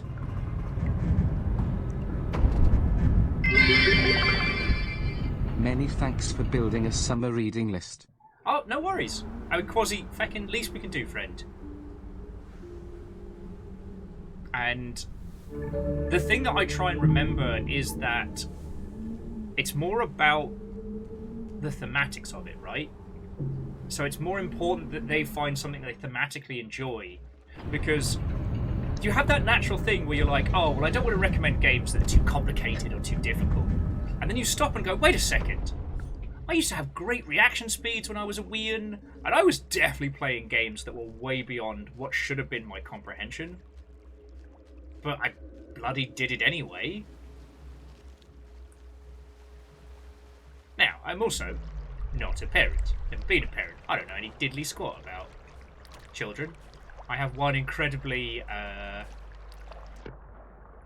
time-intensive... I have one very time-intensive dag who I love very much, and that is more than enough work for me. So yeah.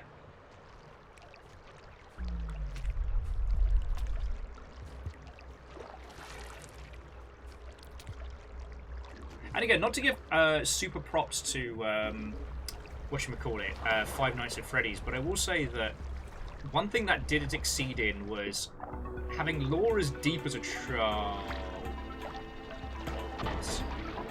Oh god! Don't hit me, don't hit me, don't hit me! No! No! Bad Leviathan! Don't hit me! Friend not food! Friend not food! Okay, so we now know what the gore is.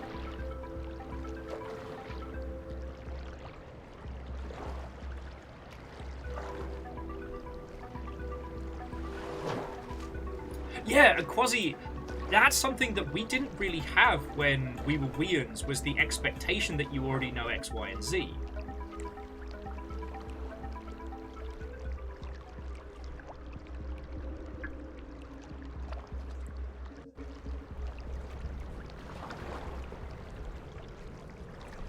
Ark's like, that Leviathan just ate that egg. That egg is a gigantic natural predator! On the plus side, though, egg yolks are fine, so we'll just have some of those. Use the egg whites as cover.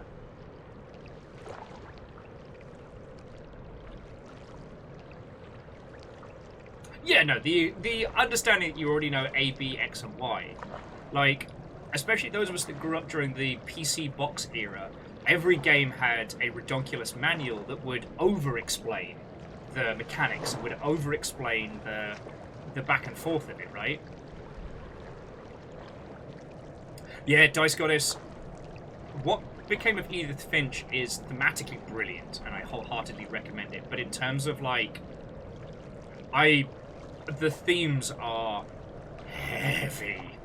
Like, we talk about What Remained of Edith Finch so many times on stream, but I've not re-streamed it because, like, I don't know if I could handle a stream of it right now, you know? And, like,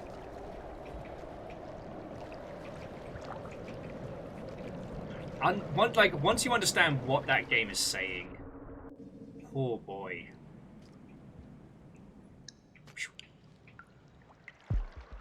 Ah, you find me. Don't worry about it. Alright, so we're going to get a snooze next door, and then we're going to head towards the submerged superstructure. Because apparently there's an echo down there that wasn't available before, so we'll go over and talk to him. And yeah, voles, those things were jellyfish corpses. Varble says they've been easing into a game as a 400-page manual. Yo.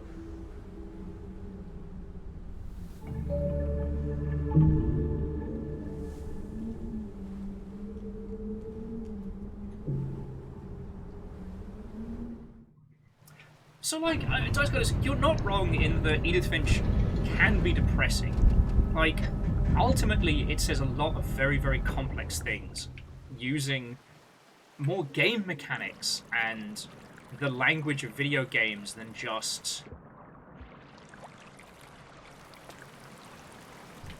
You know, it's not about the character, like, turning to screen and saying, boy, I sure do feel sad and bad today. You know, it shows us the emotion, not the narrative. And, I don't know. But it deals with a bunch of topics that most people don't want to have to deal with at, like, 5:30 on a Wednesday, you know what I mean? But in terms of, like, how it uses mechanics and even control schemes to say something really powerful, like, they are absolutely the best in show for it.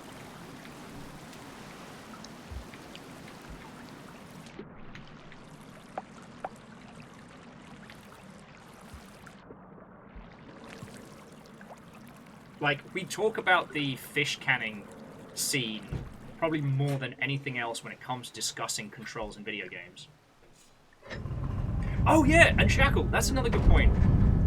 Back when there was such a limitation on what we could do in games, manuals would often work as the backstory in the lore. Because Shackles reminded me like the StarCraft manual had so much of the lore in the game. Warcraft 2 Tides of Darkness. If you wanted to know who was who and the history of like the clans and the details, you gotta fucking read the book. You have to RTFM.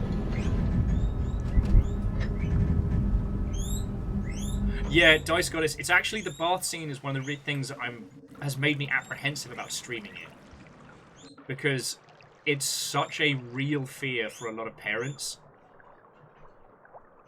and yeah, it is not easy going.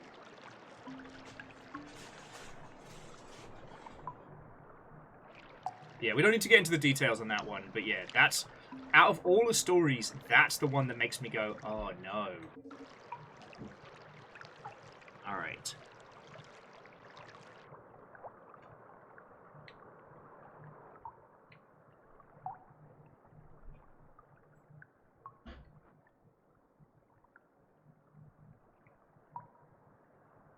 Fuck. Alright, so we can't get down there without bubbleweed.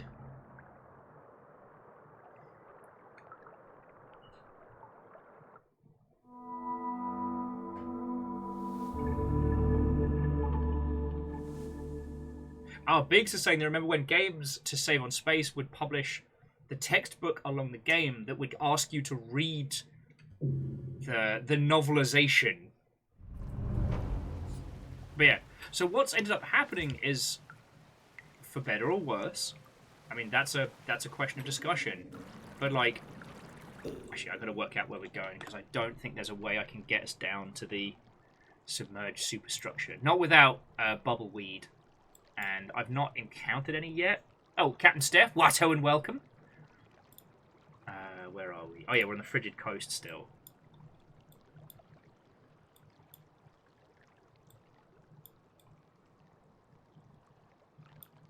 Yeah, I don't know how in the Sam Hill we're supposed to get down through there.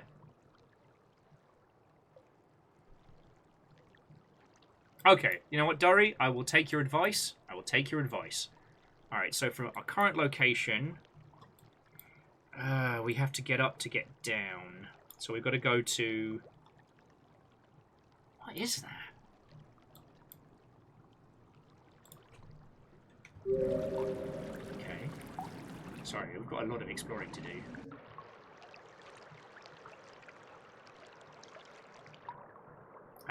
But no, so the reason I bring up the old, like, big game manuals is that now, video games are a much more prolific part of culture, which is fucking great. No complaints here. But there's far more of an expectation on games literacy. Even, the irony is we have these tutorials that are more often than not very patronizing and somewhat frustrating. But even they are really guilty about assuming a lot of knowledge in the space. And they're not good primers if they're some of your first, like, games. Yes. Absolutely in that, like, games you're supposed to have...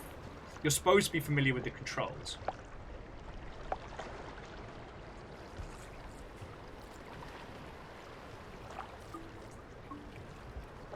Now, we talk about this a lot when we talk about, like, tutorialization and teach by play and things like that, but, yeah. I think, God, the worst offenders are FPS games, God, and fighting games as well. Like, it's getting better, but if you don't already speak the lingo in those spaces, they're so hard to understand.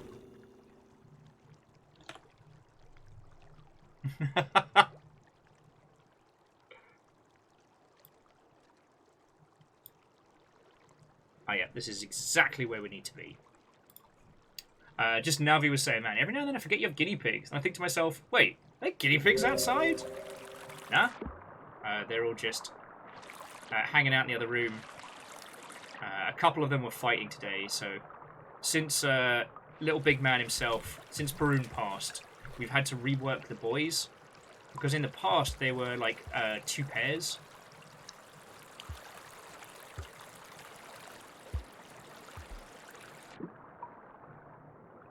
And Now, we tried putting him in as a trio. That didn't work. And we're trying, like, who's pairing up with who. Trying to get that to work. And that is a challenge.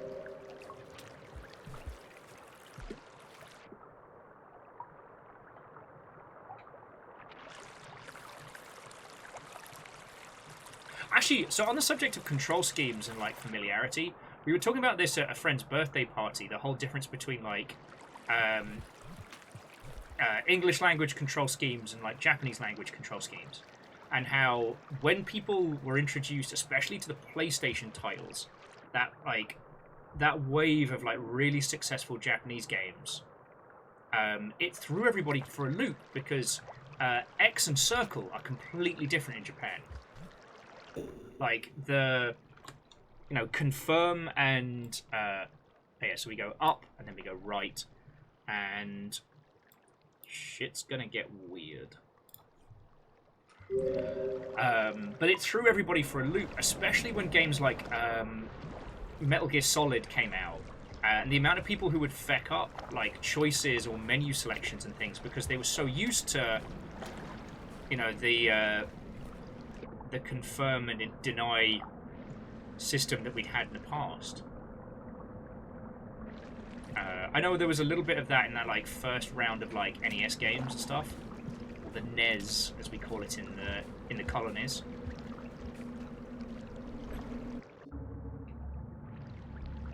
Oh, and as much as I love Homeworld, I don't know if you've gone back and tried to play Homeworld 1. Fuck that control scheme. Thankfully, I believe the remaster has an alternative choice, but nah, fuck that control scheme. Sorry, forgive my language, but...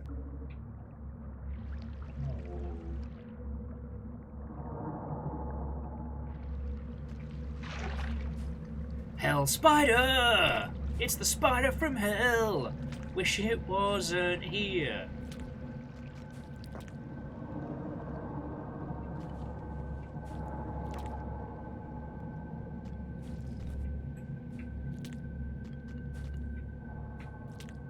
I can't tell if it's running from me or... Oh!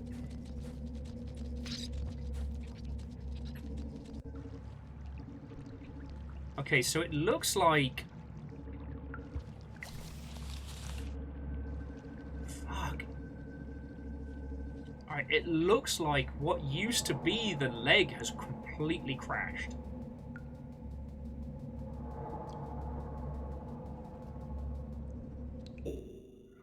Oh, Dari was saying playing too much Tears of the Kingdom has definitely caused some bad button pressing. Oh, we've all been there.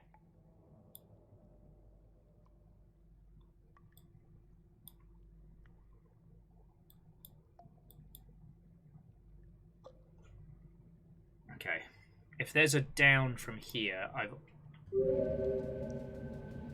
I doing for temperature? Should be alright. There's a plate...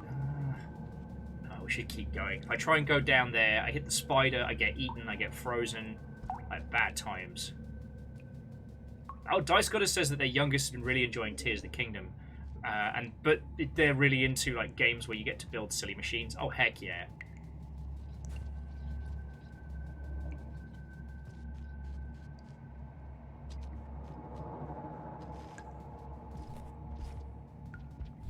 Alright, hopefully this warms us up.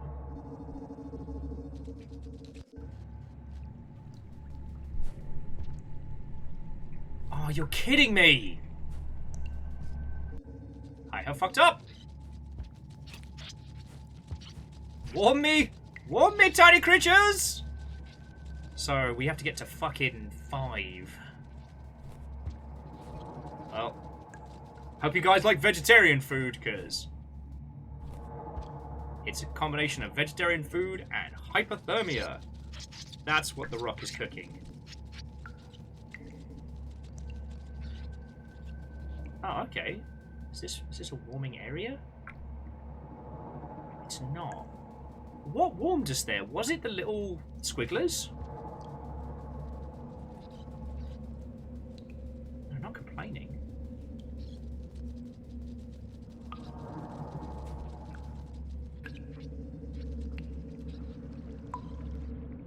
I know where to go from here. just getting ambushed by more feckin' spiders is never fun. Oh man, I can't wait to sleep in actual water.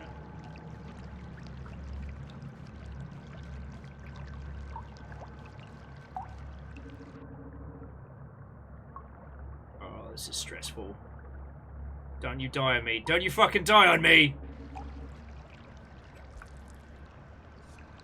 Oh, we're okay! We're okay!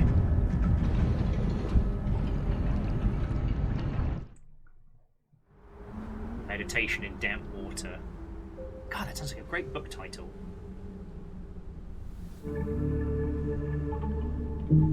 But no, jumping back. That is one of the big challenges that we do face is assumed knowledge. And one thing that's very frustrating is when we have the conversations about like tutorialization and things like that, you know, we don't consider one, people might want resources outside of the space that allows them to like experience and learn. And also that, you know, the assumed use of the controller, the assumed use of a lot of mechanics in the space.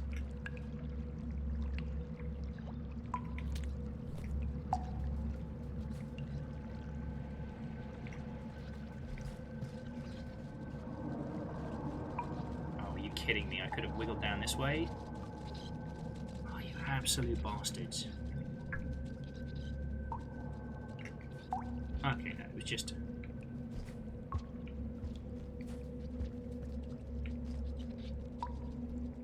Alright, no, he's just stuck and lost.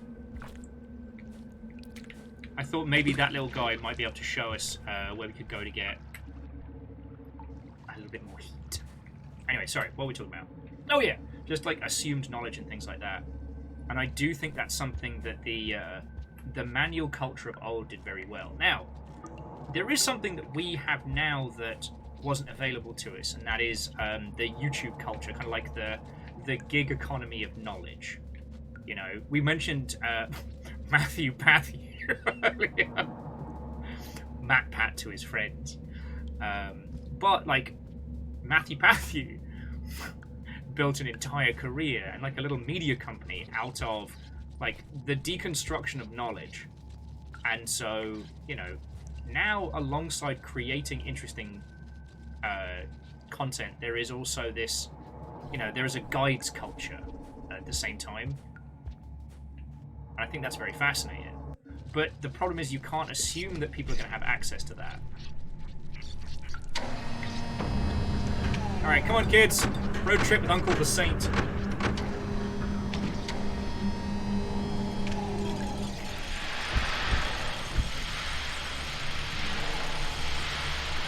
It's a spa day.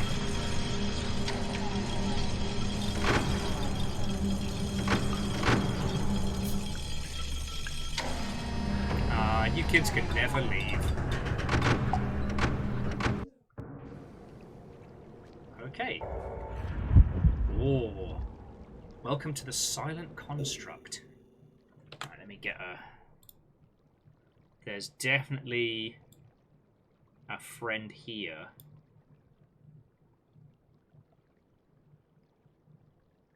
What the fuck?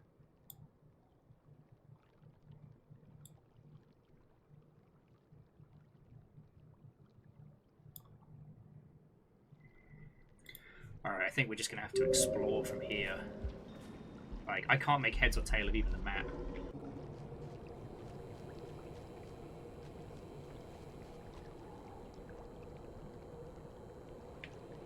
Well, so I've been thinking about this a lot, Fearless, because yeah, after we had Dan on and we talked about paratext in video games and stuff like that, and I don't know if those guides are necessarily paratext, right? There is an assumed knowledge, certainly, but for a lot of them, they're more like, I don't know.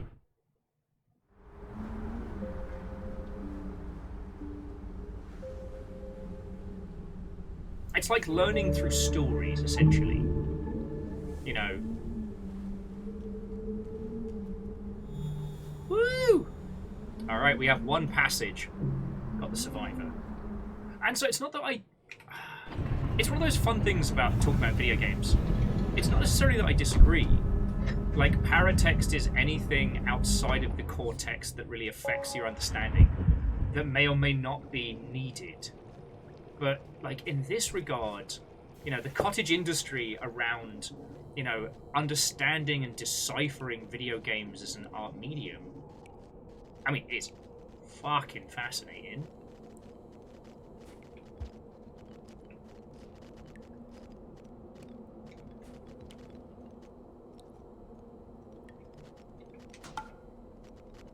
Oh man, did I not explore a pearl earlier? I thought I did.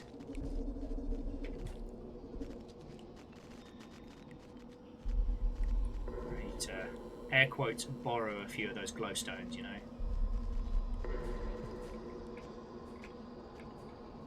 So to recap, this must have been the leg before it fell. Or maybe this is the leg and parts of Pebs? Fuck. I don't even know. Oh, fuck me. Sorry, forget my language. I was putzing about there and the lizard was like, oh cool, a DoorDash I ordered, just come on in. And considering the amount of times I've eaten one of those lizards and claimed DoorDash. Now, what can change, at least in my humble opinion, what can change those kind of YouTubian videos from, you know, a dissection into paratext is when the language they use to describe it, or the method by which they understand it, becomes like the standard.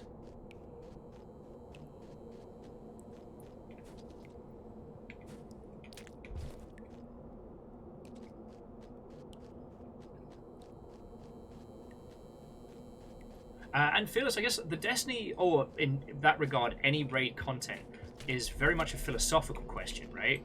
Like, endgame content is designed to be experienced. And it's designed to be a thing that people, you know, play and experience and learn from, rather than just, like, immediately get told how to do it and go from there. That people look up optimum strategies on YouTube and stuff like that is fascinating. But I don't know if that could be considered paratext. But the language that people use to understand those spaces certainly is.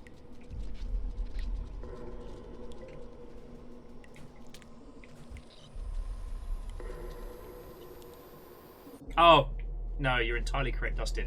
Slugcats don't use DoorDash, they use Grubhub.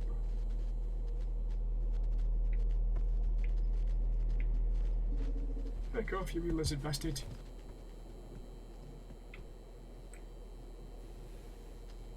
This area is really hard to navigate. It's so broken and dilapidated, it's hard to know what is and isn't, you know?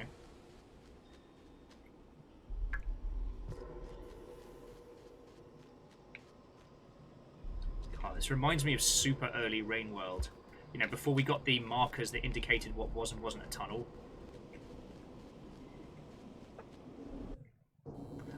But what I will say is interesting about the whole the YouTubian nonsense, the guide and the breakdown, is that it does allow. Why the fuck are you here?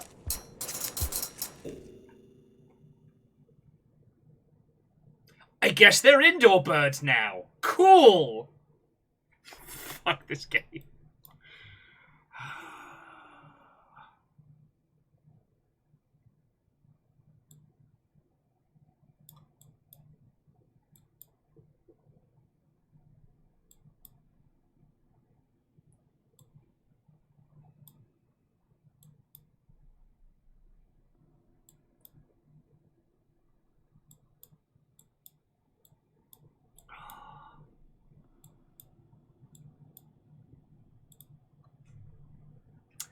Oh, Dario was saying heading right here is a good direction. Okay. Nubadan says that they've rolled the first few levels of Wheel of Katamari reroll and can confirm at least as good as it was in the PS2. Oh, lovely. Scissorbird, why am I here? Why are any of us here? I run, and I snap, and I run, and I snap, but do I ever live? Do I ever live? No, I mean, why are any of us here in this canyon? Shackle, thank you for the bits. And...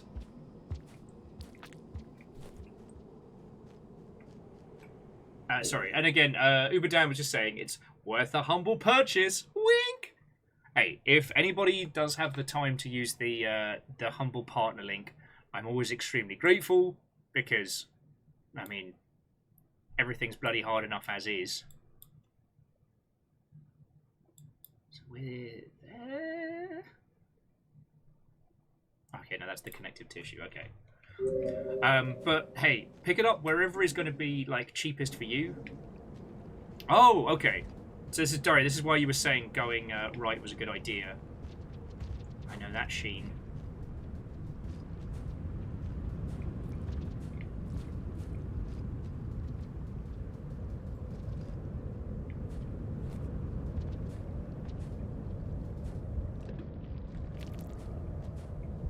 Yeah, this must have been, I guess, Pebs and the leg. Everything must have just collapsed.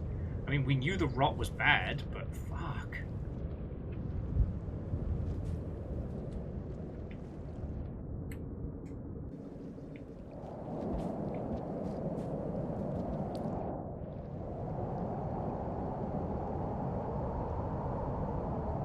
This poor little guy, every time he's got to head somewhere to have like a great meeting with the spirits beyond, he's gonna get frozen to death.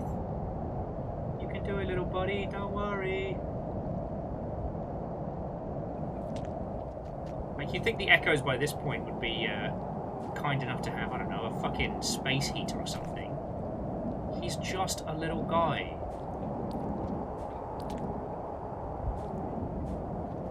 He's just a little guy.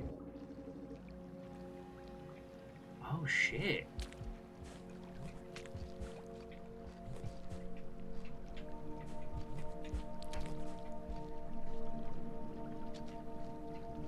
This would usually be where we'd be chased by, you know, rot brains and bad times and all sorts.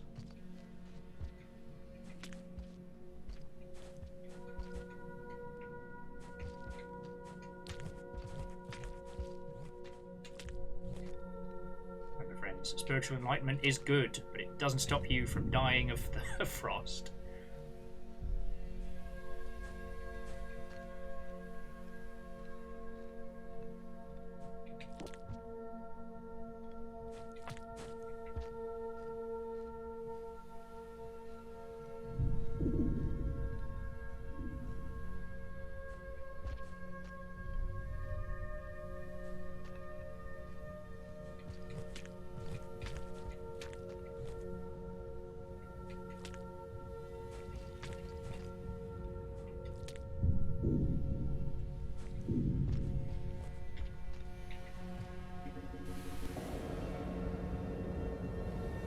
Fucking really?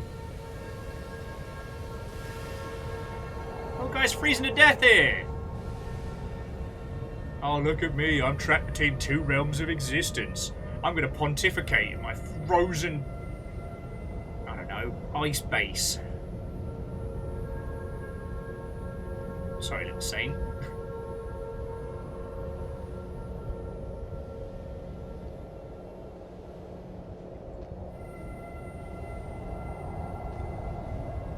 Echoes are going to bloody owe you after this. Oh, fuck it, really? How high up are you? What's the quote? How elaborate do we have to make this? Get down here.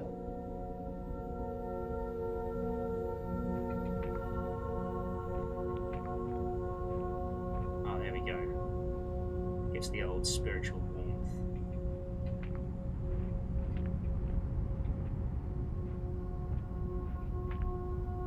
Also, I just realised you can follow, I don't want to call them petals or ash or what have you, but you can follow them to where the spirit is, the echo is, sorry.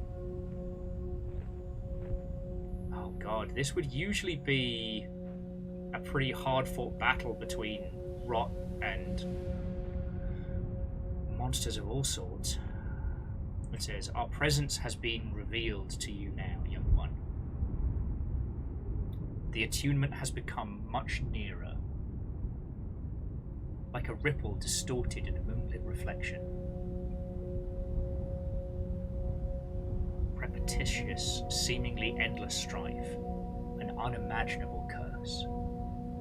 Swim with the tide or against it.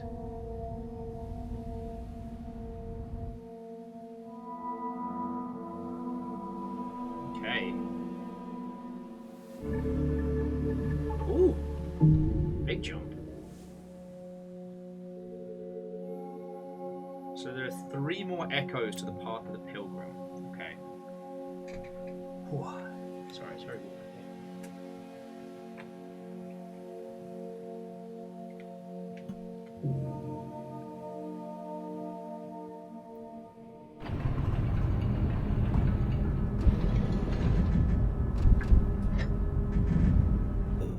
There's a lot to be exploring in this area, so forgive me.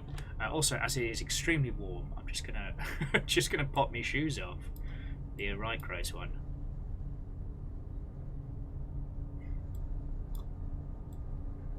So Durry, I know you've played through this section. So by my understanding, we're essentially in the ruins of Pebs, right? This is the leg, this is 5 Pebs' facility, this is all crashed down, right? So in that case, is Pebs in here somewhere? Should we go say hi? Can we go say hi?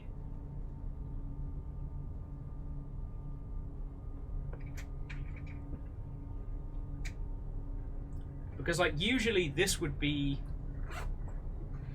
Oh, we can reach him, okay. Alright.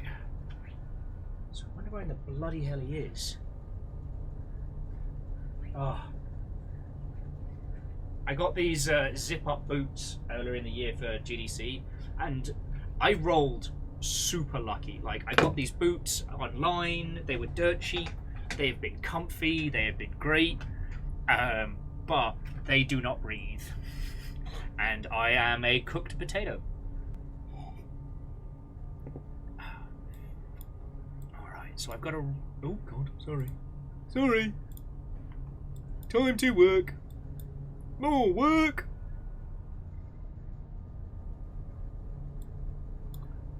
Okay, so basically where we encountered that scissor bird, if we head the other way, then that takes us towards the... What was Pebs? I don't know where he is here, but that's where we got to explore.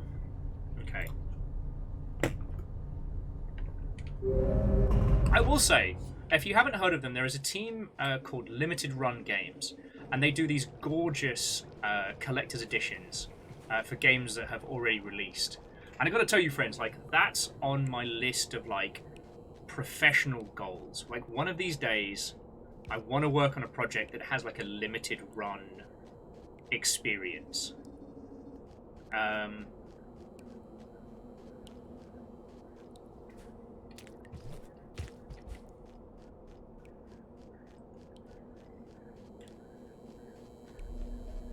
Because when it comes to, like, discussing, like, the big boxes and stuff, there's one thing that stays with me. Sorry, there's one thing that has stayed with me since I read it.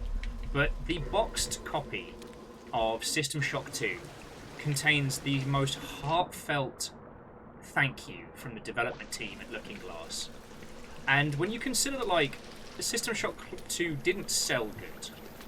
Like, it didn't do poorly, but it didn't do well enough to, you know, keep Looking Glass making games forever. Which is very sad. But yeah, I often think about how genuine the message the dev team put in there was.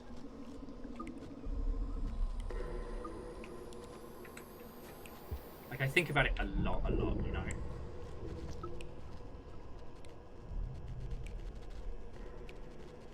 Because, you know, what we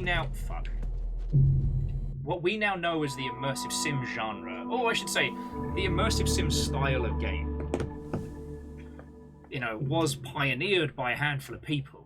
And that handful of people did not make it stupid rich. Despite the massive influence they had on video games, you know, they aren't sitting around like Mr. Gary in his fucking mansion, you know what I mean? Again, Looking Glass Studios did not make bank. They should have. If there's any justice in this world, they didn't.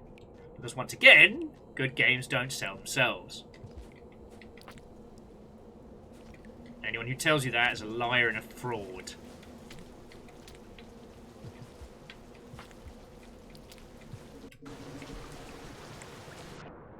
But yeah, I think back to that box copy of System Shock 2. I think back to that thank you from the team, and I'm like, I want to be able to do stuff like that. You know, not so aggrandizing as like, oh, as the Alter game creator, here was my intentions as to the video game which you have just played. No, fuck all that bollocks. But I'd love to be able to leave some like heartfelt messages to anybody who comes across it in the future. Because even though Looking Glass Studios is gone, you know, not only does their game persist, but the love and the heart they put forward. I don't know. Not every game is lucky enough to have the recognition and social impact of its intent. You know what I mean? Sorry, I watched a documentary about Tony Hawk's last night. Good games sell themselves. After the first couple million sales.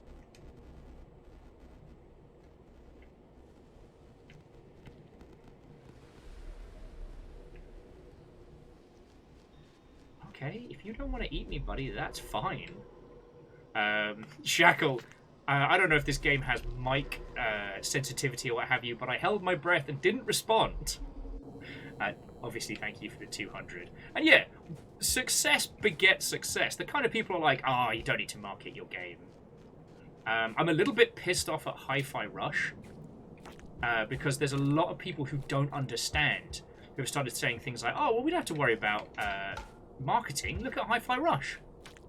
It's like, okay, just because you didn't know about it, Darren, doesn't mean it didn't have, like, planned strategy. You know, Hi-Fi Rush sold great. I'm super happy for it. But, yes, it was just announced and released in the same day. However... Fuck, this is a bird.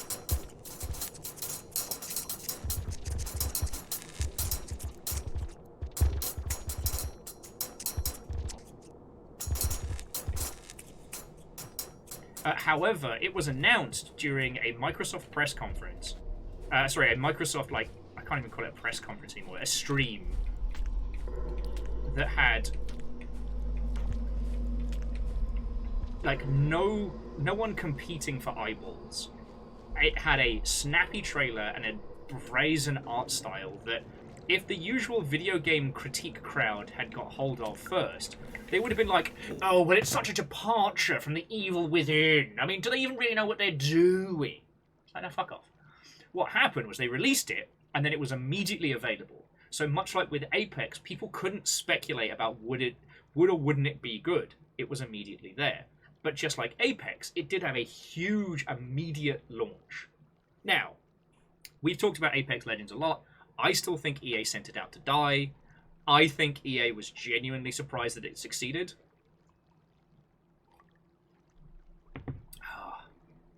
But that's another story. Oh no, and Durry, you're absolutely right. You can't sell a game if people don't know it exists. Alright, I think I know where I am, but I'm also really fucking lost. Alright.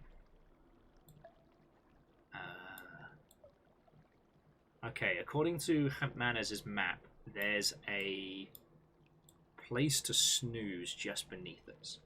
So I'm going to go down through the water and have another nap so I don't have to deal with the fucking murder birds.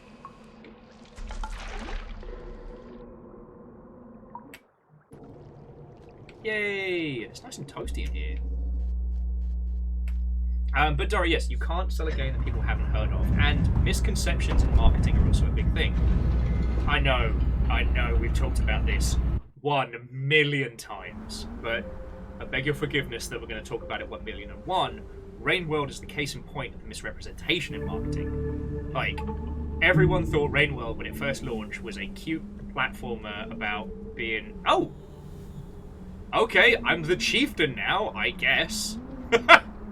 Chieftain in 1! Chieftain embraced by a new tribe. I've never gotten that achievement.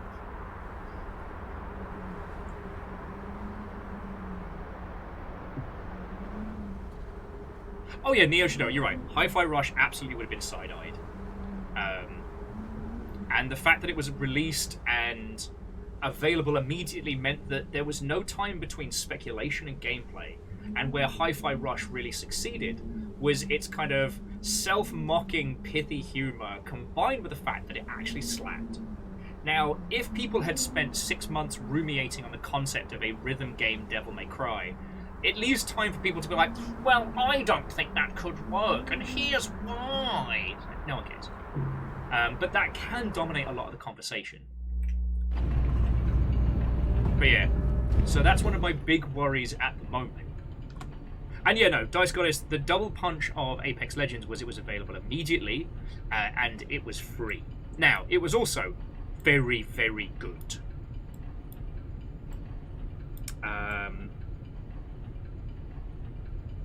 I do not know where the hell we need to go. If I had to guess, I'd say we need to go, I don't know, up?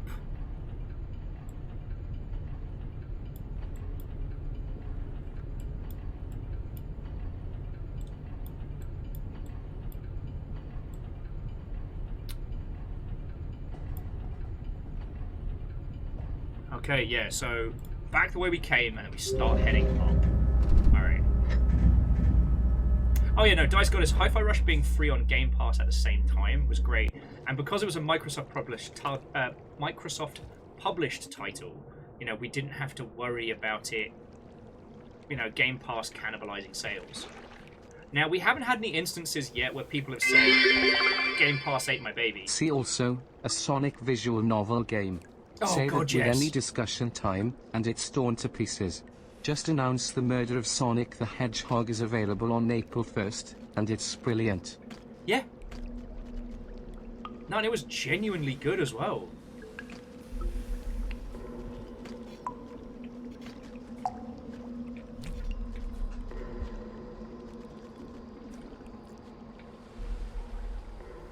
Oh, I don't think scabs eat this, do they?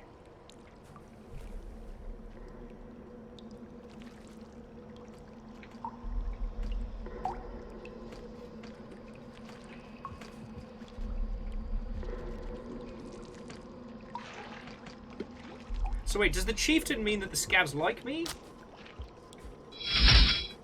Oh, to Lazy Dragons, thank you for the follow. Alright, 7 up. Sorry, yes, the Sonic visual novel is another really good example of, like, not giving things time to breathe. But again, it has to be a very specific kind of thing, right? So, like, let's talk about the Starship Troopers title. That was one that was strange and weird and different.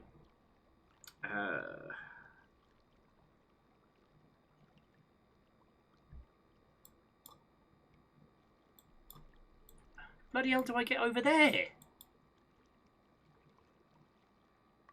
Oh, okay, yeah, no. So we go up from here. That is one that was very rough and ready when I played it in... sorry, and I absolutely did not play it in any form of pre-early access. But it definitely benefited from getting a lot of time and a lot of attention before hitting people. And the fact that it's doing an early access launch is very smart. How the bloody hell do we get up there? Oh, there we go. Yeah, I had a feeling there'd be some of these. God, it's weird having scabs like me. Like, I don't know if I can get used to this. What's up, scabs? What's up, buddies?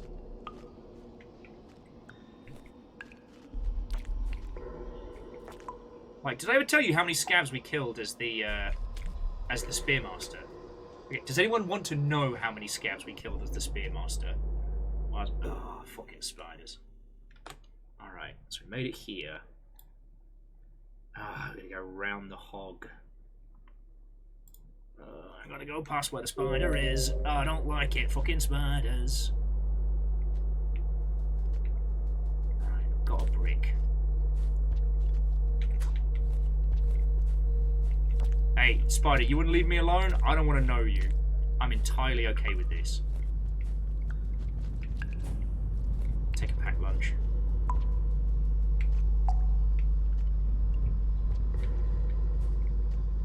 Yeah, look at this. This is all like broken parts of Pebs' infrastructure combined with all the broken pieces of the leg. Like, in a way, Moon Structure had it better because Moon Structure... Oh shit, yeah, here's the... Oh, now I get why we're going this way. So friends, sorry, this, the direction we're currently heading now is where we would have usually come down the wall after seeing Pebs. Sorry, my packed lunch has got caught.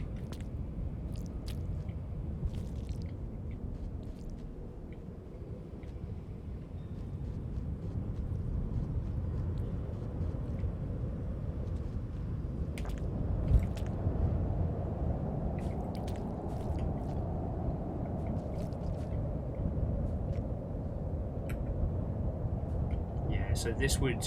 Yeah, this would usually be where the, like, families of French fries would be and all sorts.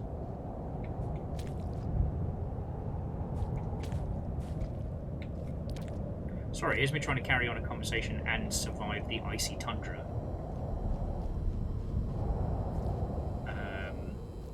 Dice Goes was saying they didn't play The Evil Within.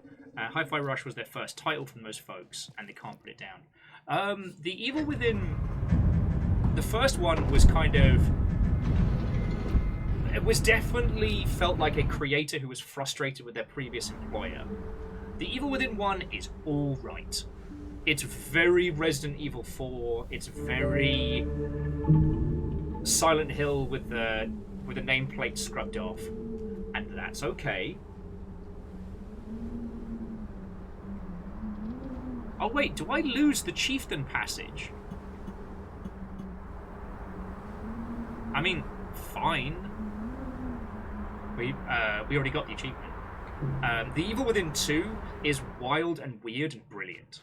It also contains a first-person mode that they added after launch, which adds a little bit more of the tension. The good thing about The Evil Within 2 is they embrace more of the surrealism and the weirdness of the horror, so it becomes less Resident Evil, more in the mouth of madness. I don't know a better way to describe it. But, like, yeah, Tango Works was basically formed for, I believe it was Shinji Mikami, but correct me if I'm wrong, to continue making those kind of, like, post-Resident Evil 4 action horror games. And I think he'd already been doing a bunch of work with, like, other studios. Because I'm pretty sure he was either part of Grasshopper or consulting with Grasshopper when they did Shadows of the Damned, which is all cheese, all the way down. But ends up being surprisingly genuine, which I did not expect. I guess we'll keep going up, right? Oh yeah. God, considering how much time that I've spent on the wall, and the amount of times we've had to go up to see Pebs, I don't know. This feels haunting. This feels like walking through a burnt-out building that you used to know.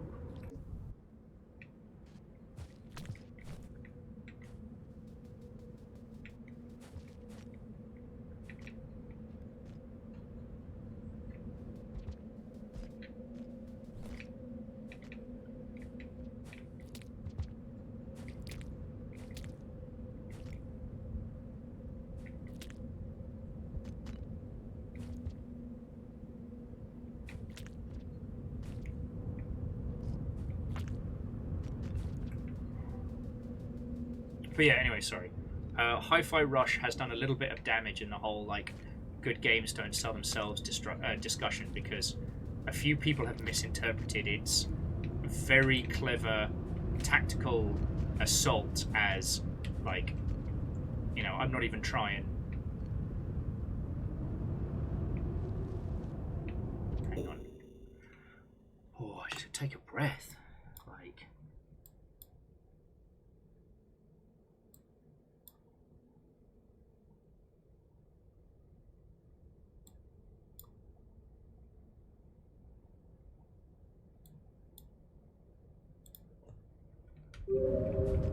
So according to this, there isn't anything here. So what is it? Oh, it's the pipe's broken. Sorry. I was making sure I wasn't going to lead us down a path we couldn't return from.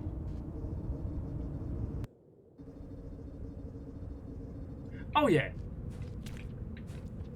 Now again, I'm really happy with Tango Works and their success on that one, and I think they made the right call. But I think they made the right call because they were an already successful development team that were doing something drastically different. Where in the bloody hell are we going now? Why is it wet?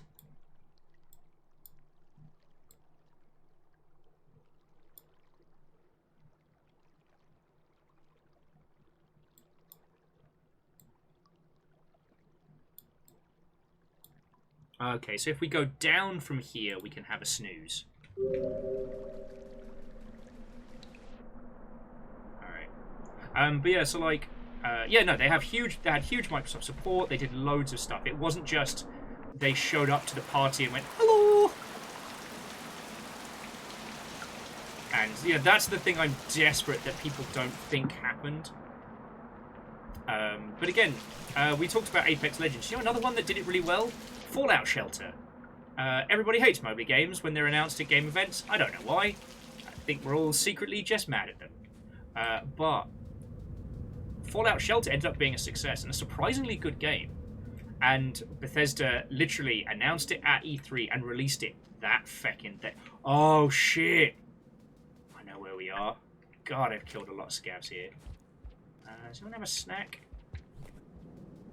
I need a snack. No, that's a French fry. Okay, we might have to starve a little bit. Sorry, friends. Because we're not going to survive the temperature to get back up. Please. Yeah, rest in pepperoni. And Nick, like, yeah, it would be lovely if you can join us for Sea of Thieves tomorrow.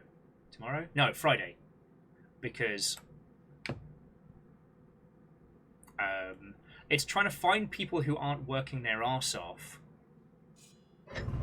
for not E3 week, who want to talk about E3 week. So I've got yourself and Star Saint Germain as our guests. Got a... Yeah, I'm sorry. I didn't mean to make you starve. I'm sorry, buddy. I just didn't want you to freeze to death.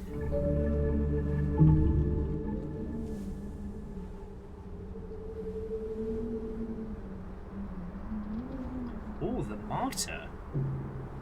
I've never even seen that one before.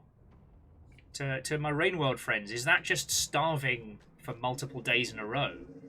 That sounds horrifying.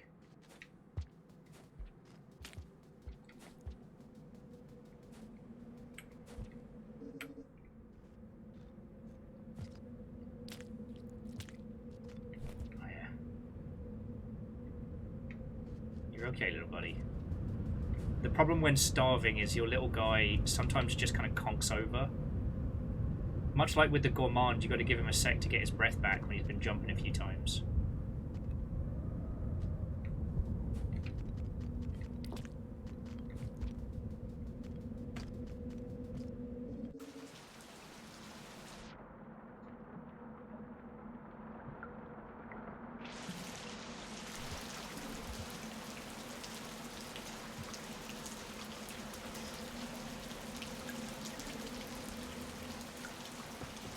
Okay, so Durry says you can't starve twice in a row, so that's starving every other day for a while. Okay.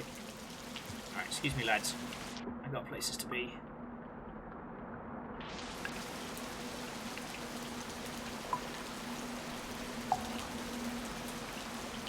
Oh, that's got to be tricky as, because that means you've got to starve and then survive, and then starve and then survive.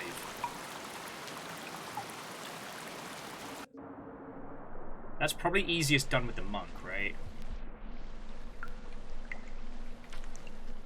I'll probably have to see about mopping up all the Chivos when we start getting towards the alternate endings.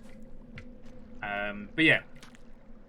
Sorry, the reason why I wanted to mention that, Nick, is, like, I don't miss E3, right? But I am now missing its structure.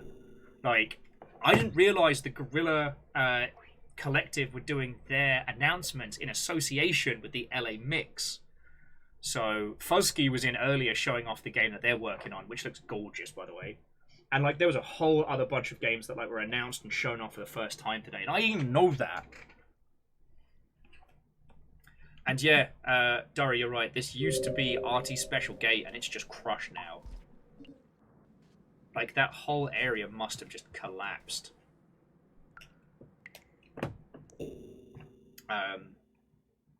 So like tomorrow is going to be a long ass day for me.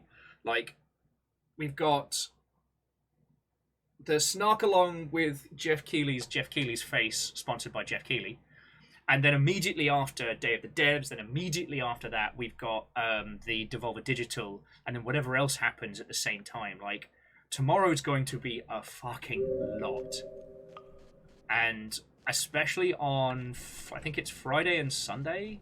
Definitely Sunday. Oh, that's weird. Ooh. But I'll take the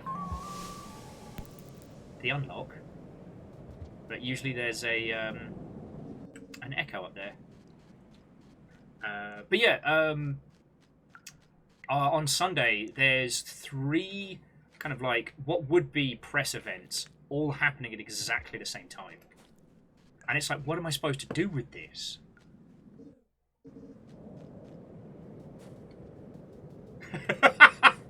Jeff Keighley's gaming up. Content under heckle. God. Being a realist in games sometimes sucks because I want to just talk shit about Keighley and I can't. Like, I'm not saying that, you know, Keighley is good and wonderful, but I also can't say that Keighley is, you know, evil and terrible and should be destroyed. You know, I think how many indie success stories have happened because of the Game Awards and Summer Games Fest. You know, can't hate that. Oh, so Neosto, Jeff Keighley was originally, I don't think he was G4, but he was one of the go-to presenters for like E3 and IGN and stuff like that. And he is, before Games Fest, he was responsible for... Oh, Spike Gaming, that was it.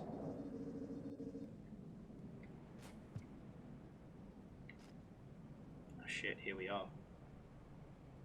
Yeah, he was with Spike TV for their gaming stuff. So, when it was the Spike TV Awards and stuff like that. Which is essentially where he built his kind of... his proper gaming career off of.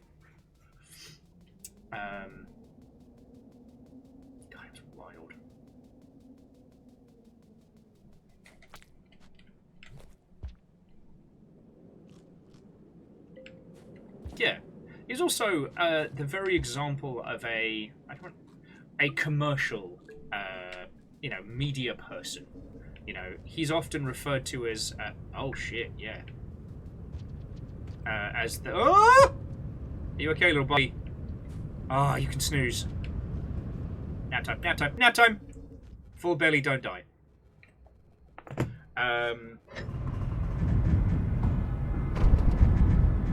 But yeah, before everything, God, 1,000 years ago, he was often referred to as the Doritos Pope for a famous photo where he was doing a promotional spot for Halo 3. Now, I don't remember which media outlet he was with at the time, but there's a photo of him promoting Halo 3 while literally sitting between a pile of Dorito bottles and a stack of Mountain Dew. Became known as the Doritos Pope from then. And Rob Florence threw the entire kitchen sink at him when Rob Florence left the industry. Unfortunately, unknowingly, Rob Florence would provide the munition for the beginning of Gamergate, but we're not going to talk about that today because that's a miserable story. Rob Florence, not a bad bloke by any means, just, you know, someone who'd been burnt out on, you know, on the old games media cycle, by which I mean like future publishing, you know, games magazines. Yeah. Also, Rob Florence was involved in one of my favourite games of all time called Bedlam, which has unfortunately been pulled from Steam due to, I think, a licensing agreement with the book that it's based on. It's a real shame. I mean, it's got the main character's Glaswegian. But yeah, so from there, Keighley did award shows and presentations, documentaries, work for hire, all sorts. Despite not being from LA, Keighley's very LA, and has made that into a career. And while the punk, missing tooth shaman bastard in me wants to call him fuck, I can't deny that, one, he's been very successful, and two, that success has resulted in several success stories of teeny tiny indies that otherwise would have been missed. See, unlike a lot of other award shows like the Golden Joysticks and things like that, like, so long as it's going to promote well, and so long as it's part of, like, the circus of it, Keighley doesn't give a heck.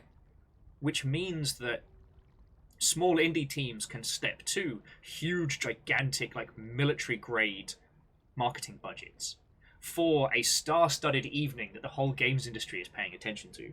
Like, I love the BAFTAs. I love being a BAFTA member. It's great. But you know what? The BAFTAs isn't a huge central focal point of the games industry for, like, announcements and commentary. It's a black-tie dinner of one of Britain's most established arts groups. But it doesn't have that same weight.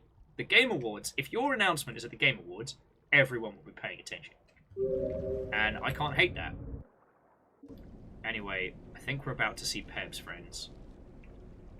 Oh yeah, no, Shackle, it is hoity-toity, but I think if anyone was going to be the hoity-toities of the games industry, I'm glad it was BAFTA.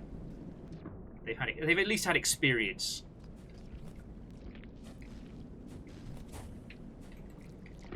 You know, it wasn't some, like, tech bro club or something.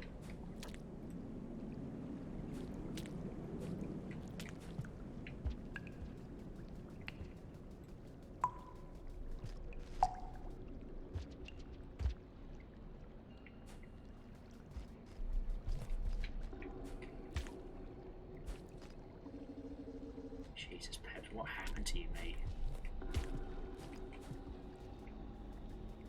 I'm glad we played the Spearmaster between this, because playing the Rivulet and then this would have been heartbreaking.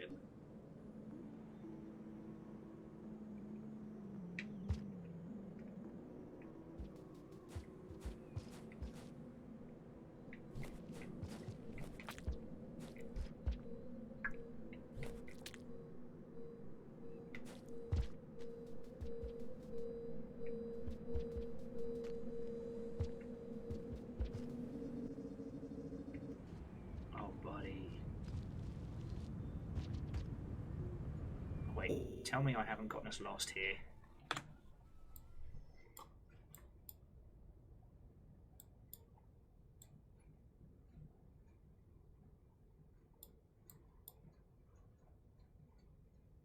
We're on track, right?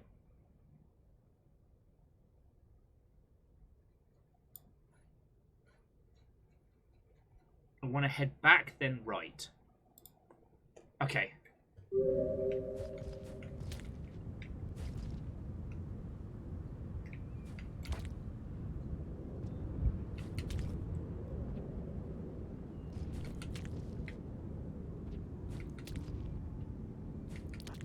At least the monk can move, the saint can move around.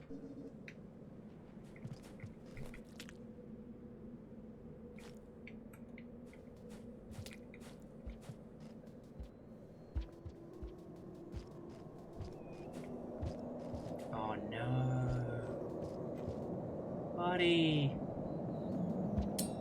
I think his pearl ran out. Little green thing.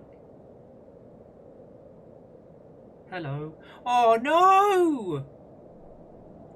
Nothing here. Nothing left.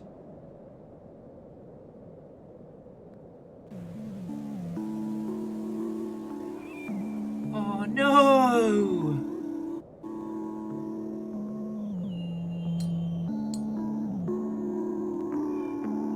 No!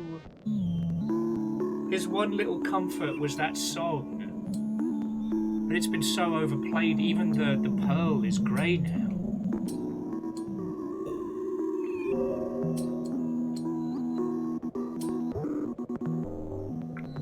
Kind of freezing to death out here, buddy. Oh, sorry, Pebs.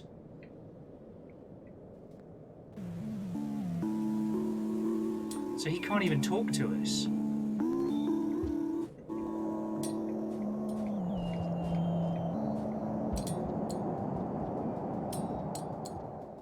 Oh god, and there's like a gajillion pearls on the ground. Hang on, let me head inside. Hopefully I can warm up in there.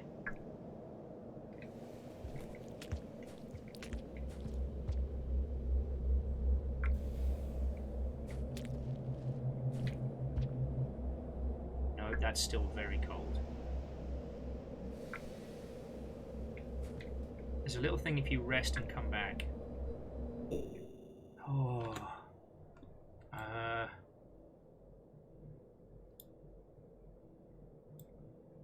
Yeah, if we could rest and come back.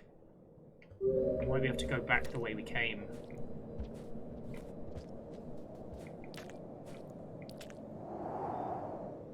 But we might freeze to death first. And we'll still be starving.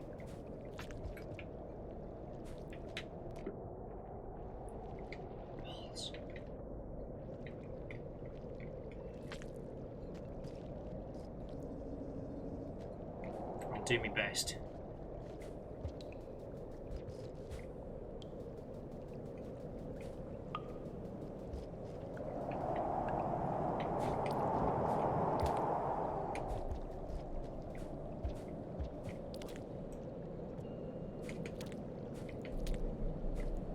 Oh my fucking life.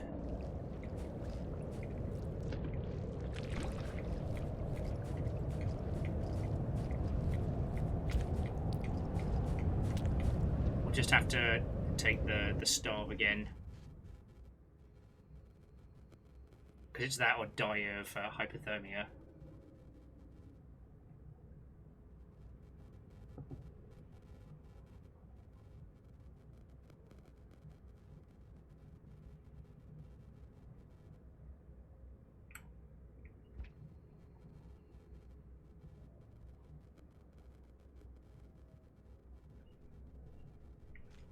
We need one food pip? No, then we're dying in here.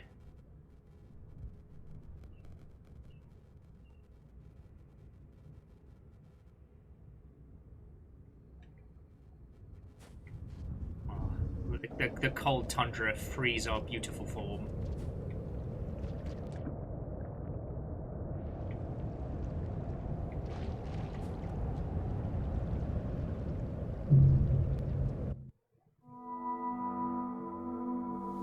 So we'll go back and say hello again.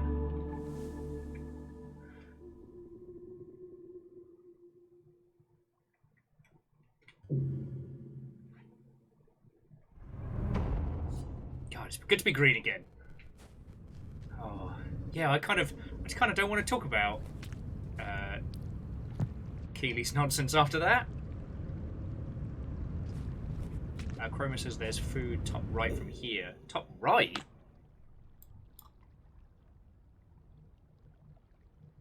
Oh, okay. Alright, I see what you're saying. What we've got to do is climb back up and then use the the ceiling kind of as a...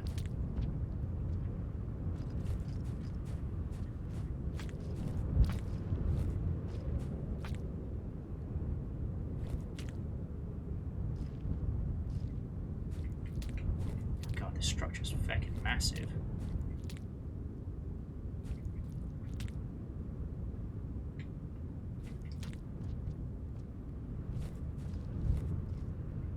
Woohoo!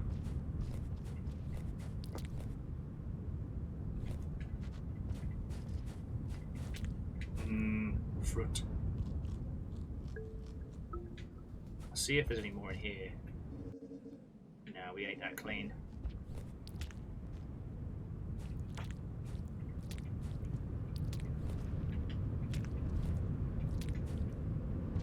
Woohoo!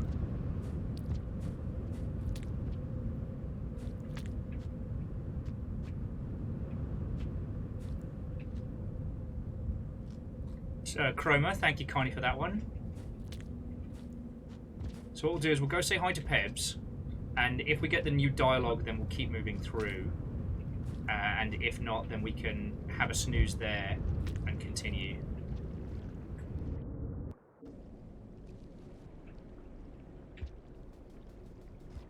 But yeah, because of course, like, Pebs was hyper intelligent mostly because, you know, the size of their facility and the fact that they'd, you know, stolen everybody else's water.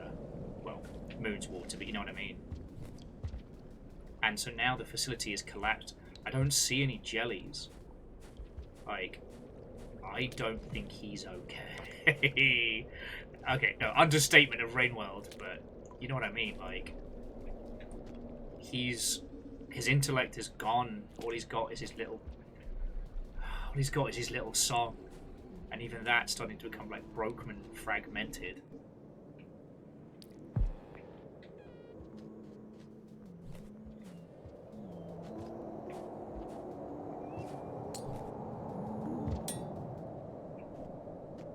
Dot dot dot.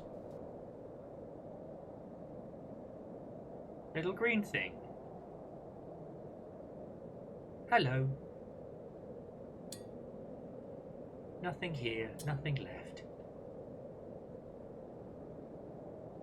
Okay, so we need to go back up, rest, and then come talk to him.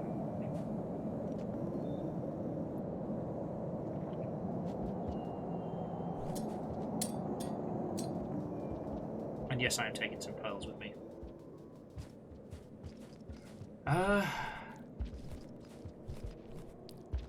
Oh yeah, so Nexus is saying he's got to have at least 1 or 2 jellies because he's still conscious. Yeah, Durry's reckoning because his umbilical's still connected that somewhere he's still got some resources. I have a feeling if we go through the crashed elements, there's probably a, you know, maybe a room or 2 still functioning. And that room next to him still seems to be getting just minimal power. But that poor guy. And I know, like, Pebs is the closest Rainworld has to a villain when you think about it, but again, it's hard to fault him for why he did everything, right? You know, he was always cursed to break down, fall apart, and cease, never able to leave this coil, forever trapped. That's brutal to anything. And when he finally got the 3rd confirmation, and was the only one that got it, he's the only one that knows that they could ascend. Everybody else thinks that it's bullshit, it's nonsense. And I guess the other iterators, if they're still working, they've just kind of come to terms with that, you know?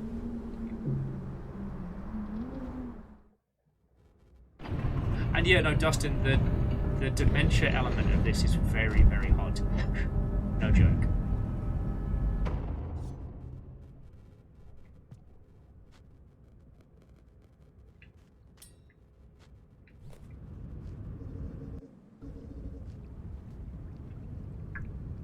Alright, so there's not going to be food up there again.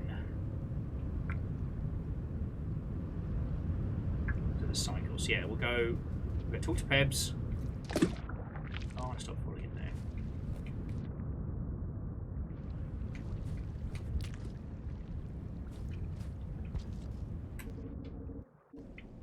But yeah, like it's a horrible thing to see, like anything go through. And even though, again, even though Pebs did some bad shit, like he doesn't deserve this.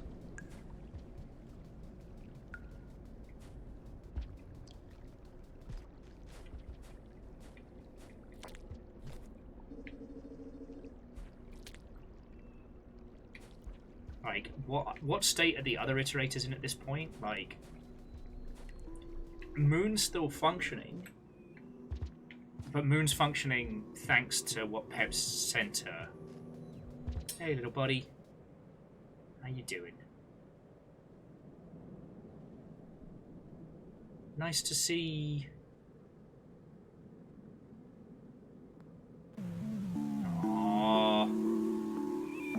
Well, this is the saddest shit imaginable. I'm gonna try and help you, buddy.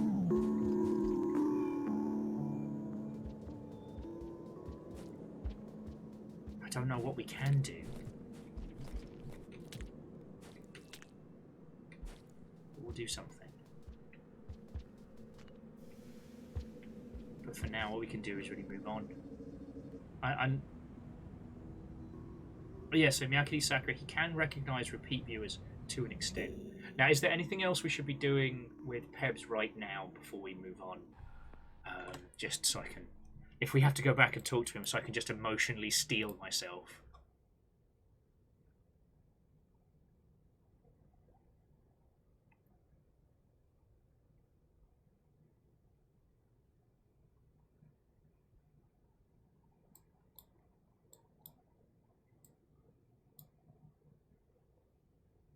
Dari says they think they got something by staying with him for a bit.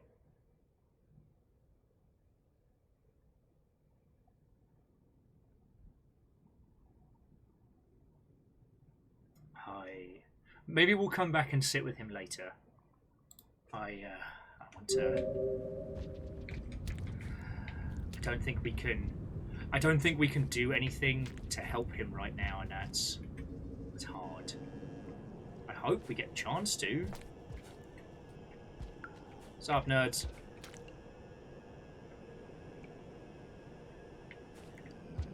Oh, cool. I didn't realise we could use our tongue to pull down fruit.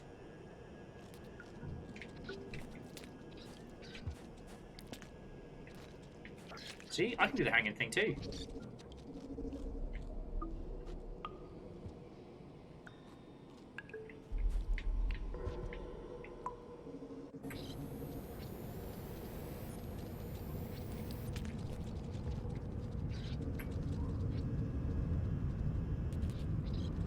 This is cool.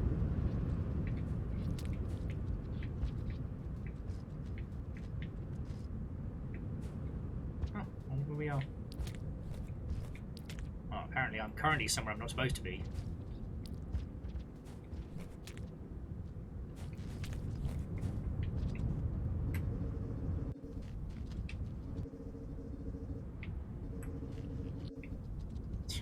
I will never get tired of doing that to the blue lizards. Because I love the idea that they come out the other side and go, wait, where the fuck did he go? There was a Slugcat right here. I swear there was.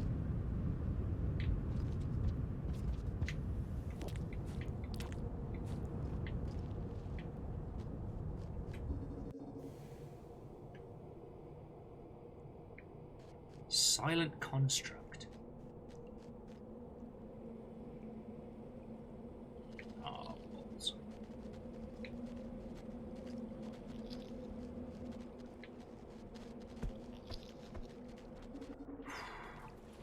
Oh, this is the worst. God, I recognize this area. Where the fuck are we?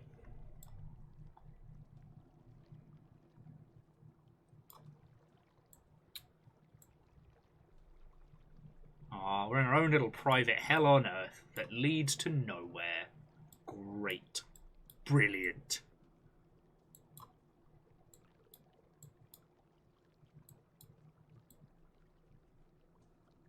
So, Dory, I'm looking at Hermanez's map, and we need to be heading right.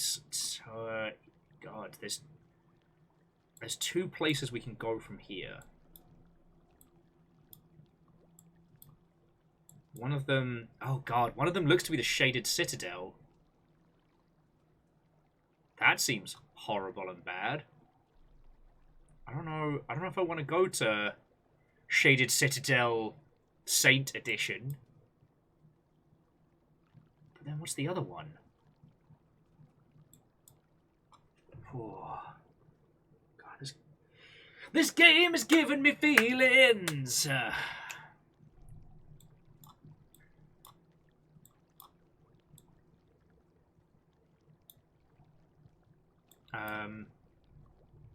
Oh, okay, so it looks like it's two different paths towards Shaded Citadel. Like, one's the traditional broken bridge. And the other... I don't recognise. I tell you what, friends. Let's all go get some water, because I'm for some reason, I'm just sweating buckets right now. I guess it's a lovely day out there. Let's all get some water. Let's take a breath. Like, I love video games, my whole heart, and I love the fact that they can make us feel like this. But I think we're all feeling a little bit of the real after dealing with Pebs. You know, Pebs, who's been the super mastermind of Rainworld, the most powerful force that you encounter throughout almost every session of this. But now, yeah, Pebs is as... not even as Moon was. Like, Pebs is not okay. See, there you go, Nick. Balance it out. Balance it out. Right. I'm going to get some water. I'll be back in 2 or 3 minutes, friends. And then we'll keep going. Again, I'm not sure which of these two areas we want to be heading to specifically.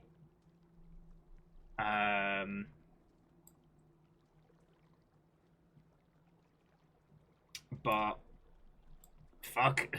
Welcome to whatever... yeah. Welcome to Rainworld. Yeah, okay. I need water. Back in a second, friends. Oh, actually, let me put some smooth tunes on. Oh, yeah, no, Archivist. No, he's absolutely listening to the Hymn Pearl from the Rivulet campaign. Do you know how many people were like, yo, you should take his pearl? I'm like, no! It's the last thing he has left. And the thing is, the last time we spoke to him canonically, because we played the Rivulet, then the Spearmaster, but the last time we spoke to him in canon, he gave the Rivulet his last power core. He sat there with his little Hymn Pearl, and he was like, alright, I can't do it. I gotta peace out. God, that's heartbreaking. Yeah, Dory, I'm the same. I couldn't do it. It's like genocide runs of Undertale. I can't do it. I understand it's a video game, like, intellectually. But, like, emotionally? Nah. Can't do it. Nope, nope, nope. Alright. Yes, water. I'll be back in a second.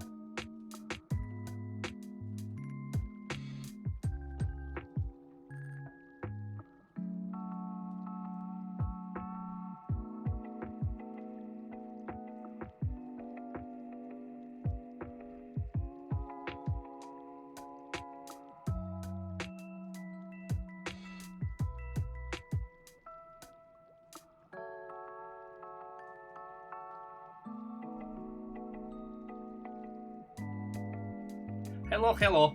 Thank you all for waiting. I took a stop and a breath. I often forget that Rain World as a game can really have some weight to it, and as soon as I kind of stopped, went to go to get some water, my brain was like, boy, sure are some heavy topics today. I'm like, oh, cool. But that's why we're here. That's why we're here. Anyway, this is not where we need to go, and it... got me the old bait and switch.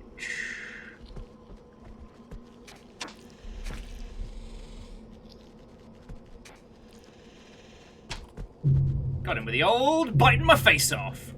Like in the movie Face Off. So yeah, Orzine, Watto and welcome. I hope you are doing splendid.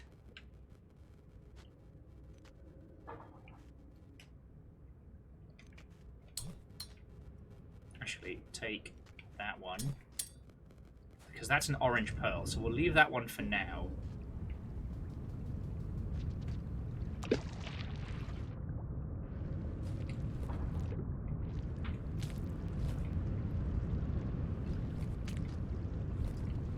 But yeah, so now we are heading across to, I guess the fucking, the fallen shaded citadel, because there's definitely an echo there. Oh yeah, that game really was. Sorry, just Nick was saying they got the urge to play Kenna Bridge of Spirits. The game was handled really well.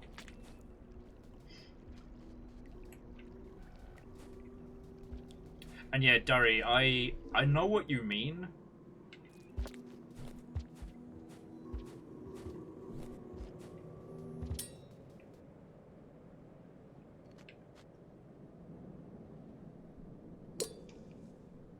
It's a little warmer today.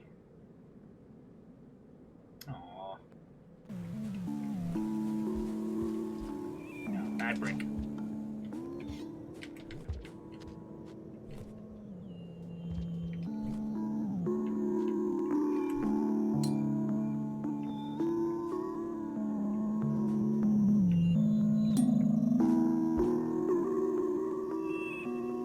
He doesn't even read pearls. He doesn't even know. Archivist, I hope so. But I don't know. Like, I know specifically I've not asked as well. Like, as I was saying, if I had to guess, I hope this is how we help, you know, Pebs ascend. But maybe this isn't his story. Like...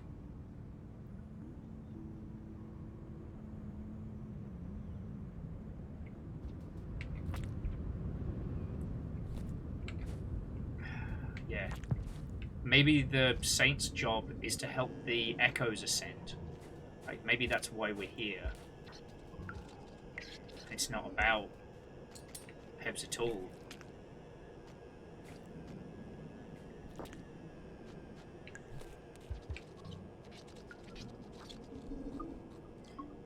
So Orzine says they're a bit down to the news surrounding Cyan Worlds.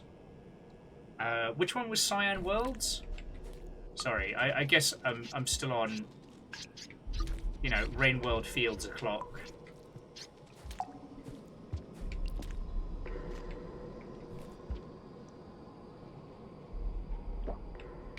Mist. Oh, didn't they just release their, like, their new title? Something terrible. Their last game, Ferment, was mostly AI generated, and they didn't credit the voice acting, but they credited the AI generation? Ew.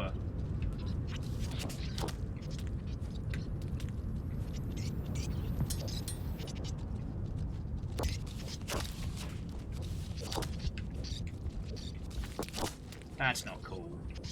I mean, like, Orzine, I'll have a look into it, you know, but... Spider versus Lizard. You two can fight to the death.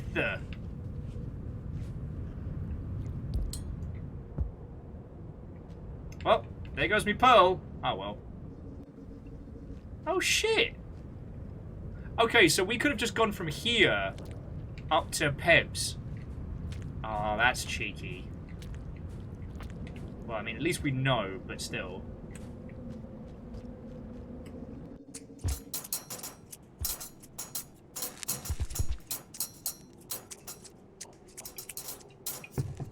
I don't know why there. For a second, I thought one of the murder birds, the walking murder birds, had a gun. I really don't know why that's where my brain went, but it did.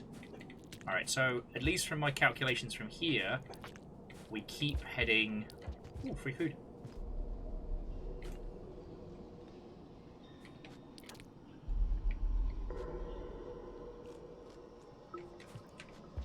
We keep heading left. So yeah, so backers pledged 1.4 mil for the new Myst game. So when you say they used mostly AI generated, like, what are we talking here? Because, and I'm not saying that Orzine, you're incorrect. I'm more curious because the other person who's joining me for Sea of Thieves on Saturday is a very good friend of mine who has worked on games that have used, you know, like image generation models and stuff like that for some very interesting and very creative purposes. And I believe it was Adam of Adam Ruins Everything. He's done a bunch of really good talks about how when we say AI, the tech company means a whole bunch of different stuff. And what a few game companies are doing at the moment is taking procedural generation systems that we've had for donkey's years and going, this is AI generated, and getting funding for it. By the current definition, you know, Spelunky is an AI generated platformer. Do you know what I mean? But there are also things of like, I'm picking some of the egregious ones out of my arse, but like, there's one, actually there's several at the moment, particular companies who offer AI generated text-to-speech, things like that.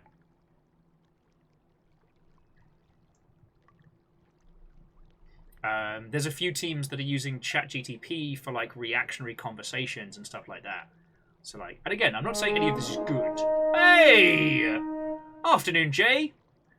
You came in at the perfect time. We're wailing on companies doing bad things, and the heartbreaking moment of Rainworld has just come and passed. So it is spoiler-free. I went and got some water. I didn't cry. I'm doing good. Sorry, Jay. How was your stream? How are you doing? It's fucking good to see you. Krypton, lovely as always.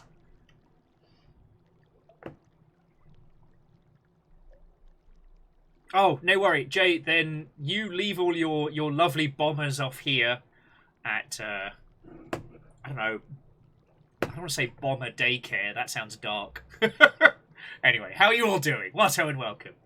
So if Jay is just leaving you here in the care of Uncle Slugcat, how was Jay's stream? What were they playing? Tell me your tales.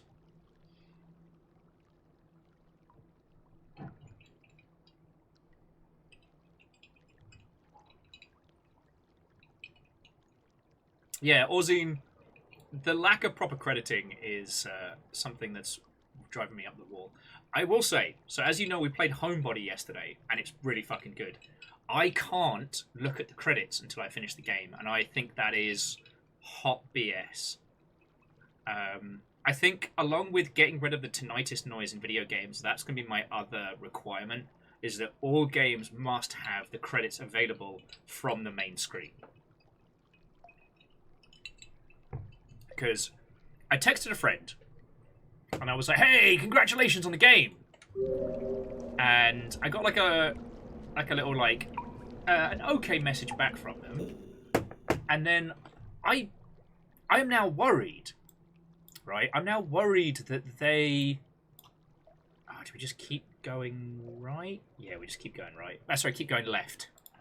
I'm now worried that they weren't actually working on the title, and I've just been a jerk, you know? Oh, actually, there's a rest spot down this way. Have a little toasty snooze. And so I went to the game to look up the credits, and the credits aren't available from the main screen. Now, it could be because they want to do something clever with the end credits, but I kind of feel like... I don't know. I've been getting very militant about correct crediting in video games. You know, there's a bunch of people I know who have often put in like 2, sometimes 3 years in a project, but because they left before it was finished, the company they were working for went, nah.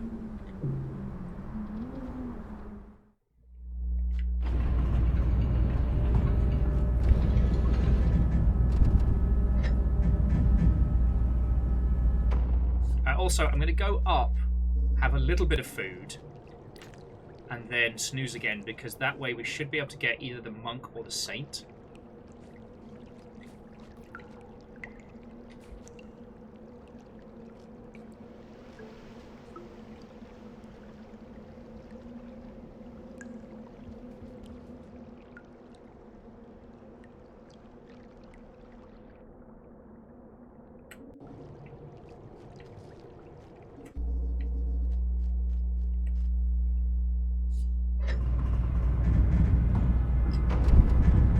I guess the reason why I'm against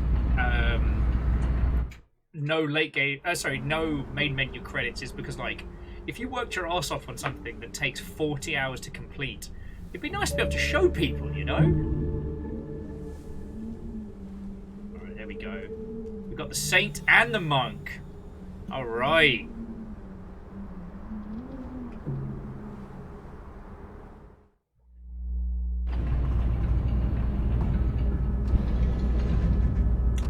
Durry was saying one of the devs of Genesis Noir was asking about how his Japanese localizers were asking if they could be included. Is it super common they're not? Yes. Unfortunately, a lot of times localization companies are just treated as an entity applied, which is super sad. Especially when it comes to translating, you know, Latin derivative languages into, well, not. Because it turns out translating English to Japanese and vice versa is incredibly complex. I know. I'm telling you all shocking pieces of information. But no, like, because with localization, it's not just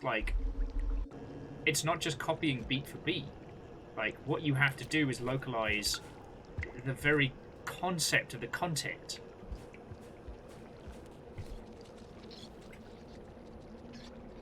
Oh, there is literally no way to get across. Well, that is less than ideal. Alright, so we've got to go down and round. Alright.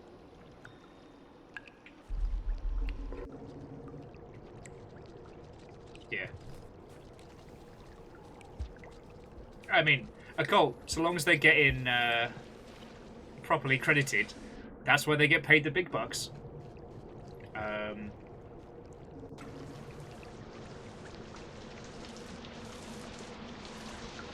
But no, Orzine, if it's up on Kotaku, like, I'll see it, but you can throw it into game news. That's what the Discord's for, you know?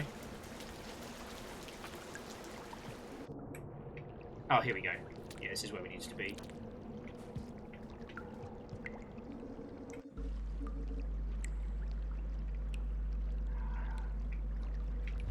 Like, damn, nature, you scary. You saw the common murder spider and went, shit. What if the murder spider... Oh, God!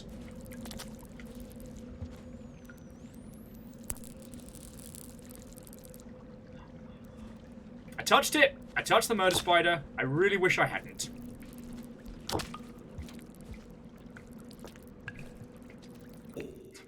What? But yeah, no, Orzine, if you want to throw that into game news in Discord, that would be awesome. Yeah, I just licked a spider. And that's why I paused it, Durry, because that was heinous. But yeah, Krypton. So yeah, how was Jay's day? Thank you, Orzine. But yeah, no, sorry. I'm getting real militant about proper crediting because, you know, it's very important, at least in my humble opinion, because we've put up with so much, right?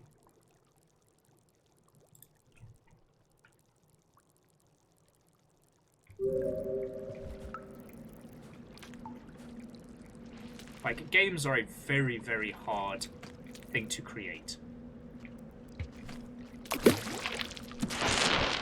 Sorry, buddy. Good kill though. You know, and they take so much of someone's life to put together.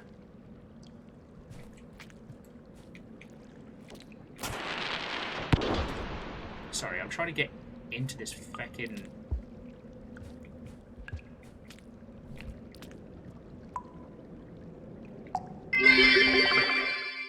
Is your tongue numb after licking the spider? Did it taste like chicken? The people need to know.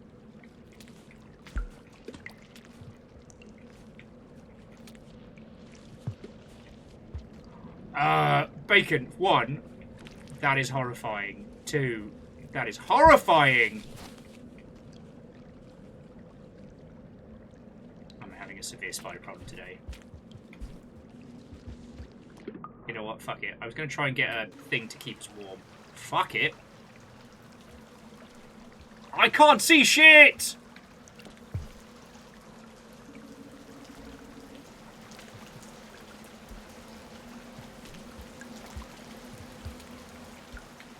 Yo, is this pieces of, like, Fallen Citadel? Fuck this shit, I'm out! Like, that one spider tried to drag me to my death, and I just bungee-tongued out, going, nope.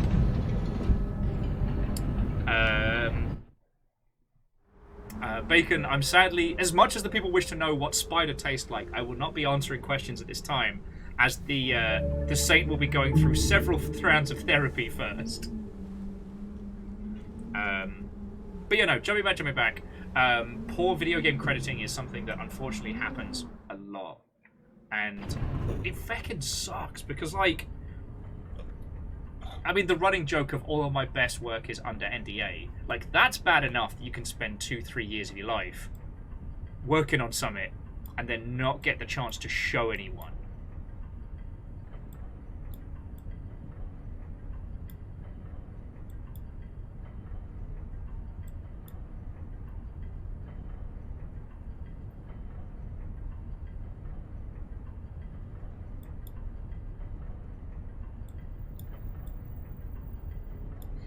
But then...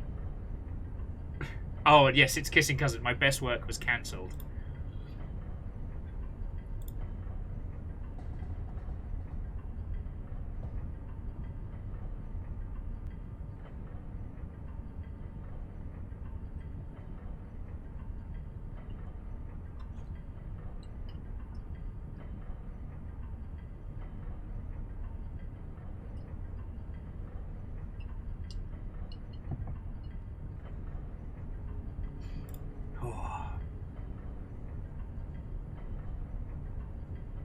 Yeah, sometimes the company is strong enough that they are someone with whom you don't wish to feck with. The Wu-Tang syndrome, if you will. Which leaves us all in a Wu-tangled mess of legal contract.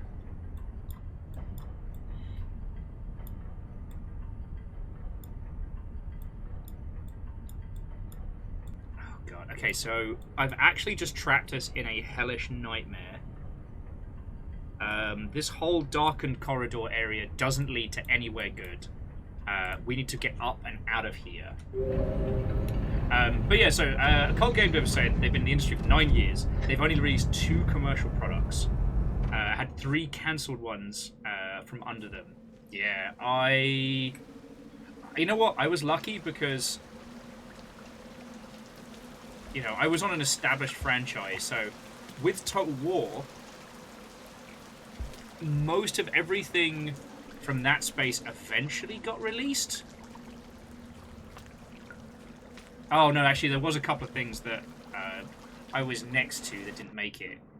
Well, and as I've told you all a million times, you know, the big one was the project that Christian and myself and another teammate were working on that got so close to getting greenlit.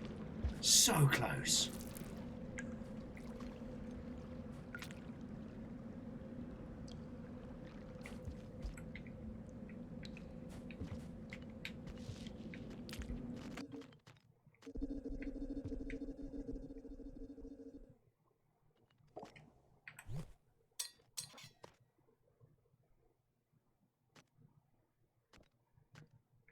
Can I Please have a glowing thing. I'd really like a glowing thing. I don't want an exploding spear. I want something so I won't freeze to death. Okay, well, enjoy the pearl, I fucking guess.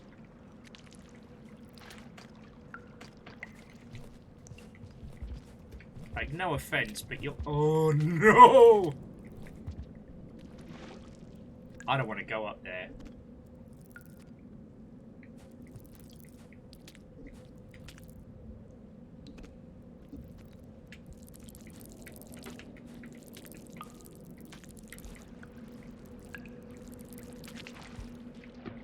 Hey, kids! Want to see a dead body?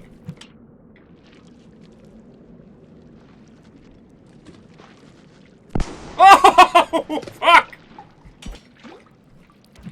I'm a pacifist!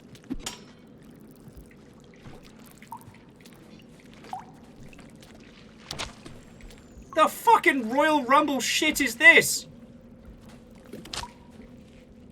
Alright, we gotta get the fuck out of here before it somehow gets worse.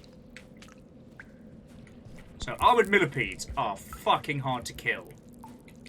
That armor that you can see... No!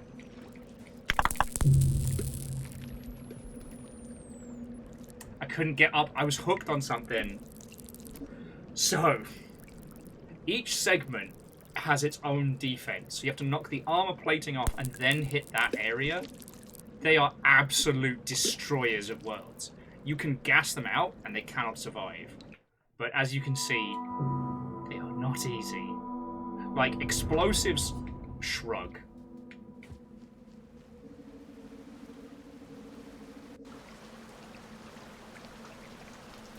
You know, they're not the worst thing you can fight, but they're certainly one of the most resilient. And you get, like, next to no time to try and survive whatever the bloody hell they're throwing at you. Why did I nap here?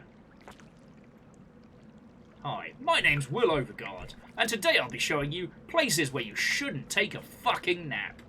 Part of my brand new show. How the fuck did I do that?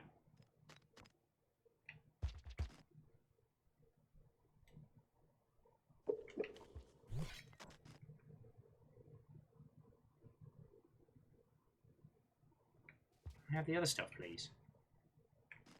No?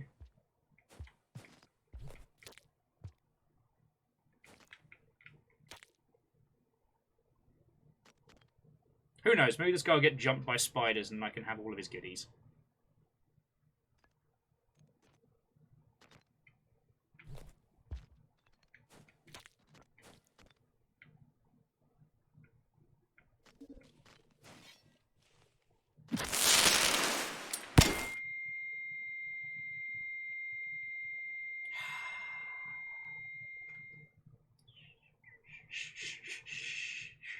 No one say anything. No one, just no. No. No. Just no. We're not talking about this. He had a karma flower. He had everything. And there was a brief moment where I heard the tss, and I went, I wonder if the saint's immune to explosions. Would you like to know if the saint is immune to explosions, friends?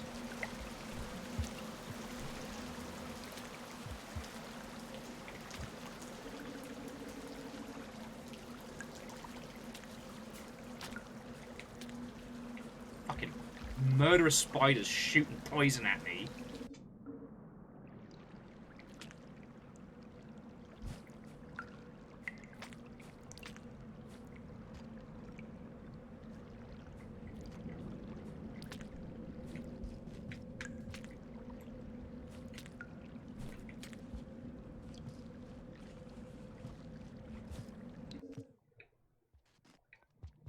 No, you have nothing good to offer me. Die in your tiny hole, you weirdo.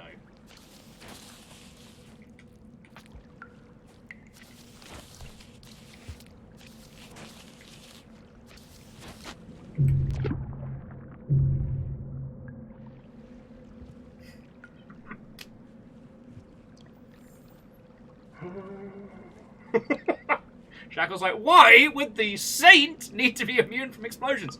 Because he's very peaceful. Cool guys don't look at explosions. Cooler guys aren't affected by explosions. Cool guys don't look at explosions.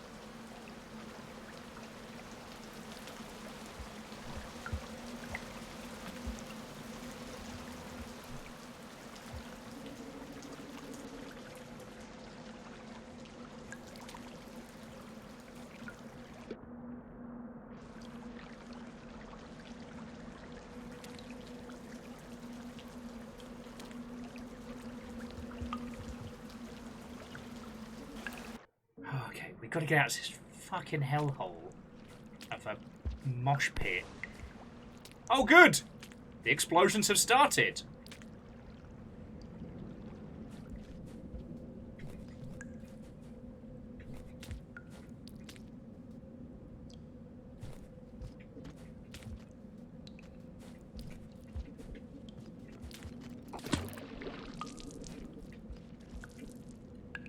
Okay, calm.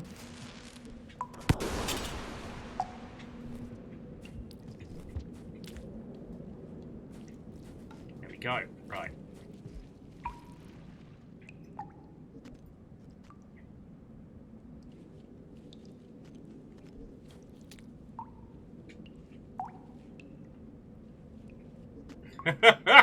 Just hanging on this fucking millipede's face.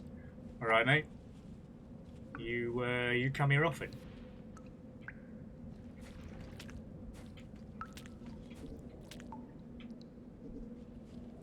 You're in my hole, mate. Now fuck out of here!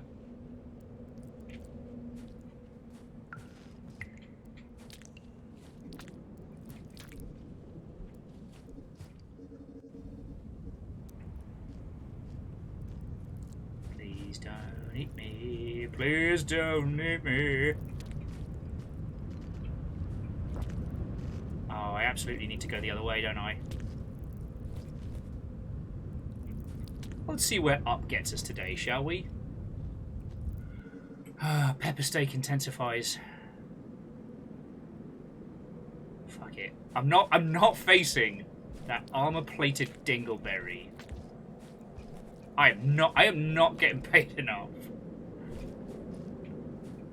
To which point I can imagine the gourmand being like, wait, you get paid?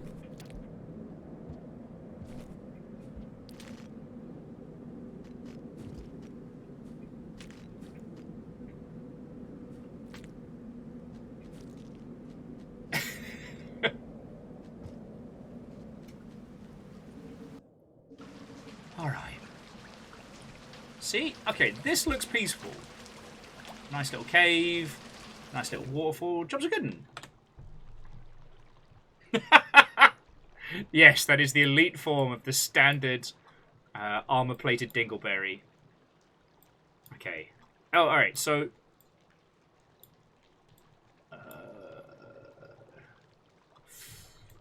Alright, oh no, this is good, this is good. So, okay, so good news is taking the track down from here gets us somewhere to where we would have gone if we hadn't gone past the armor-plated dingleberry. Alright, so we can make this work.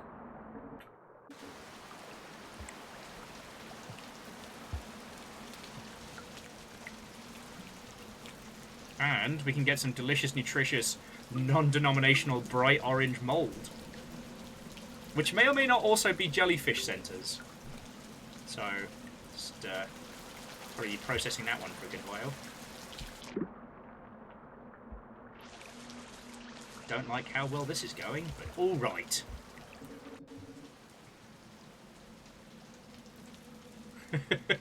Angel Kalina, how you doing? And Zeke! Friend, I didn't see you there. How are you doing, friend? We're still rain welding it up. We saw Pebs, it was heartbreaking. And now we're going for a nap. Nap time!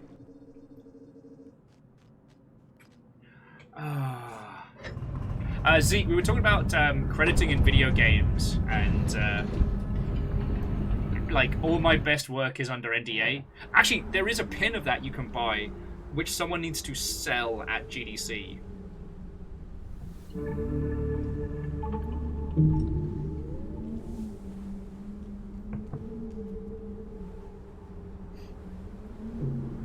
Moose says, I suppose you're lucky my finances prohibited you from saying bet. I mean, again, I am not a rich gentleman. If that was your wish, there's very little I can do. There's very little I can do. But, I feel that needs to be a challenge for somebody like... Oh, shit. Oh, fuck. Okay, so this is the Shaded Citadel, right? But this is the lower entrance. So usually this would where we go through the memory crypt, up through here. Well, okay, now we come up through the Shaded Citadel into the memory crypts. But because Pebs fell on the memory crypts and it's all smushed together, that's why we're seeing the murder birds and everything. This is the underside, the Shaded Citadel. So it's not going to be good fun times, but we're going to be in and up.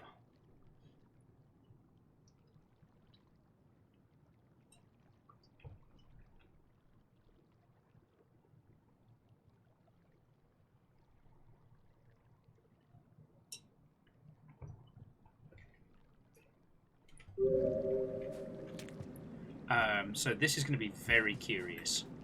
Because, like, how much of the Shaded Citadel is still standing? Are we going to be going through spoopy bad times? Because, alright, so we're here.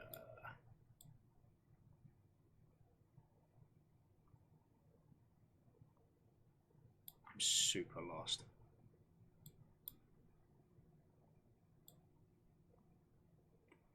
I don't want to do that. Okay, so we're here. Alright, so we still actually have our choice of which way we want to go through. So we can go through the lower... Wait, no. God, I am so confused.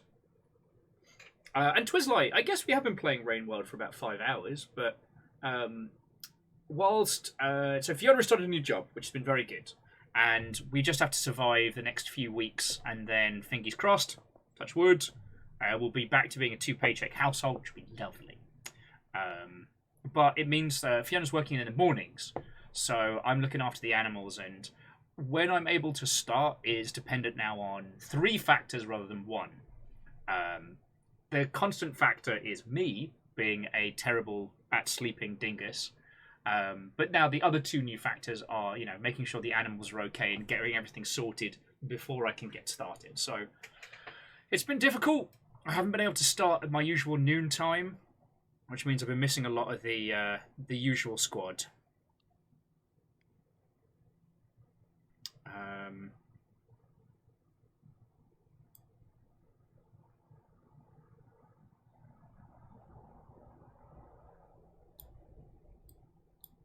Just trying to think which way we should be going from here. Because essentially we're going to enter an area where we can either head up or down. And I don't know where these both lead us to. Possibly one is Glacial Wasteland and the other is Icy Monument. But I don't know. I don't know where we should be heading now. Yeah, okay. So the upper area leads us to Icy Monument. And I believe we did Icy Monument, or at least we found the echo we were supposed to talk to there. Glacial Wasteland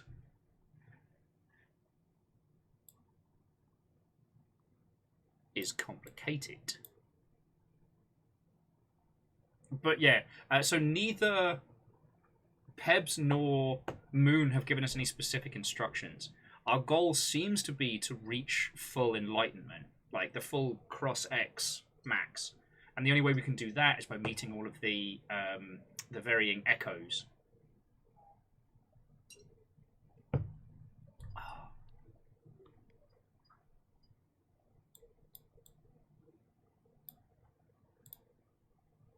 Oh, I tell you what, we don't need a specific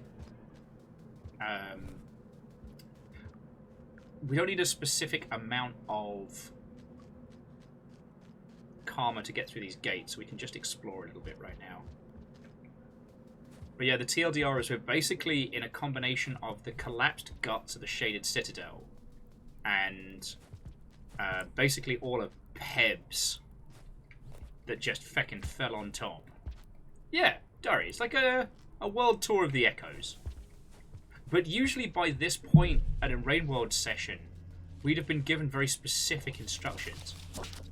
Oh, I don't like that at all. Those are bad noises.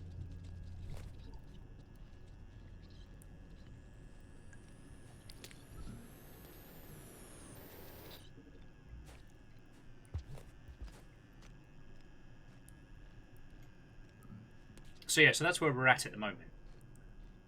And Angel Kalina, apologies that work's been giving you the shenanigans. That is a hot load of BS. That's not okay. Ooh, delicious healing slime.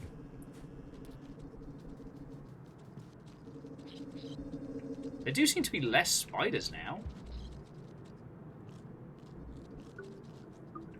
And I think everybody's okay with that.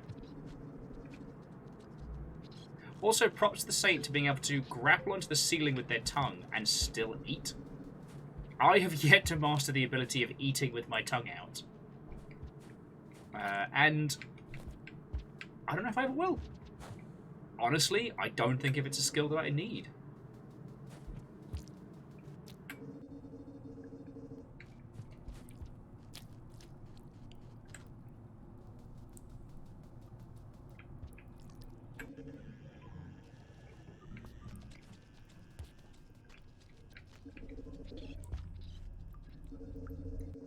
Nap time, buddy! Nap time, buddy! Okay. So.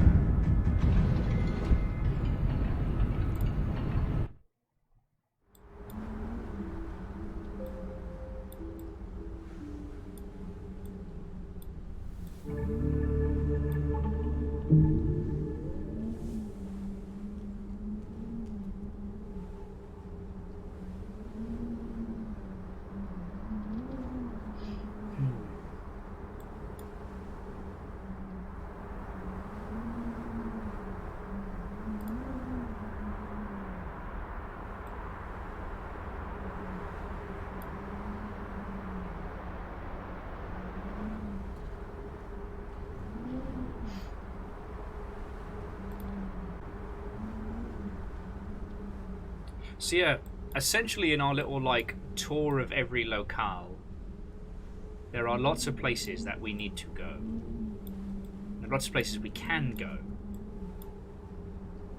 Alright, who knows the list of echoes? I've just realised we're not keeping track of them, and this could result in Will having some kind of breakdown when we're trying to remember where we've been. Alright? So, let's just go through the ones we've gone through. So we've just come from Silent Construct, right?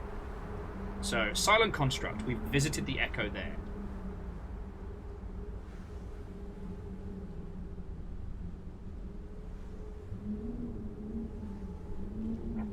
So we've done that one. We did the one in Icy Monument. Oh, so sorry. That's not right. Was there one in Icy Monument? No, I don't think there was. But we definitely did the one in both the Solitary Tower and the one next to it. The ones that used to be Chimney Canopy and Sky Islands. And it's interesting that their names have changed because of like the degradation and the collapse of a large amount of these structures. So, Solitary Towers. Right. Then there was...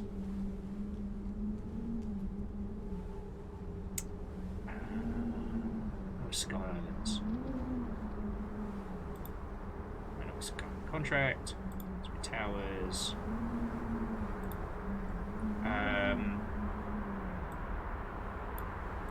Was there one in the Glacial Wastes? I don't think there was.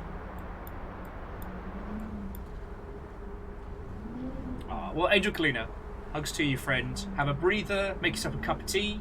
You have survived the working day. Sorry, I'm just trying to go through what we've done so far. Alright. Was there an echo at the frigid coast? Don't think there was. No.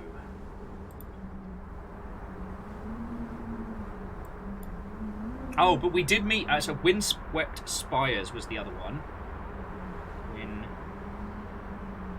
Windswept Spire. That's what used to be Sky Islands.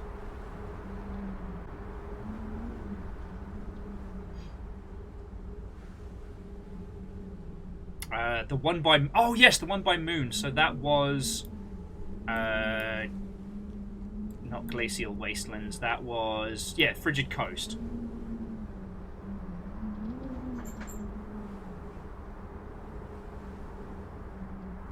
Okay. So that's 4 so far. How many blips have we got on the... Yeah, 1, 2, 3. Yeah, so 4. So there's 3 more that we need. Boop, boop, boop, boop.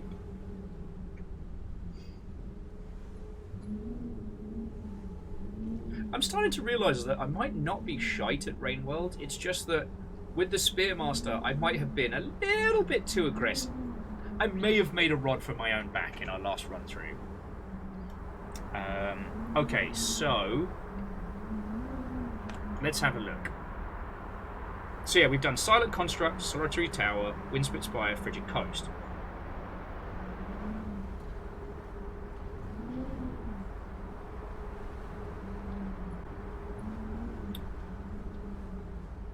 So we need to do Farmlands.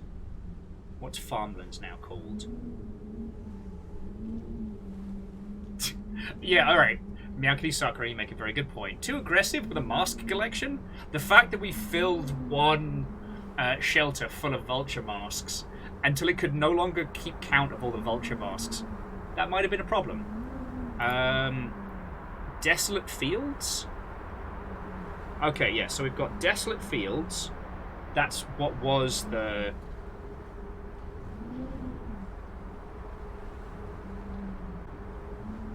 That's what was the murder grass area. So Desolate Fields, Undergrowth.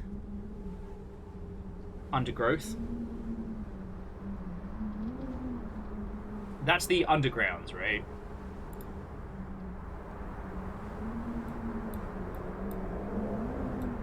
Excuse you. Excuse you, Mr. Vroom Vroom. Oh no, Undergrowth used to be the water pipes. Undergrowth, yeah, Desolate Fields, Undergrowth, and Primordial Underground. I guess we're doing that one last.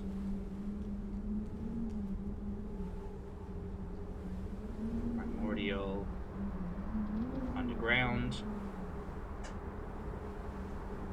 And then there's an extra one at the submerged superstructure. But we don't have a way to get to it either yet or currently. If we can find some bubbleweed and swallow it, we can give it a shot.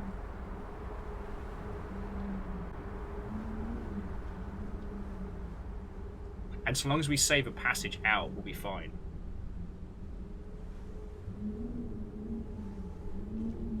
Okay, so if we're currently at... Yeah, we're currently at Silent Construct. Glacial Wastelands. Durry says there's no passage. To the submerged superstructure? There, we saw one, right? On the frigid coast. It's a long swim down. We couldn't make it without drowning. Oh wait, saints don't have passages? What?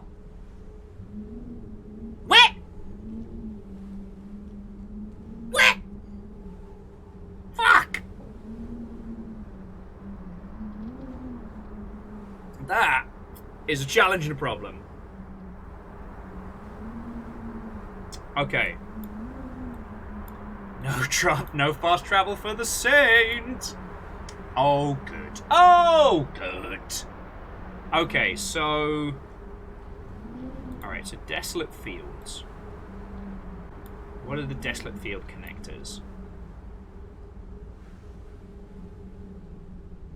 Windswept Spires. Oh, yeah, we've been through there. Or... What's that down there? Or the Suburban Drifts. God, I haven't even been... I don't even know what the Suburban Drift is. I mean, usually the Suburban Drift is, you know, doing like a Tokyo-style drift around a small cul-de-sac with a surprisingly disappointing vehicle. The Undergrowth.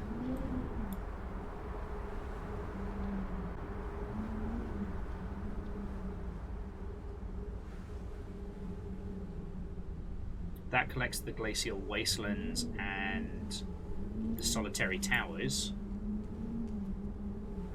There. And the Primordial Underground, who I was a very, very big fan of theirs very, very early on.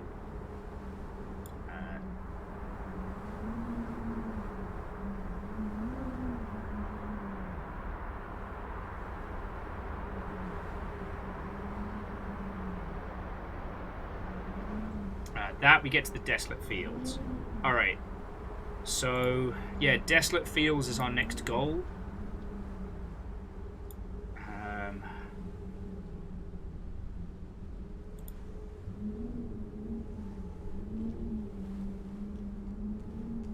So, yeah, I guess we head to Glacial Wastelands and then across.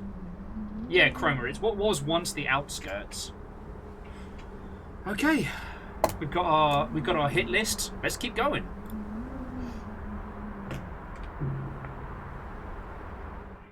Alright. Wake up, have a little bit of breakfast, feel a little bit better about myself. But I forgot where we were in the fucking map. Okay.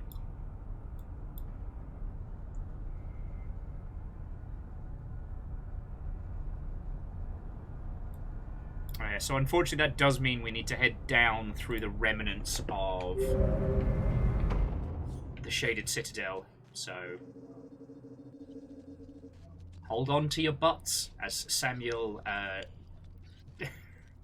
Lamuel Jackson once said. Matthew Patthew is going to continue to make me fucking laugh all day. Mad Pat, or as he's known professionally, Matthew Patthew.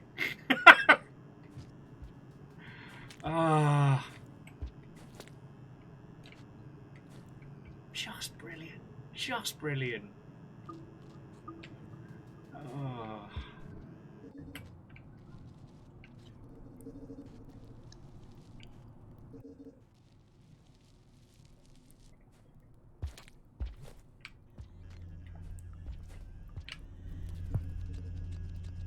Don't worry, buddy. The Slugcat is fine. Little bit of falling. It's all part of the act. Oh, it's full of spiders. Oh god, it's full of spiders.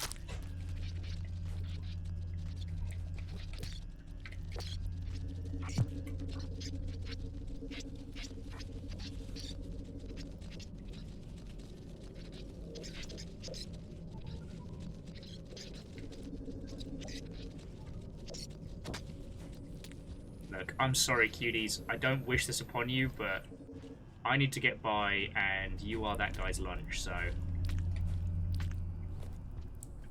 Fuck.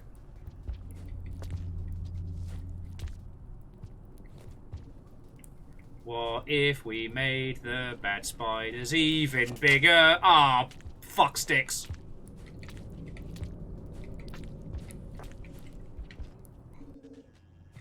Must get near things that are more delicious than me.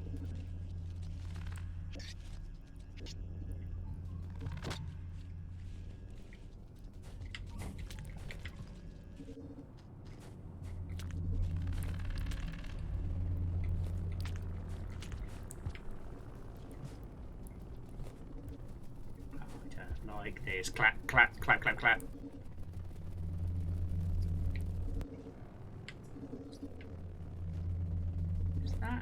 Is that spider dead? It is not, but it has decided not to try and eat my face. This is horrible. This is horrible in every way, shape, and form.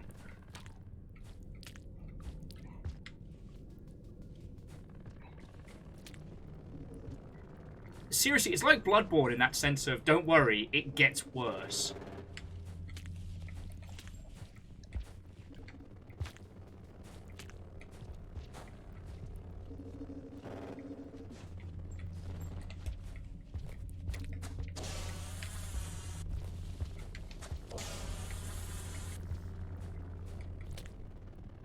Ah, good news. They still don't like electric. Gas only, these spiders, let me tell you. I've got a brick and a lightning bomb. Let's go, you fucking spiders. Smell my cheese, you mother. And before you ask, yes, I am using Alan Partridge quotes as a form of coping right now. This is the worst. This is the worst. Okay. No, this is still the worst. I was like, maybe I'm like super duper close to where we need to. No. Are we eaten? At least we've eaten.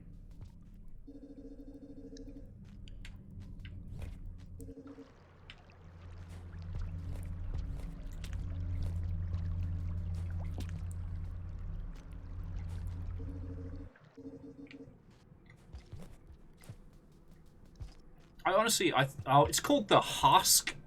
Oh, I fucking hate it.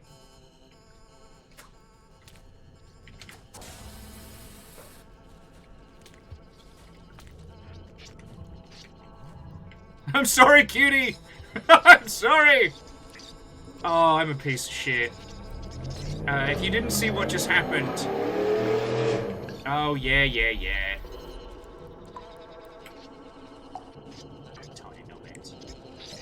The TLDR is I just threw one of the cutie patooties. No!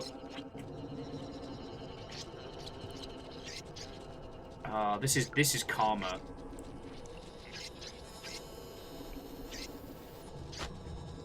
Nah, that's game. I threw one of the cuties behind me like meat chaff to try and distract the spider, and it didn't work.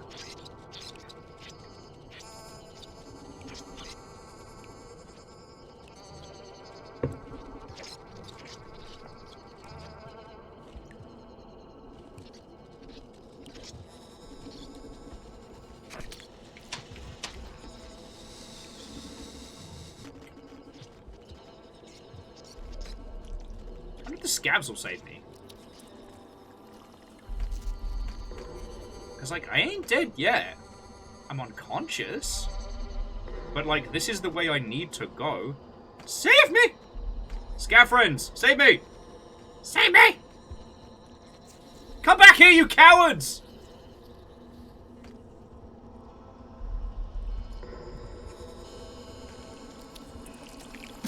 Oh, God!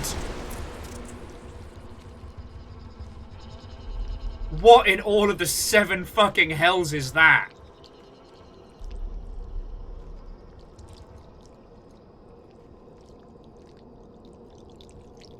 And does it eat spiders? No, but it sure as shit ate me! A new friend, yay! Just wanting to know, it specifically looked at the spider and went, I'm having your lunch, and I'm eating you. Dari, when you say good... Yeah, no Samwise to save me. No, no Chorby and Co. to pop on out of nowhere and be like, don't worry, we got you.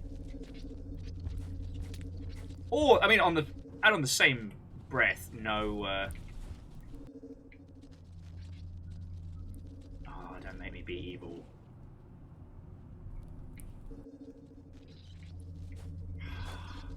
Look, alright, you're all adorable, and I'm sorry about this. I'm sorry about this, alright? This is nothing personal.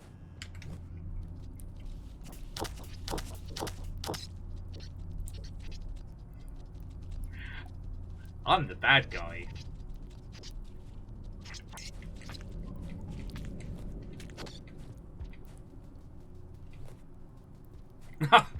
I'm not the hero. I mean, I didn't murder that little thing. I also did just use it as meat chaff. That makes me bad. I'm sorry.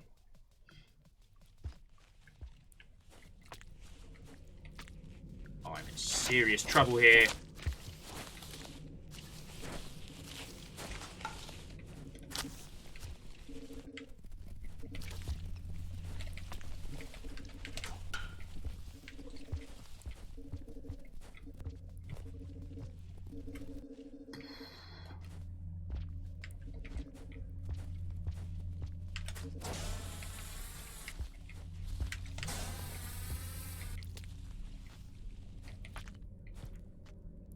How am I still alive?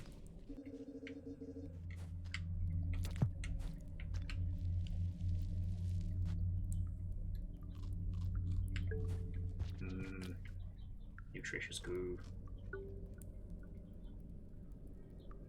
Okay, look, Spider-Mate, I need you to kind of shit or get off the pot here. I got places to be.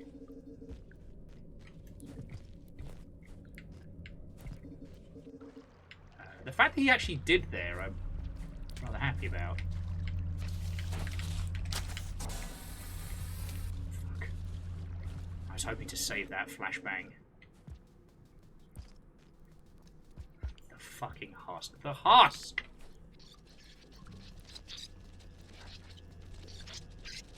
Yes, I, as the saint, am very scary, and you should all run from me. Straight into the distracty, waiting gobs of some spiders. Scabs to the rescue! I said, scabs to the rescue!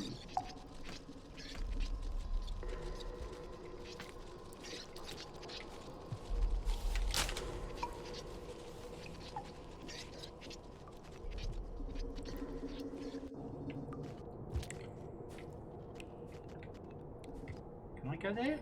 No. Freaking scab holes. Alright, but we're making progress.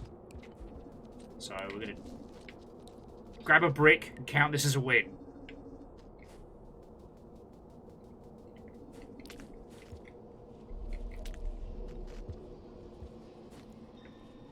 Which does beg the question, how do we get past the fucking rot? Alright, the rot hasn't set in yet. Okay. Peace through superior brick.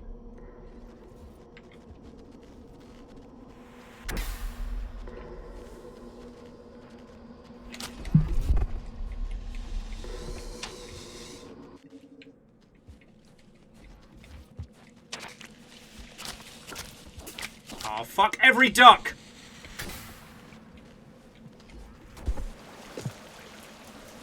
Please protect me, scabs. I'm so fucked. I'm so fucked. Please, buddies. I gave you pearls. Oh, no. No, we're fine. We're fine.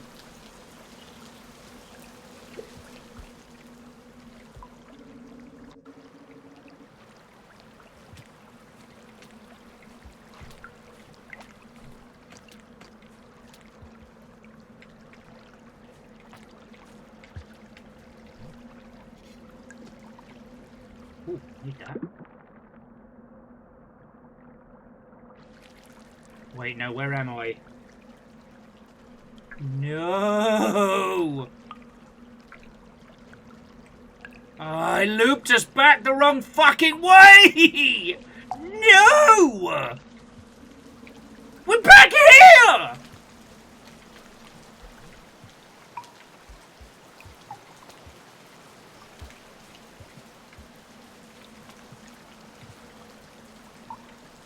I'm going for a nap. I'm going for an anger nap. But now we have a lantern. Oh, good.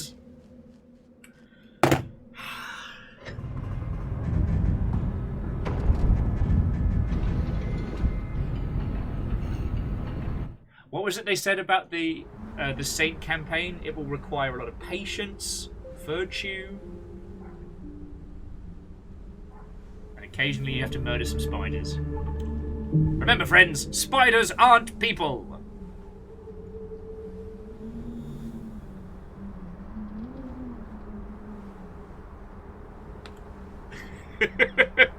No, said Will, clearly in desperate need of a nap.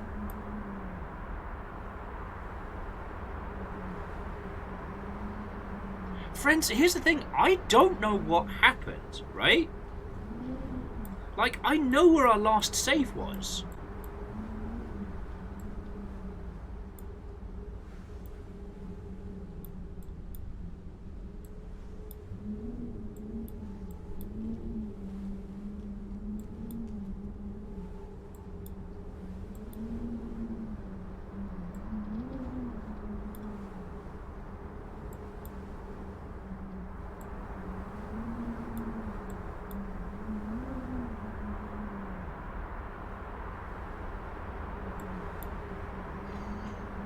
Oh, Peps, you're doing me fucking brain in.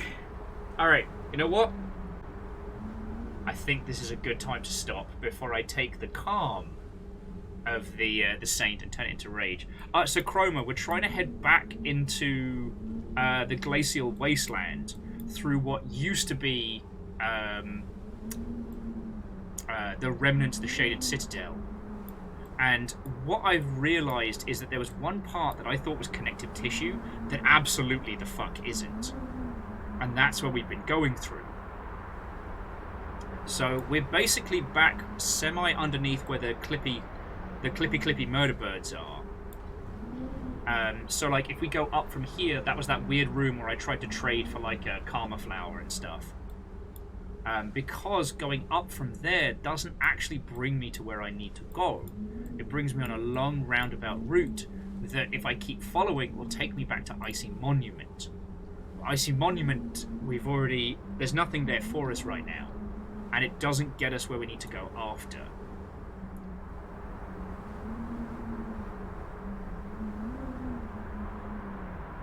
Because yeah, basically from Glacial Wastelands, we can then hit the Desolate Fields and the Undergrowth.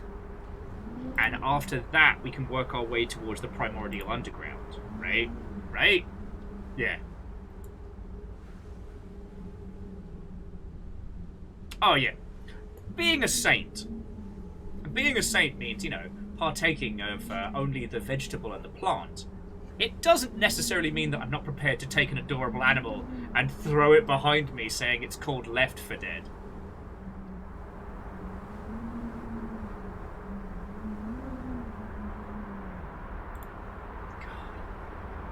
But yeah, no, it's just that this whole area that we're in right now is basically the leg and the wall fell down in its entirety. So like the memory crypts, Pebs' entire construction all just smashed together. Durry's saying that Icy Monument could take us to the suburban drifts, which could then lead to the fields. Okay.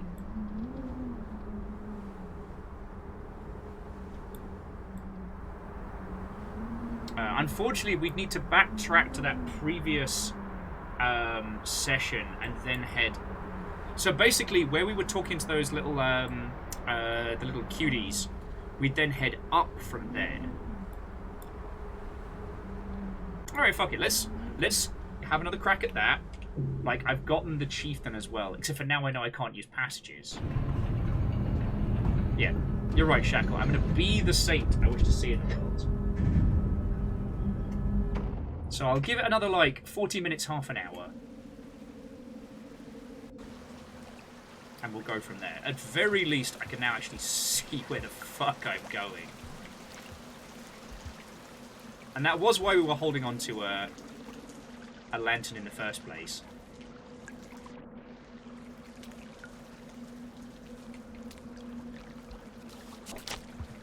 Chase me! Whoop, whoop, whoop, whoop, whoop. But we do have to make it through this bit. Okay.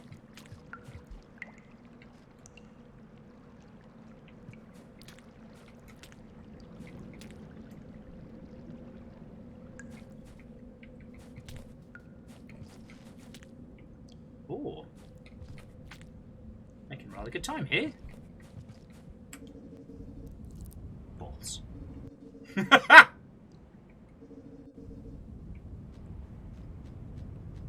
Woo! Woo! You're big. You're mad. I know you want to kill me. You're big. You're mad. You're covered in murderous spikes. Yeah, man. I know you want me.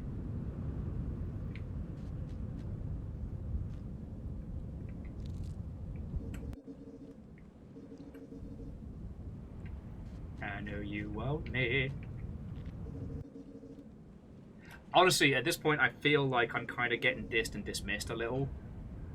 One of the most powerful creatures in Rain World's like, no, I don't feel like I'm going to chase you.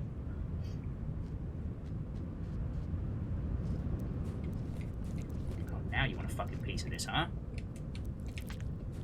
Well, I don't think you're ready for this jelly.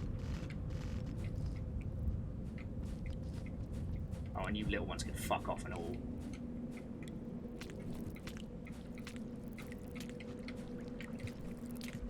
Oh, that was bad. Oh, that was bad as well. Oh, fuck! I didn't see the teenage one kind of just hanging out there.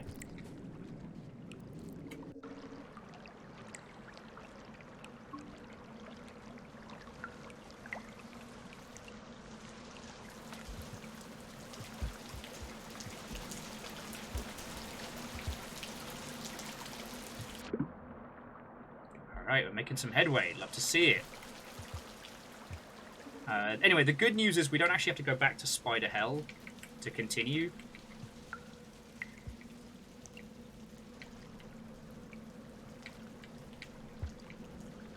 Because where we would have gone down to Spider Hell, we'll be heading up instead.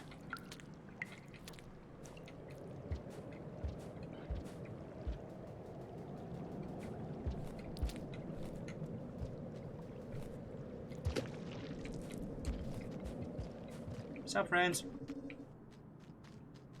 Yep, lovely to see you, mate. Lovely to see you.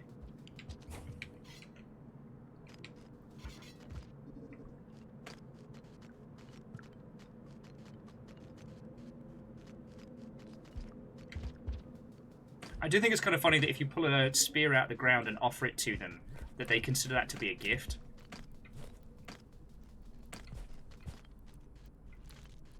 Frosted Cathedral. Oh no.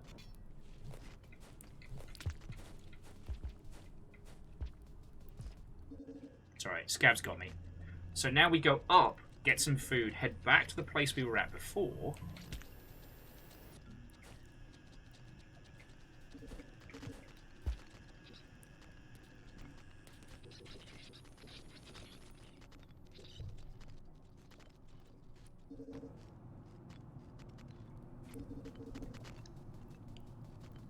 It's so weird being friends with Scabs now. Alright, so there's a bit of food here.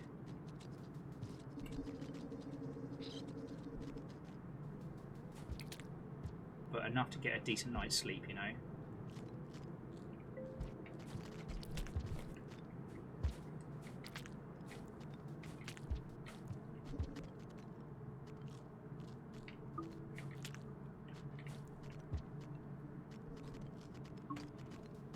What's up, friends? We're buddies now. We're having soft tacos later. Sorry, I've been watching a lot of Previous Warriors and being Puppy Cat.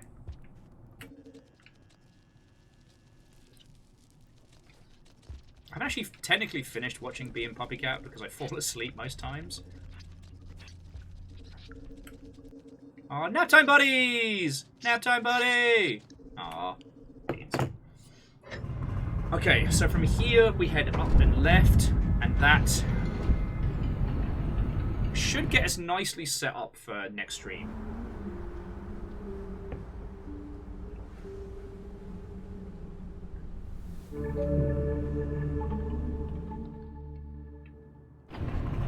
But I'm going to be very curious to see, like, what else there is. Or perhaps it's because we came off the Spearmaster, who was just probably the most direct narrative stuff we've had so far. It's weird, like, we're playing as a Slugcat who has the gift of language without the usual mark. Who doesn't appear to have been constructed, but has that same kind of...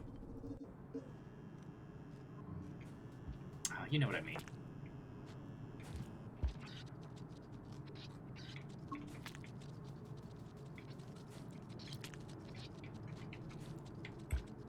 Has that same kind of specificity. That, you know, if I didn't know better, I'd say they were made. But when they began essentially almost like in the void. Oh, so what does that mean to us? Like, what does it all mean? I'm very confused.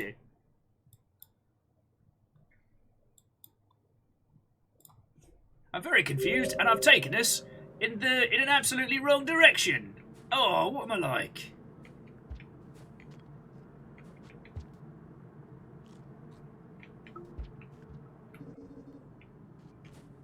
Yeah, and I hope you all don't mind me guiding it up on this one, because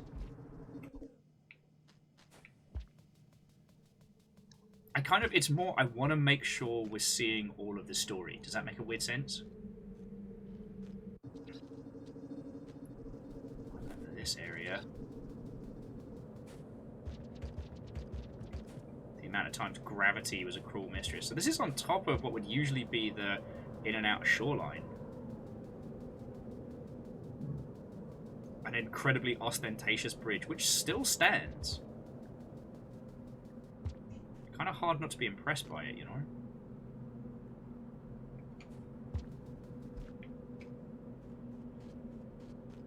So much of Rainworld's architecture has stood for possibly, like, hundreds and thousands of years.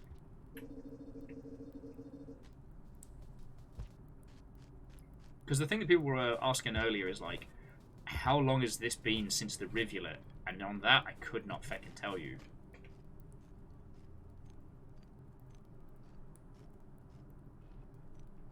In some regards, if you think about how long it must have taken Pebs to completely collapse. Like, after a full power outage, the rot would have then kind of eaten away at everything until it finally caved. And it would have done fucking damage. Got a full belly, so we'll go through to the other side.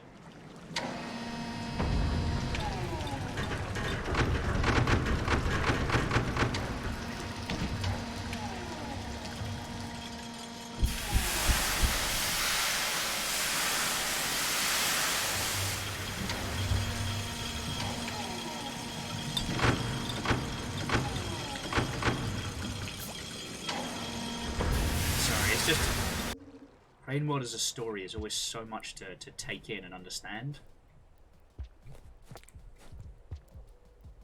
You can fuck off. Noted.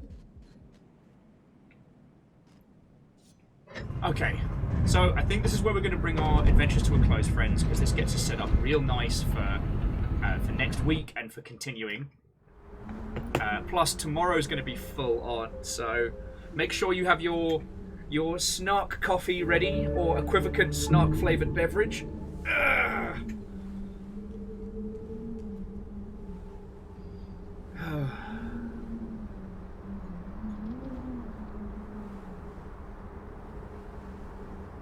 Because tomorrow's going to be a lot.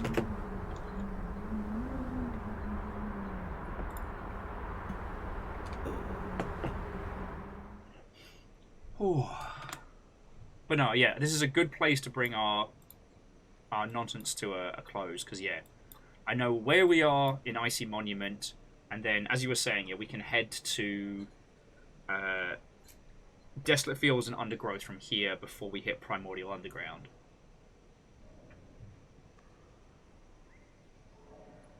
I guess I'm just waiting to see Oh, Alone in the Snark, Revenge of E3 Bowl.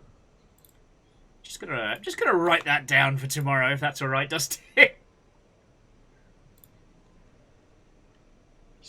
just gonna put this over here. Sorry, what?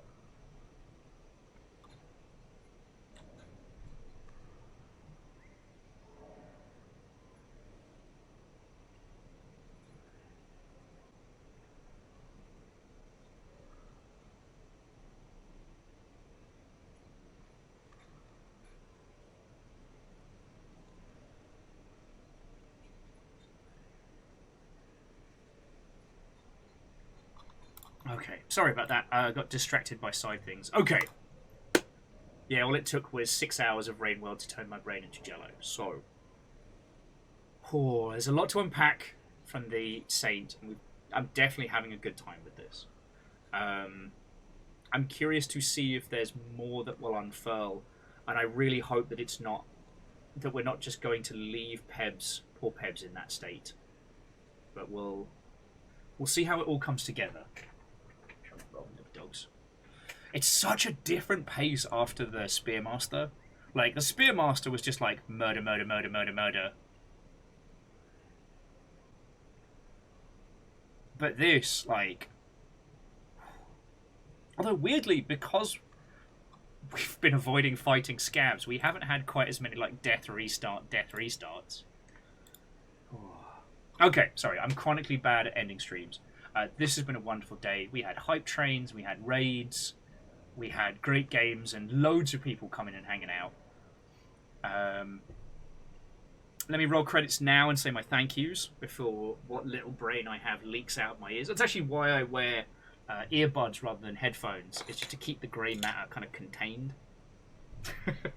No, but seriously, I get to keep doing this because of you lot. Be it 1 bit or 100 or what have you, it all comes together at the end of the month and is why I'm still sitting in this chair, so thank you. Today I would like to specifically thank the following wonderful individuals: Fearless Sun, Shackleton Favour 6 and Bacon Avenger, Wolfcrad and Vanderbeast, C222 and Quasimoto, J-Post, Asare Greenfire, Steppergen, all of you, thank you so much. Again, bits and donations is what keeps us going. Your mods today was not just Caffeine, but also Lizzie T. Power and Rhymes with Moose. And Lazy Dragons was our new follow person, so hello. To Restless Roots, Malakat Skadi, Steppergen, Drygonics. No, I'm terrible, I'm sorry. But also Durry Quill, Metal Gadace, Podgefight, Lustraman, Jetman J, Falazio, 6 pairs of feet. Whether you were gifted a sub or celebrating 50 plus, thank you. And to both Jetman J and The Real Hunter, you brought Cool Kid raids in, which is really feckin' kind of you. Because that means, like, yeah, get to hang out with more friendos. That's real cool. So, once again, you don't have to go home, but you can't stay here. Let's see, whomst of these three is at a good spot.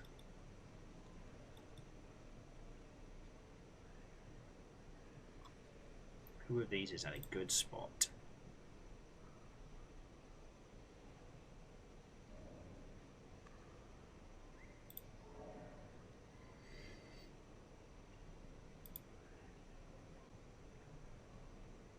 Okay, so it looks like everyone is still going. So, okay, so here's what I can offer you, friends. I can offer you a spot of Hades. I don't know at what point in the story they are. I can offer you a spot of Hunt Showdown, if you'd like to see some emergent narrative nonsense. Or I can offer you a Fistful of Frags, which is a name I haven't heard in a very long time. Which I believe is a very Source Engine cowboy shooty gunbang multiplayer. So Caffeine for Frags, Greyjoy for Hades.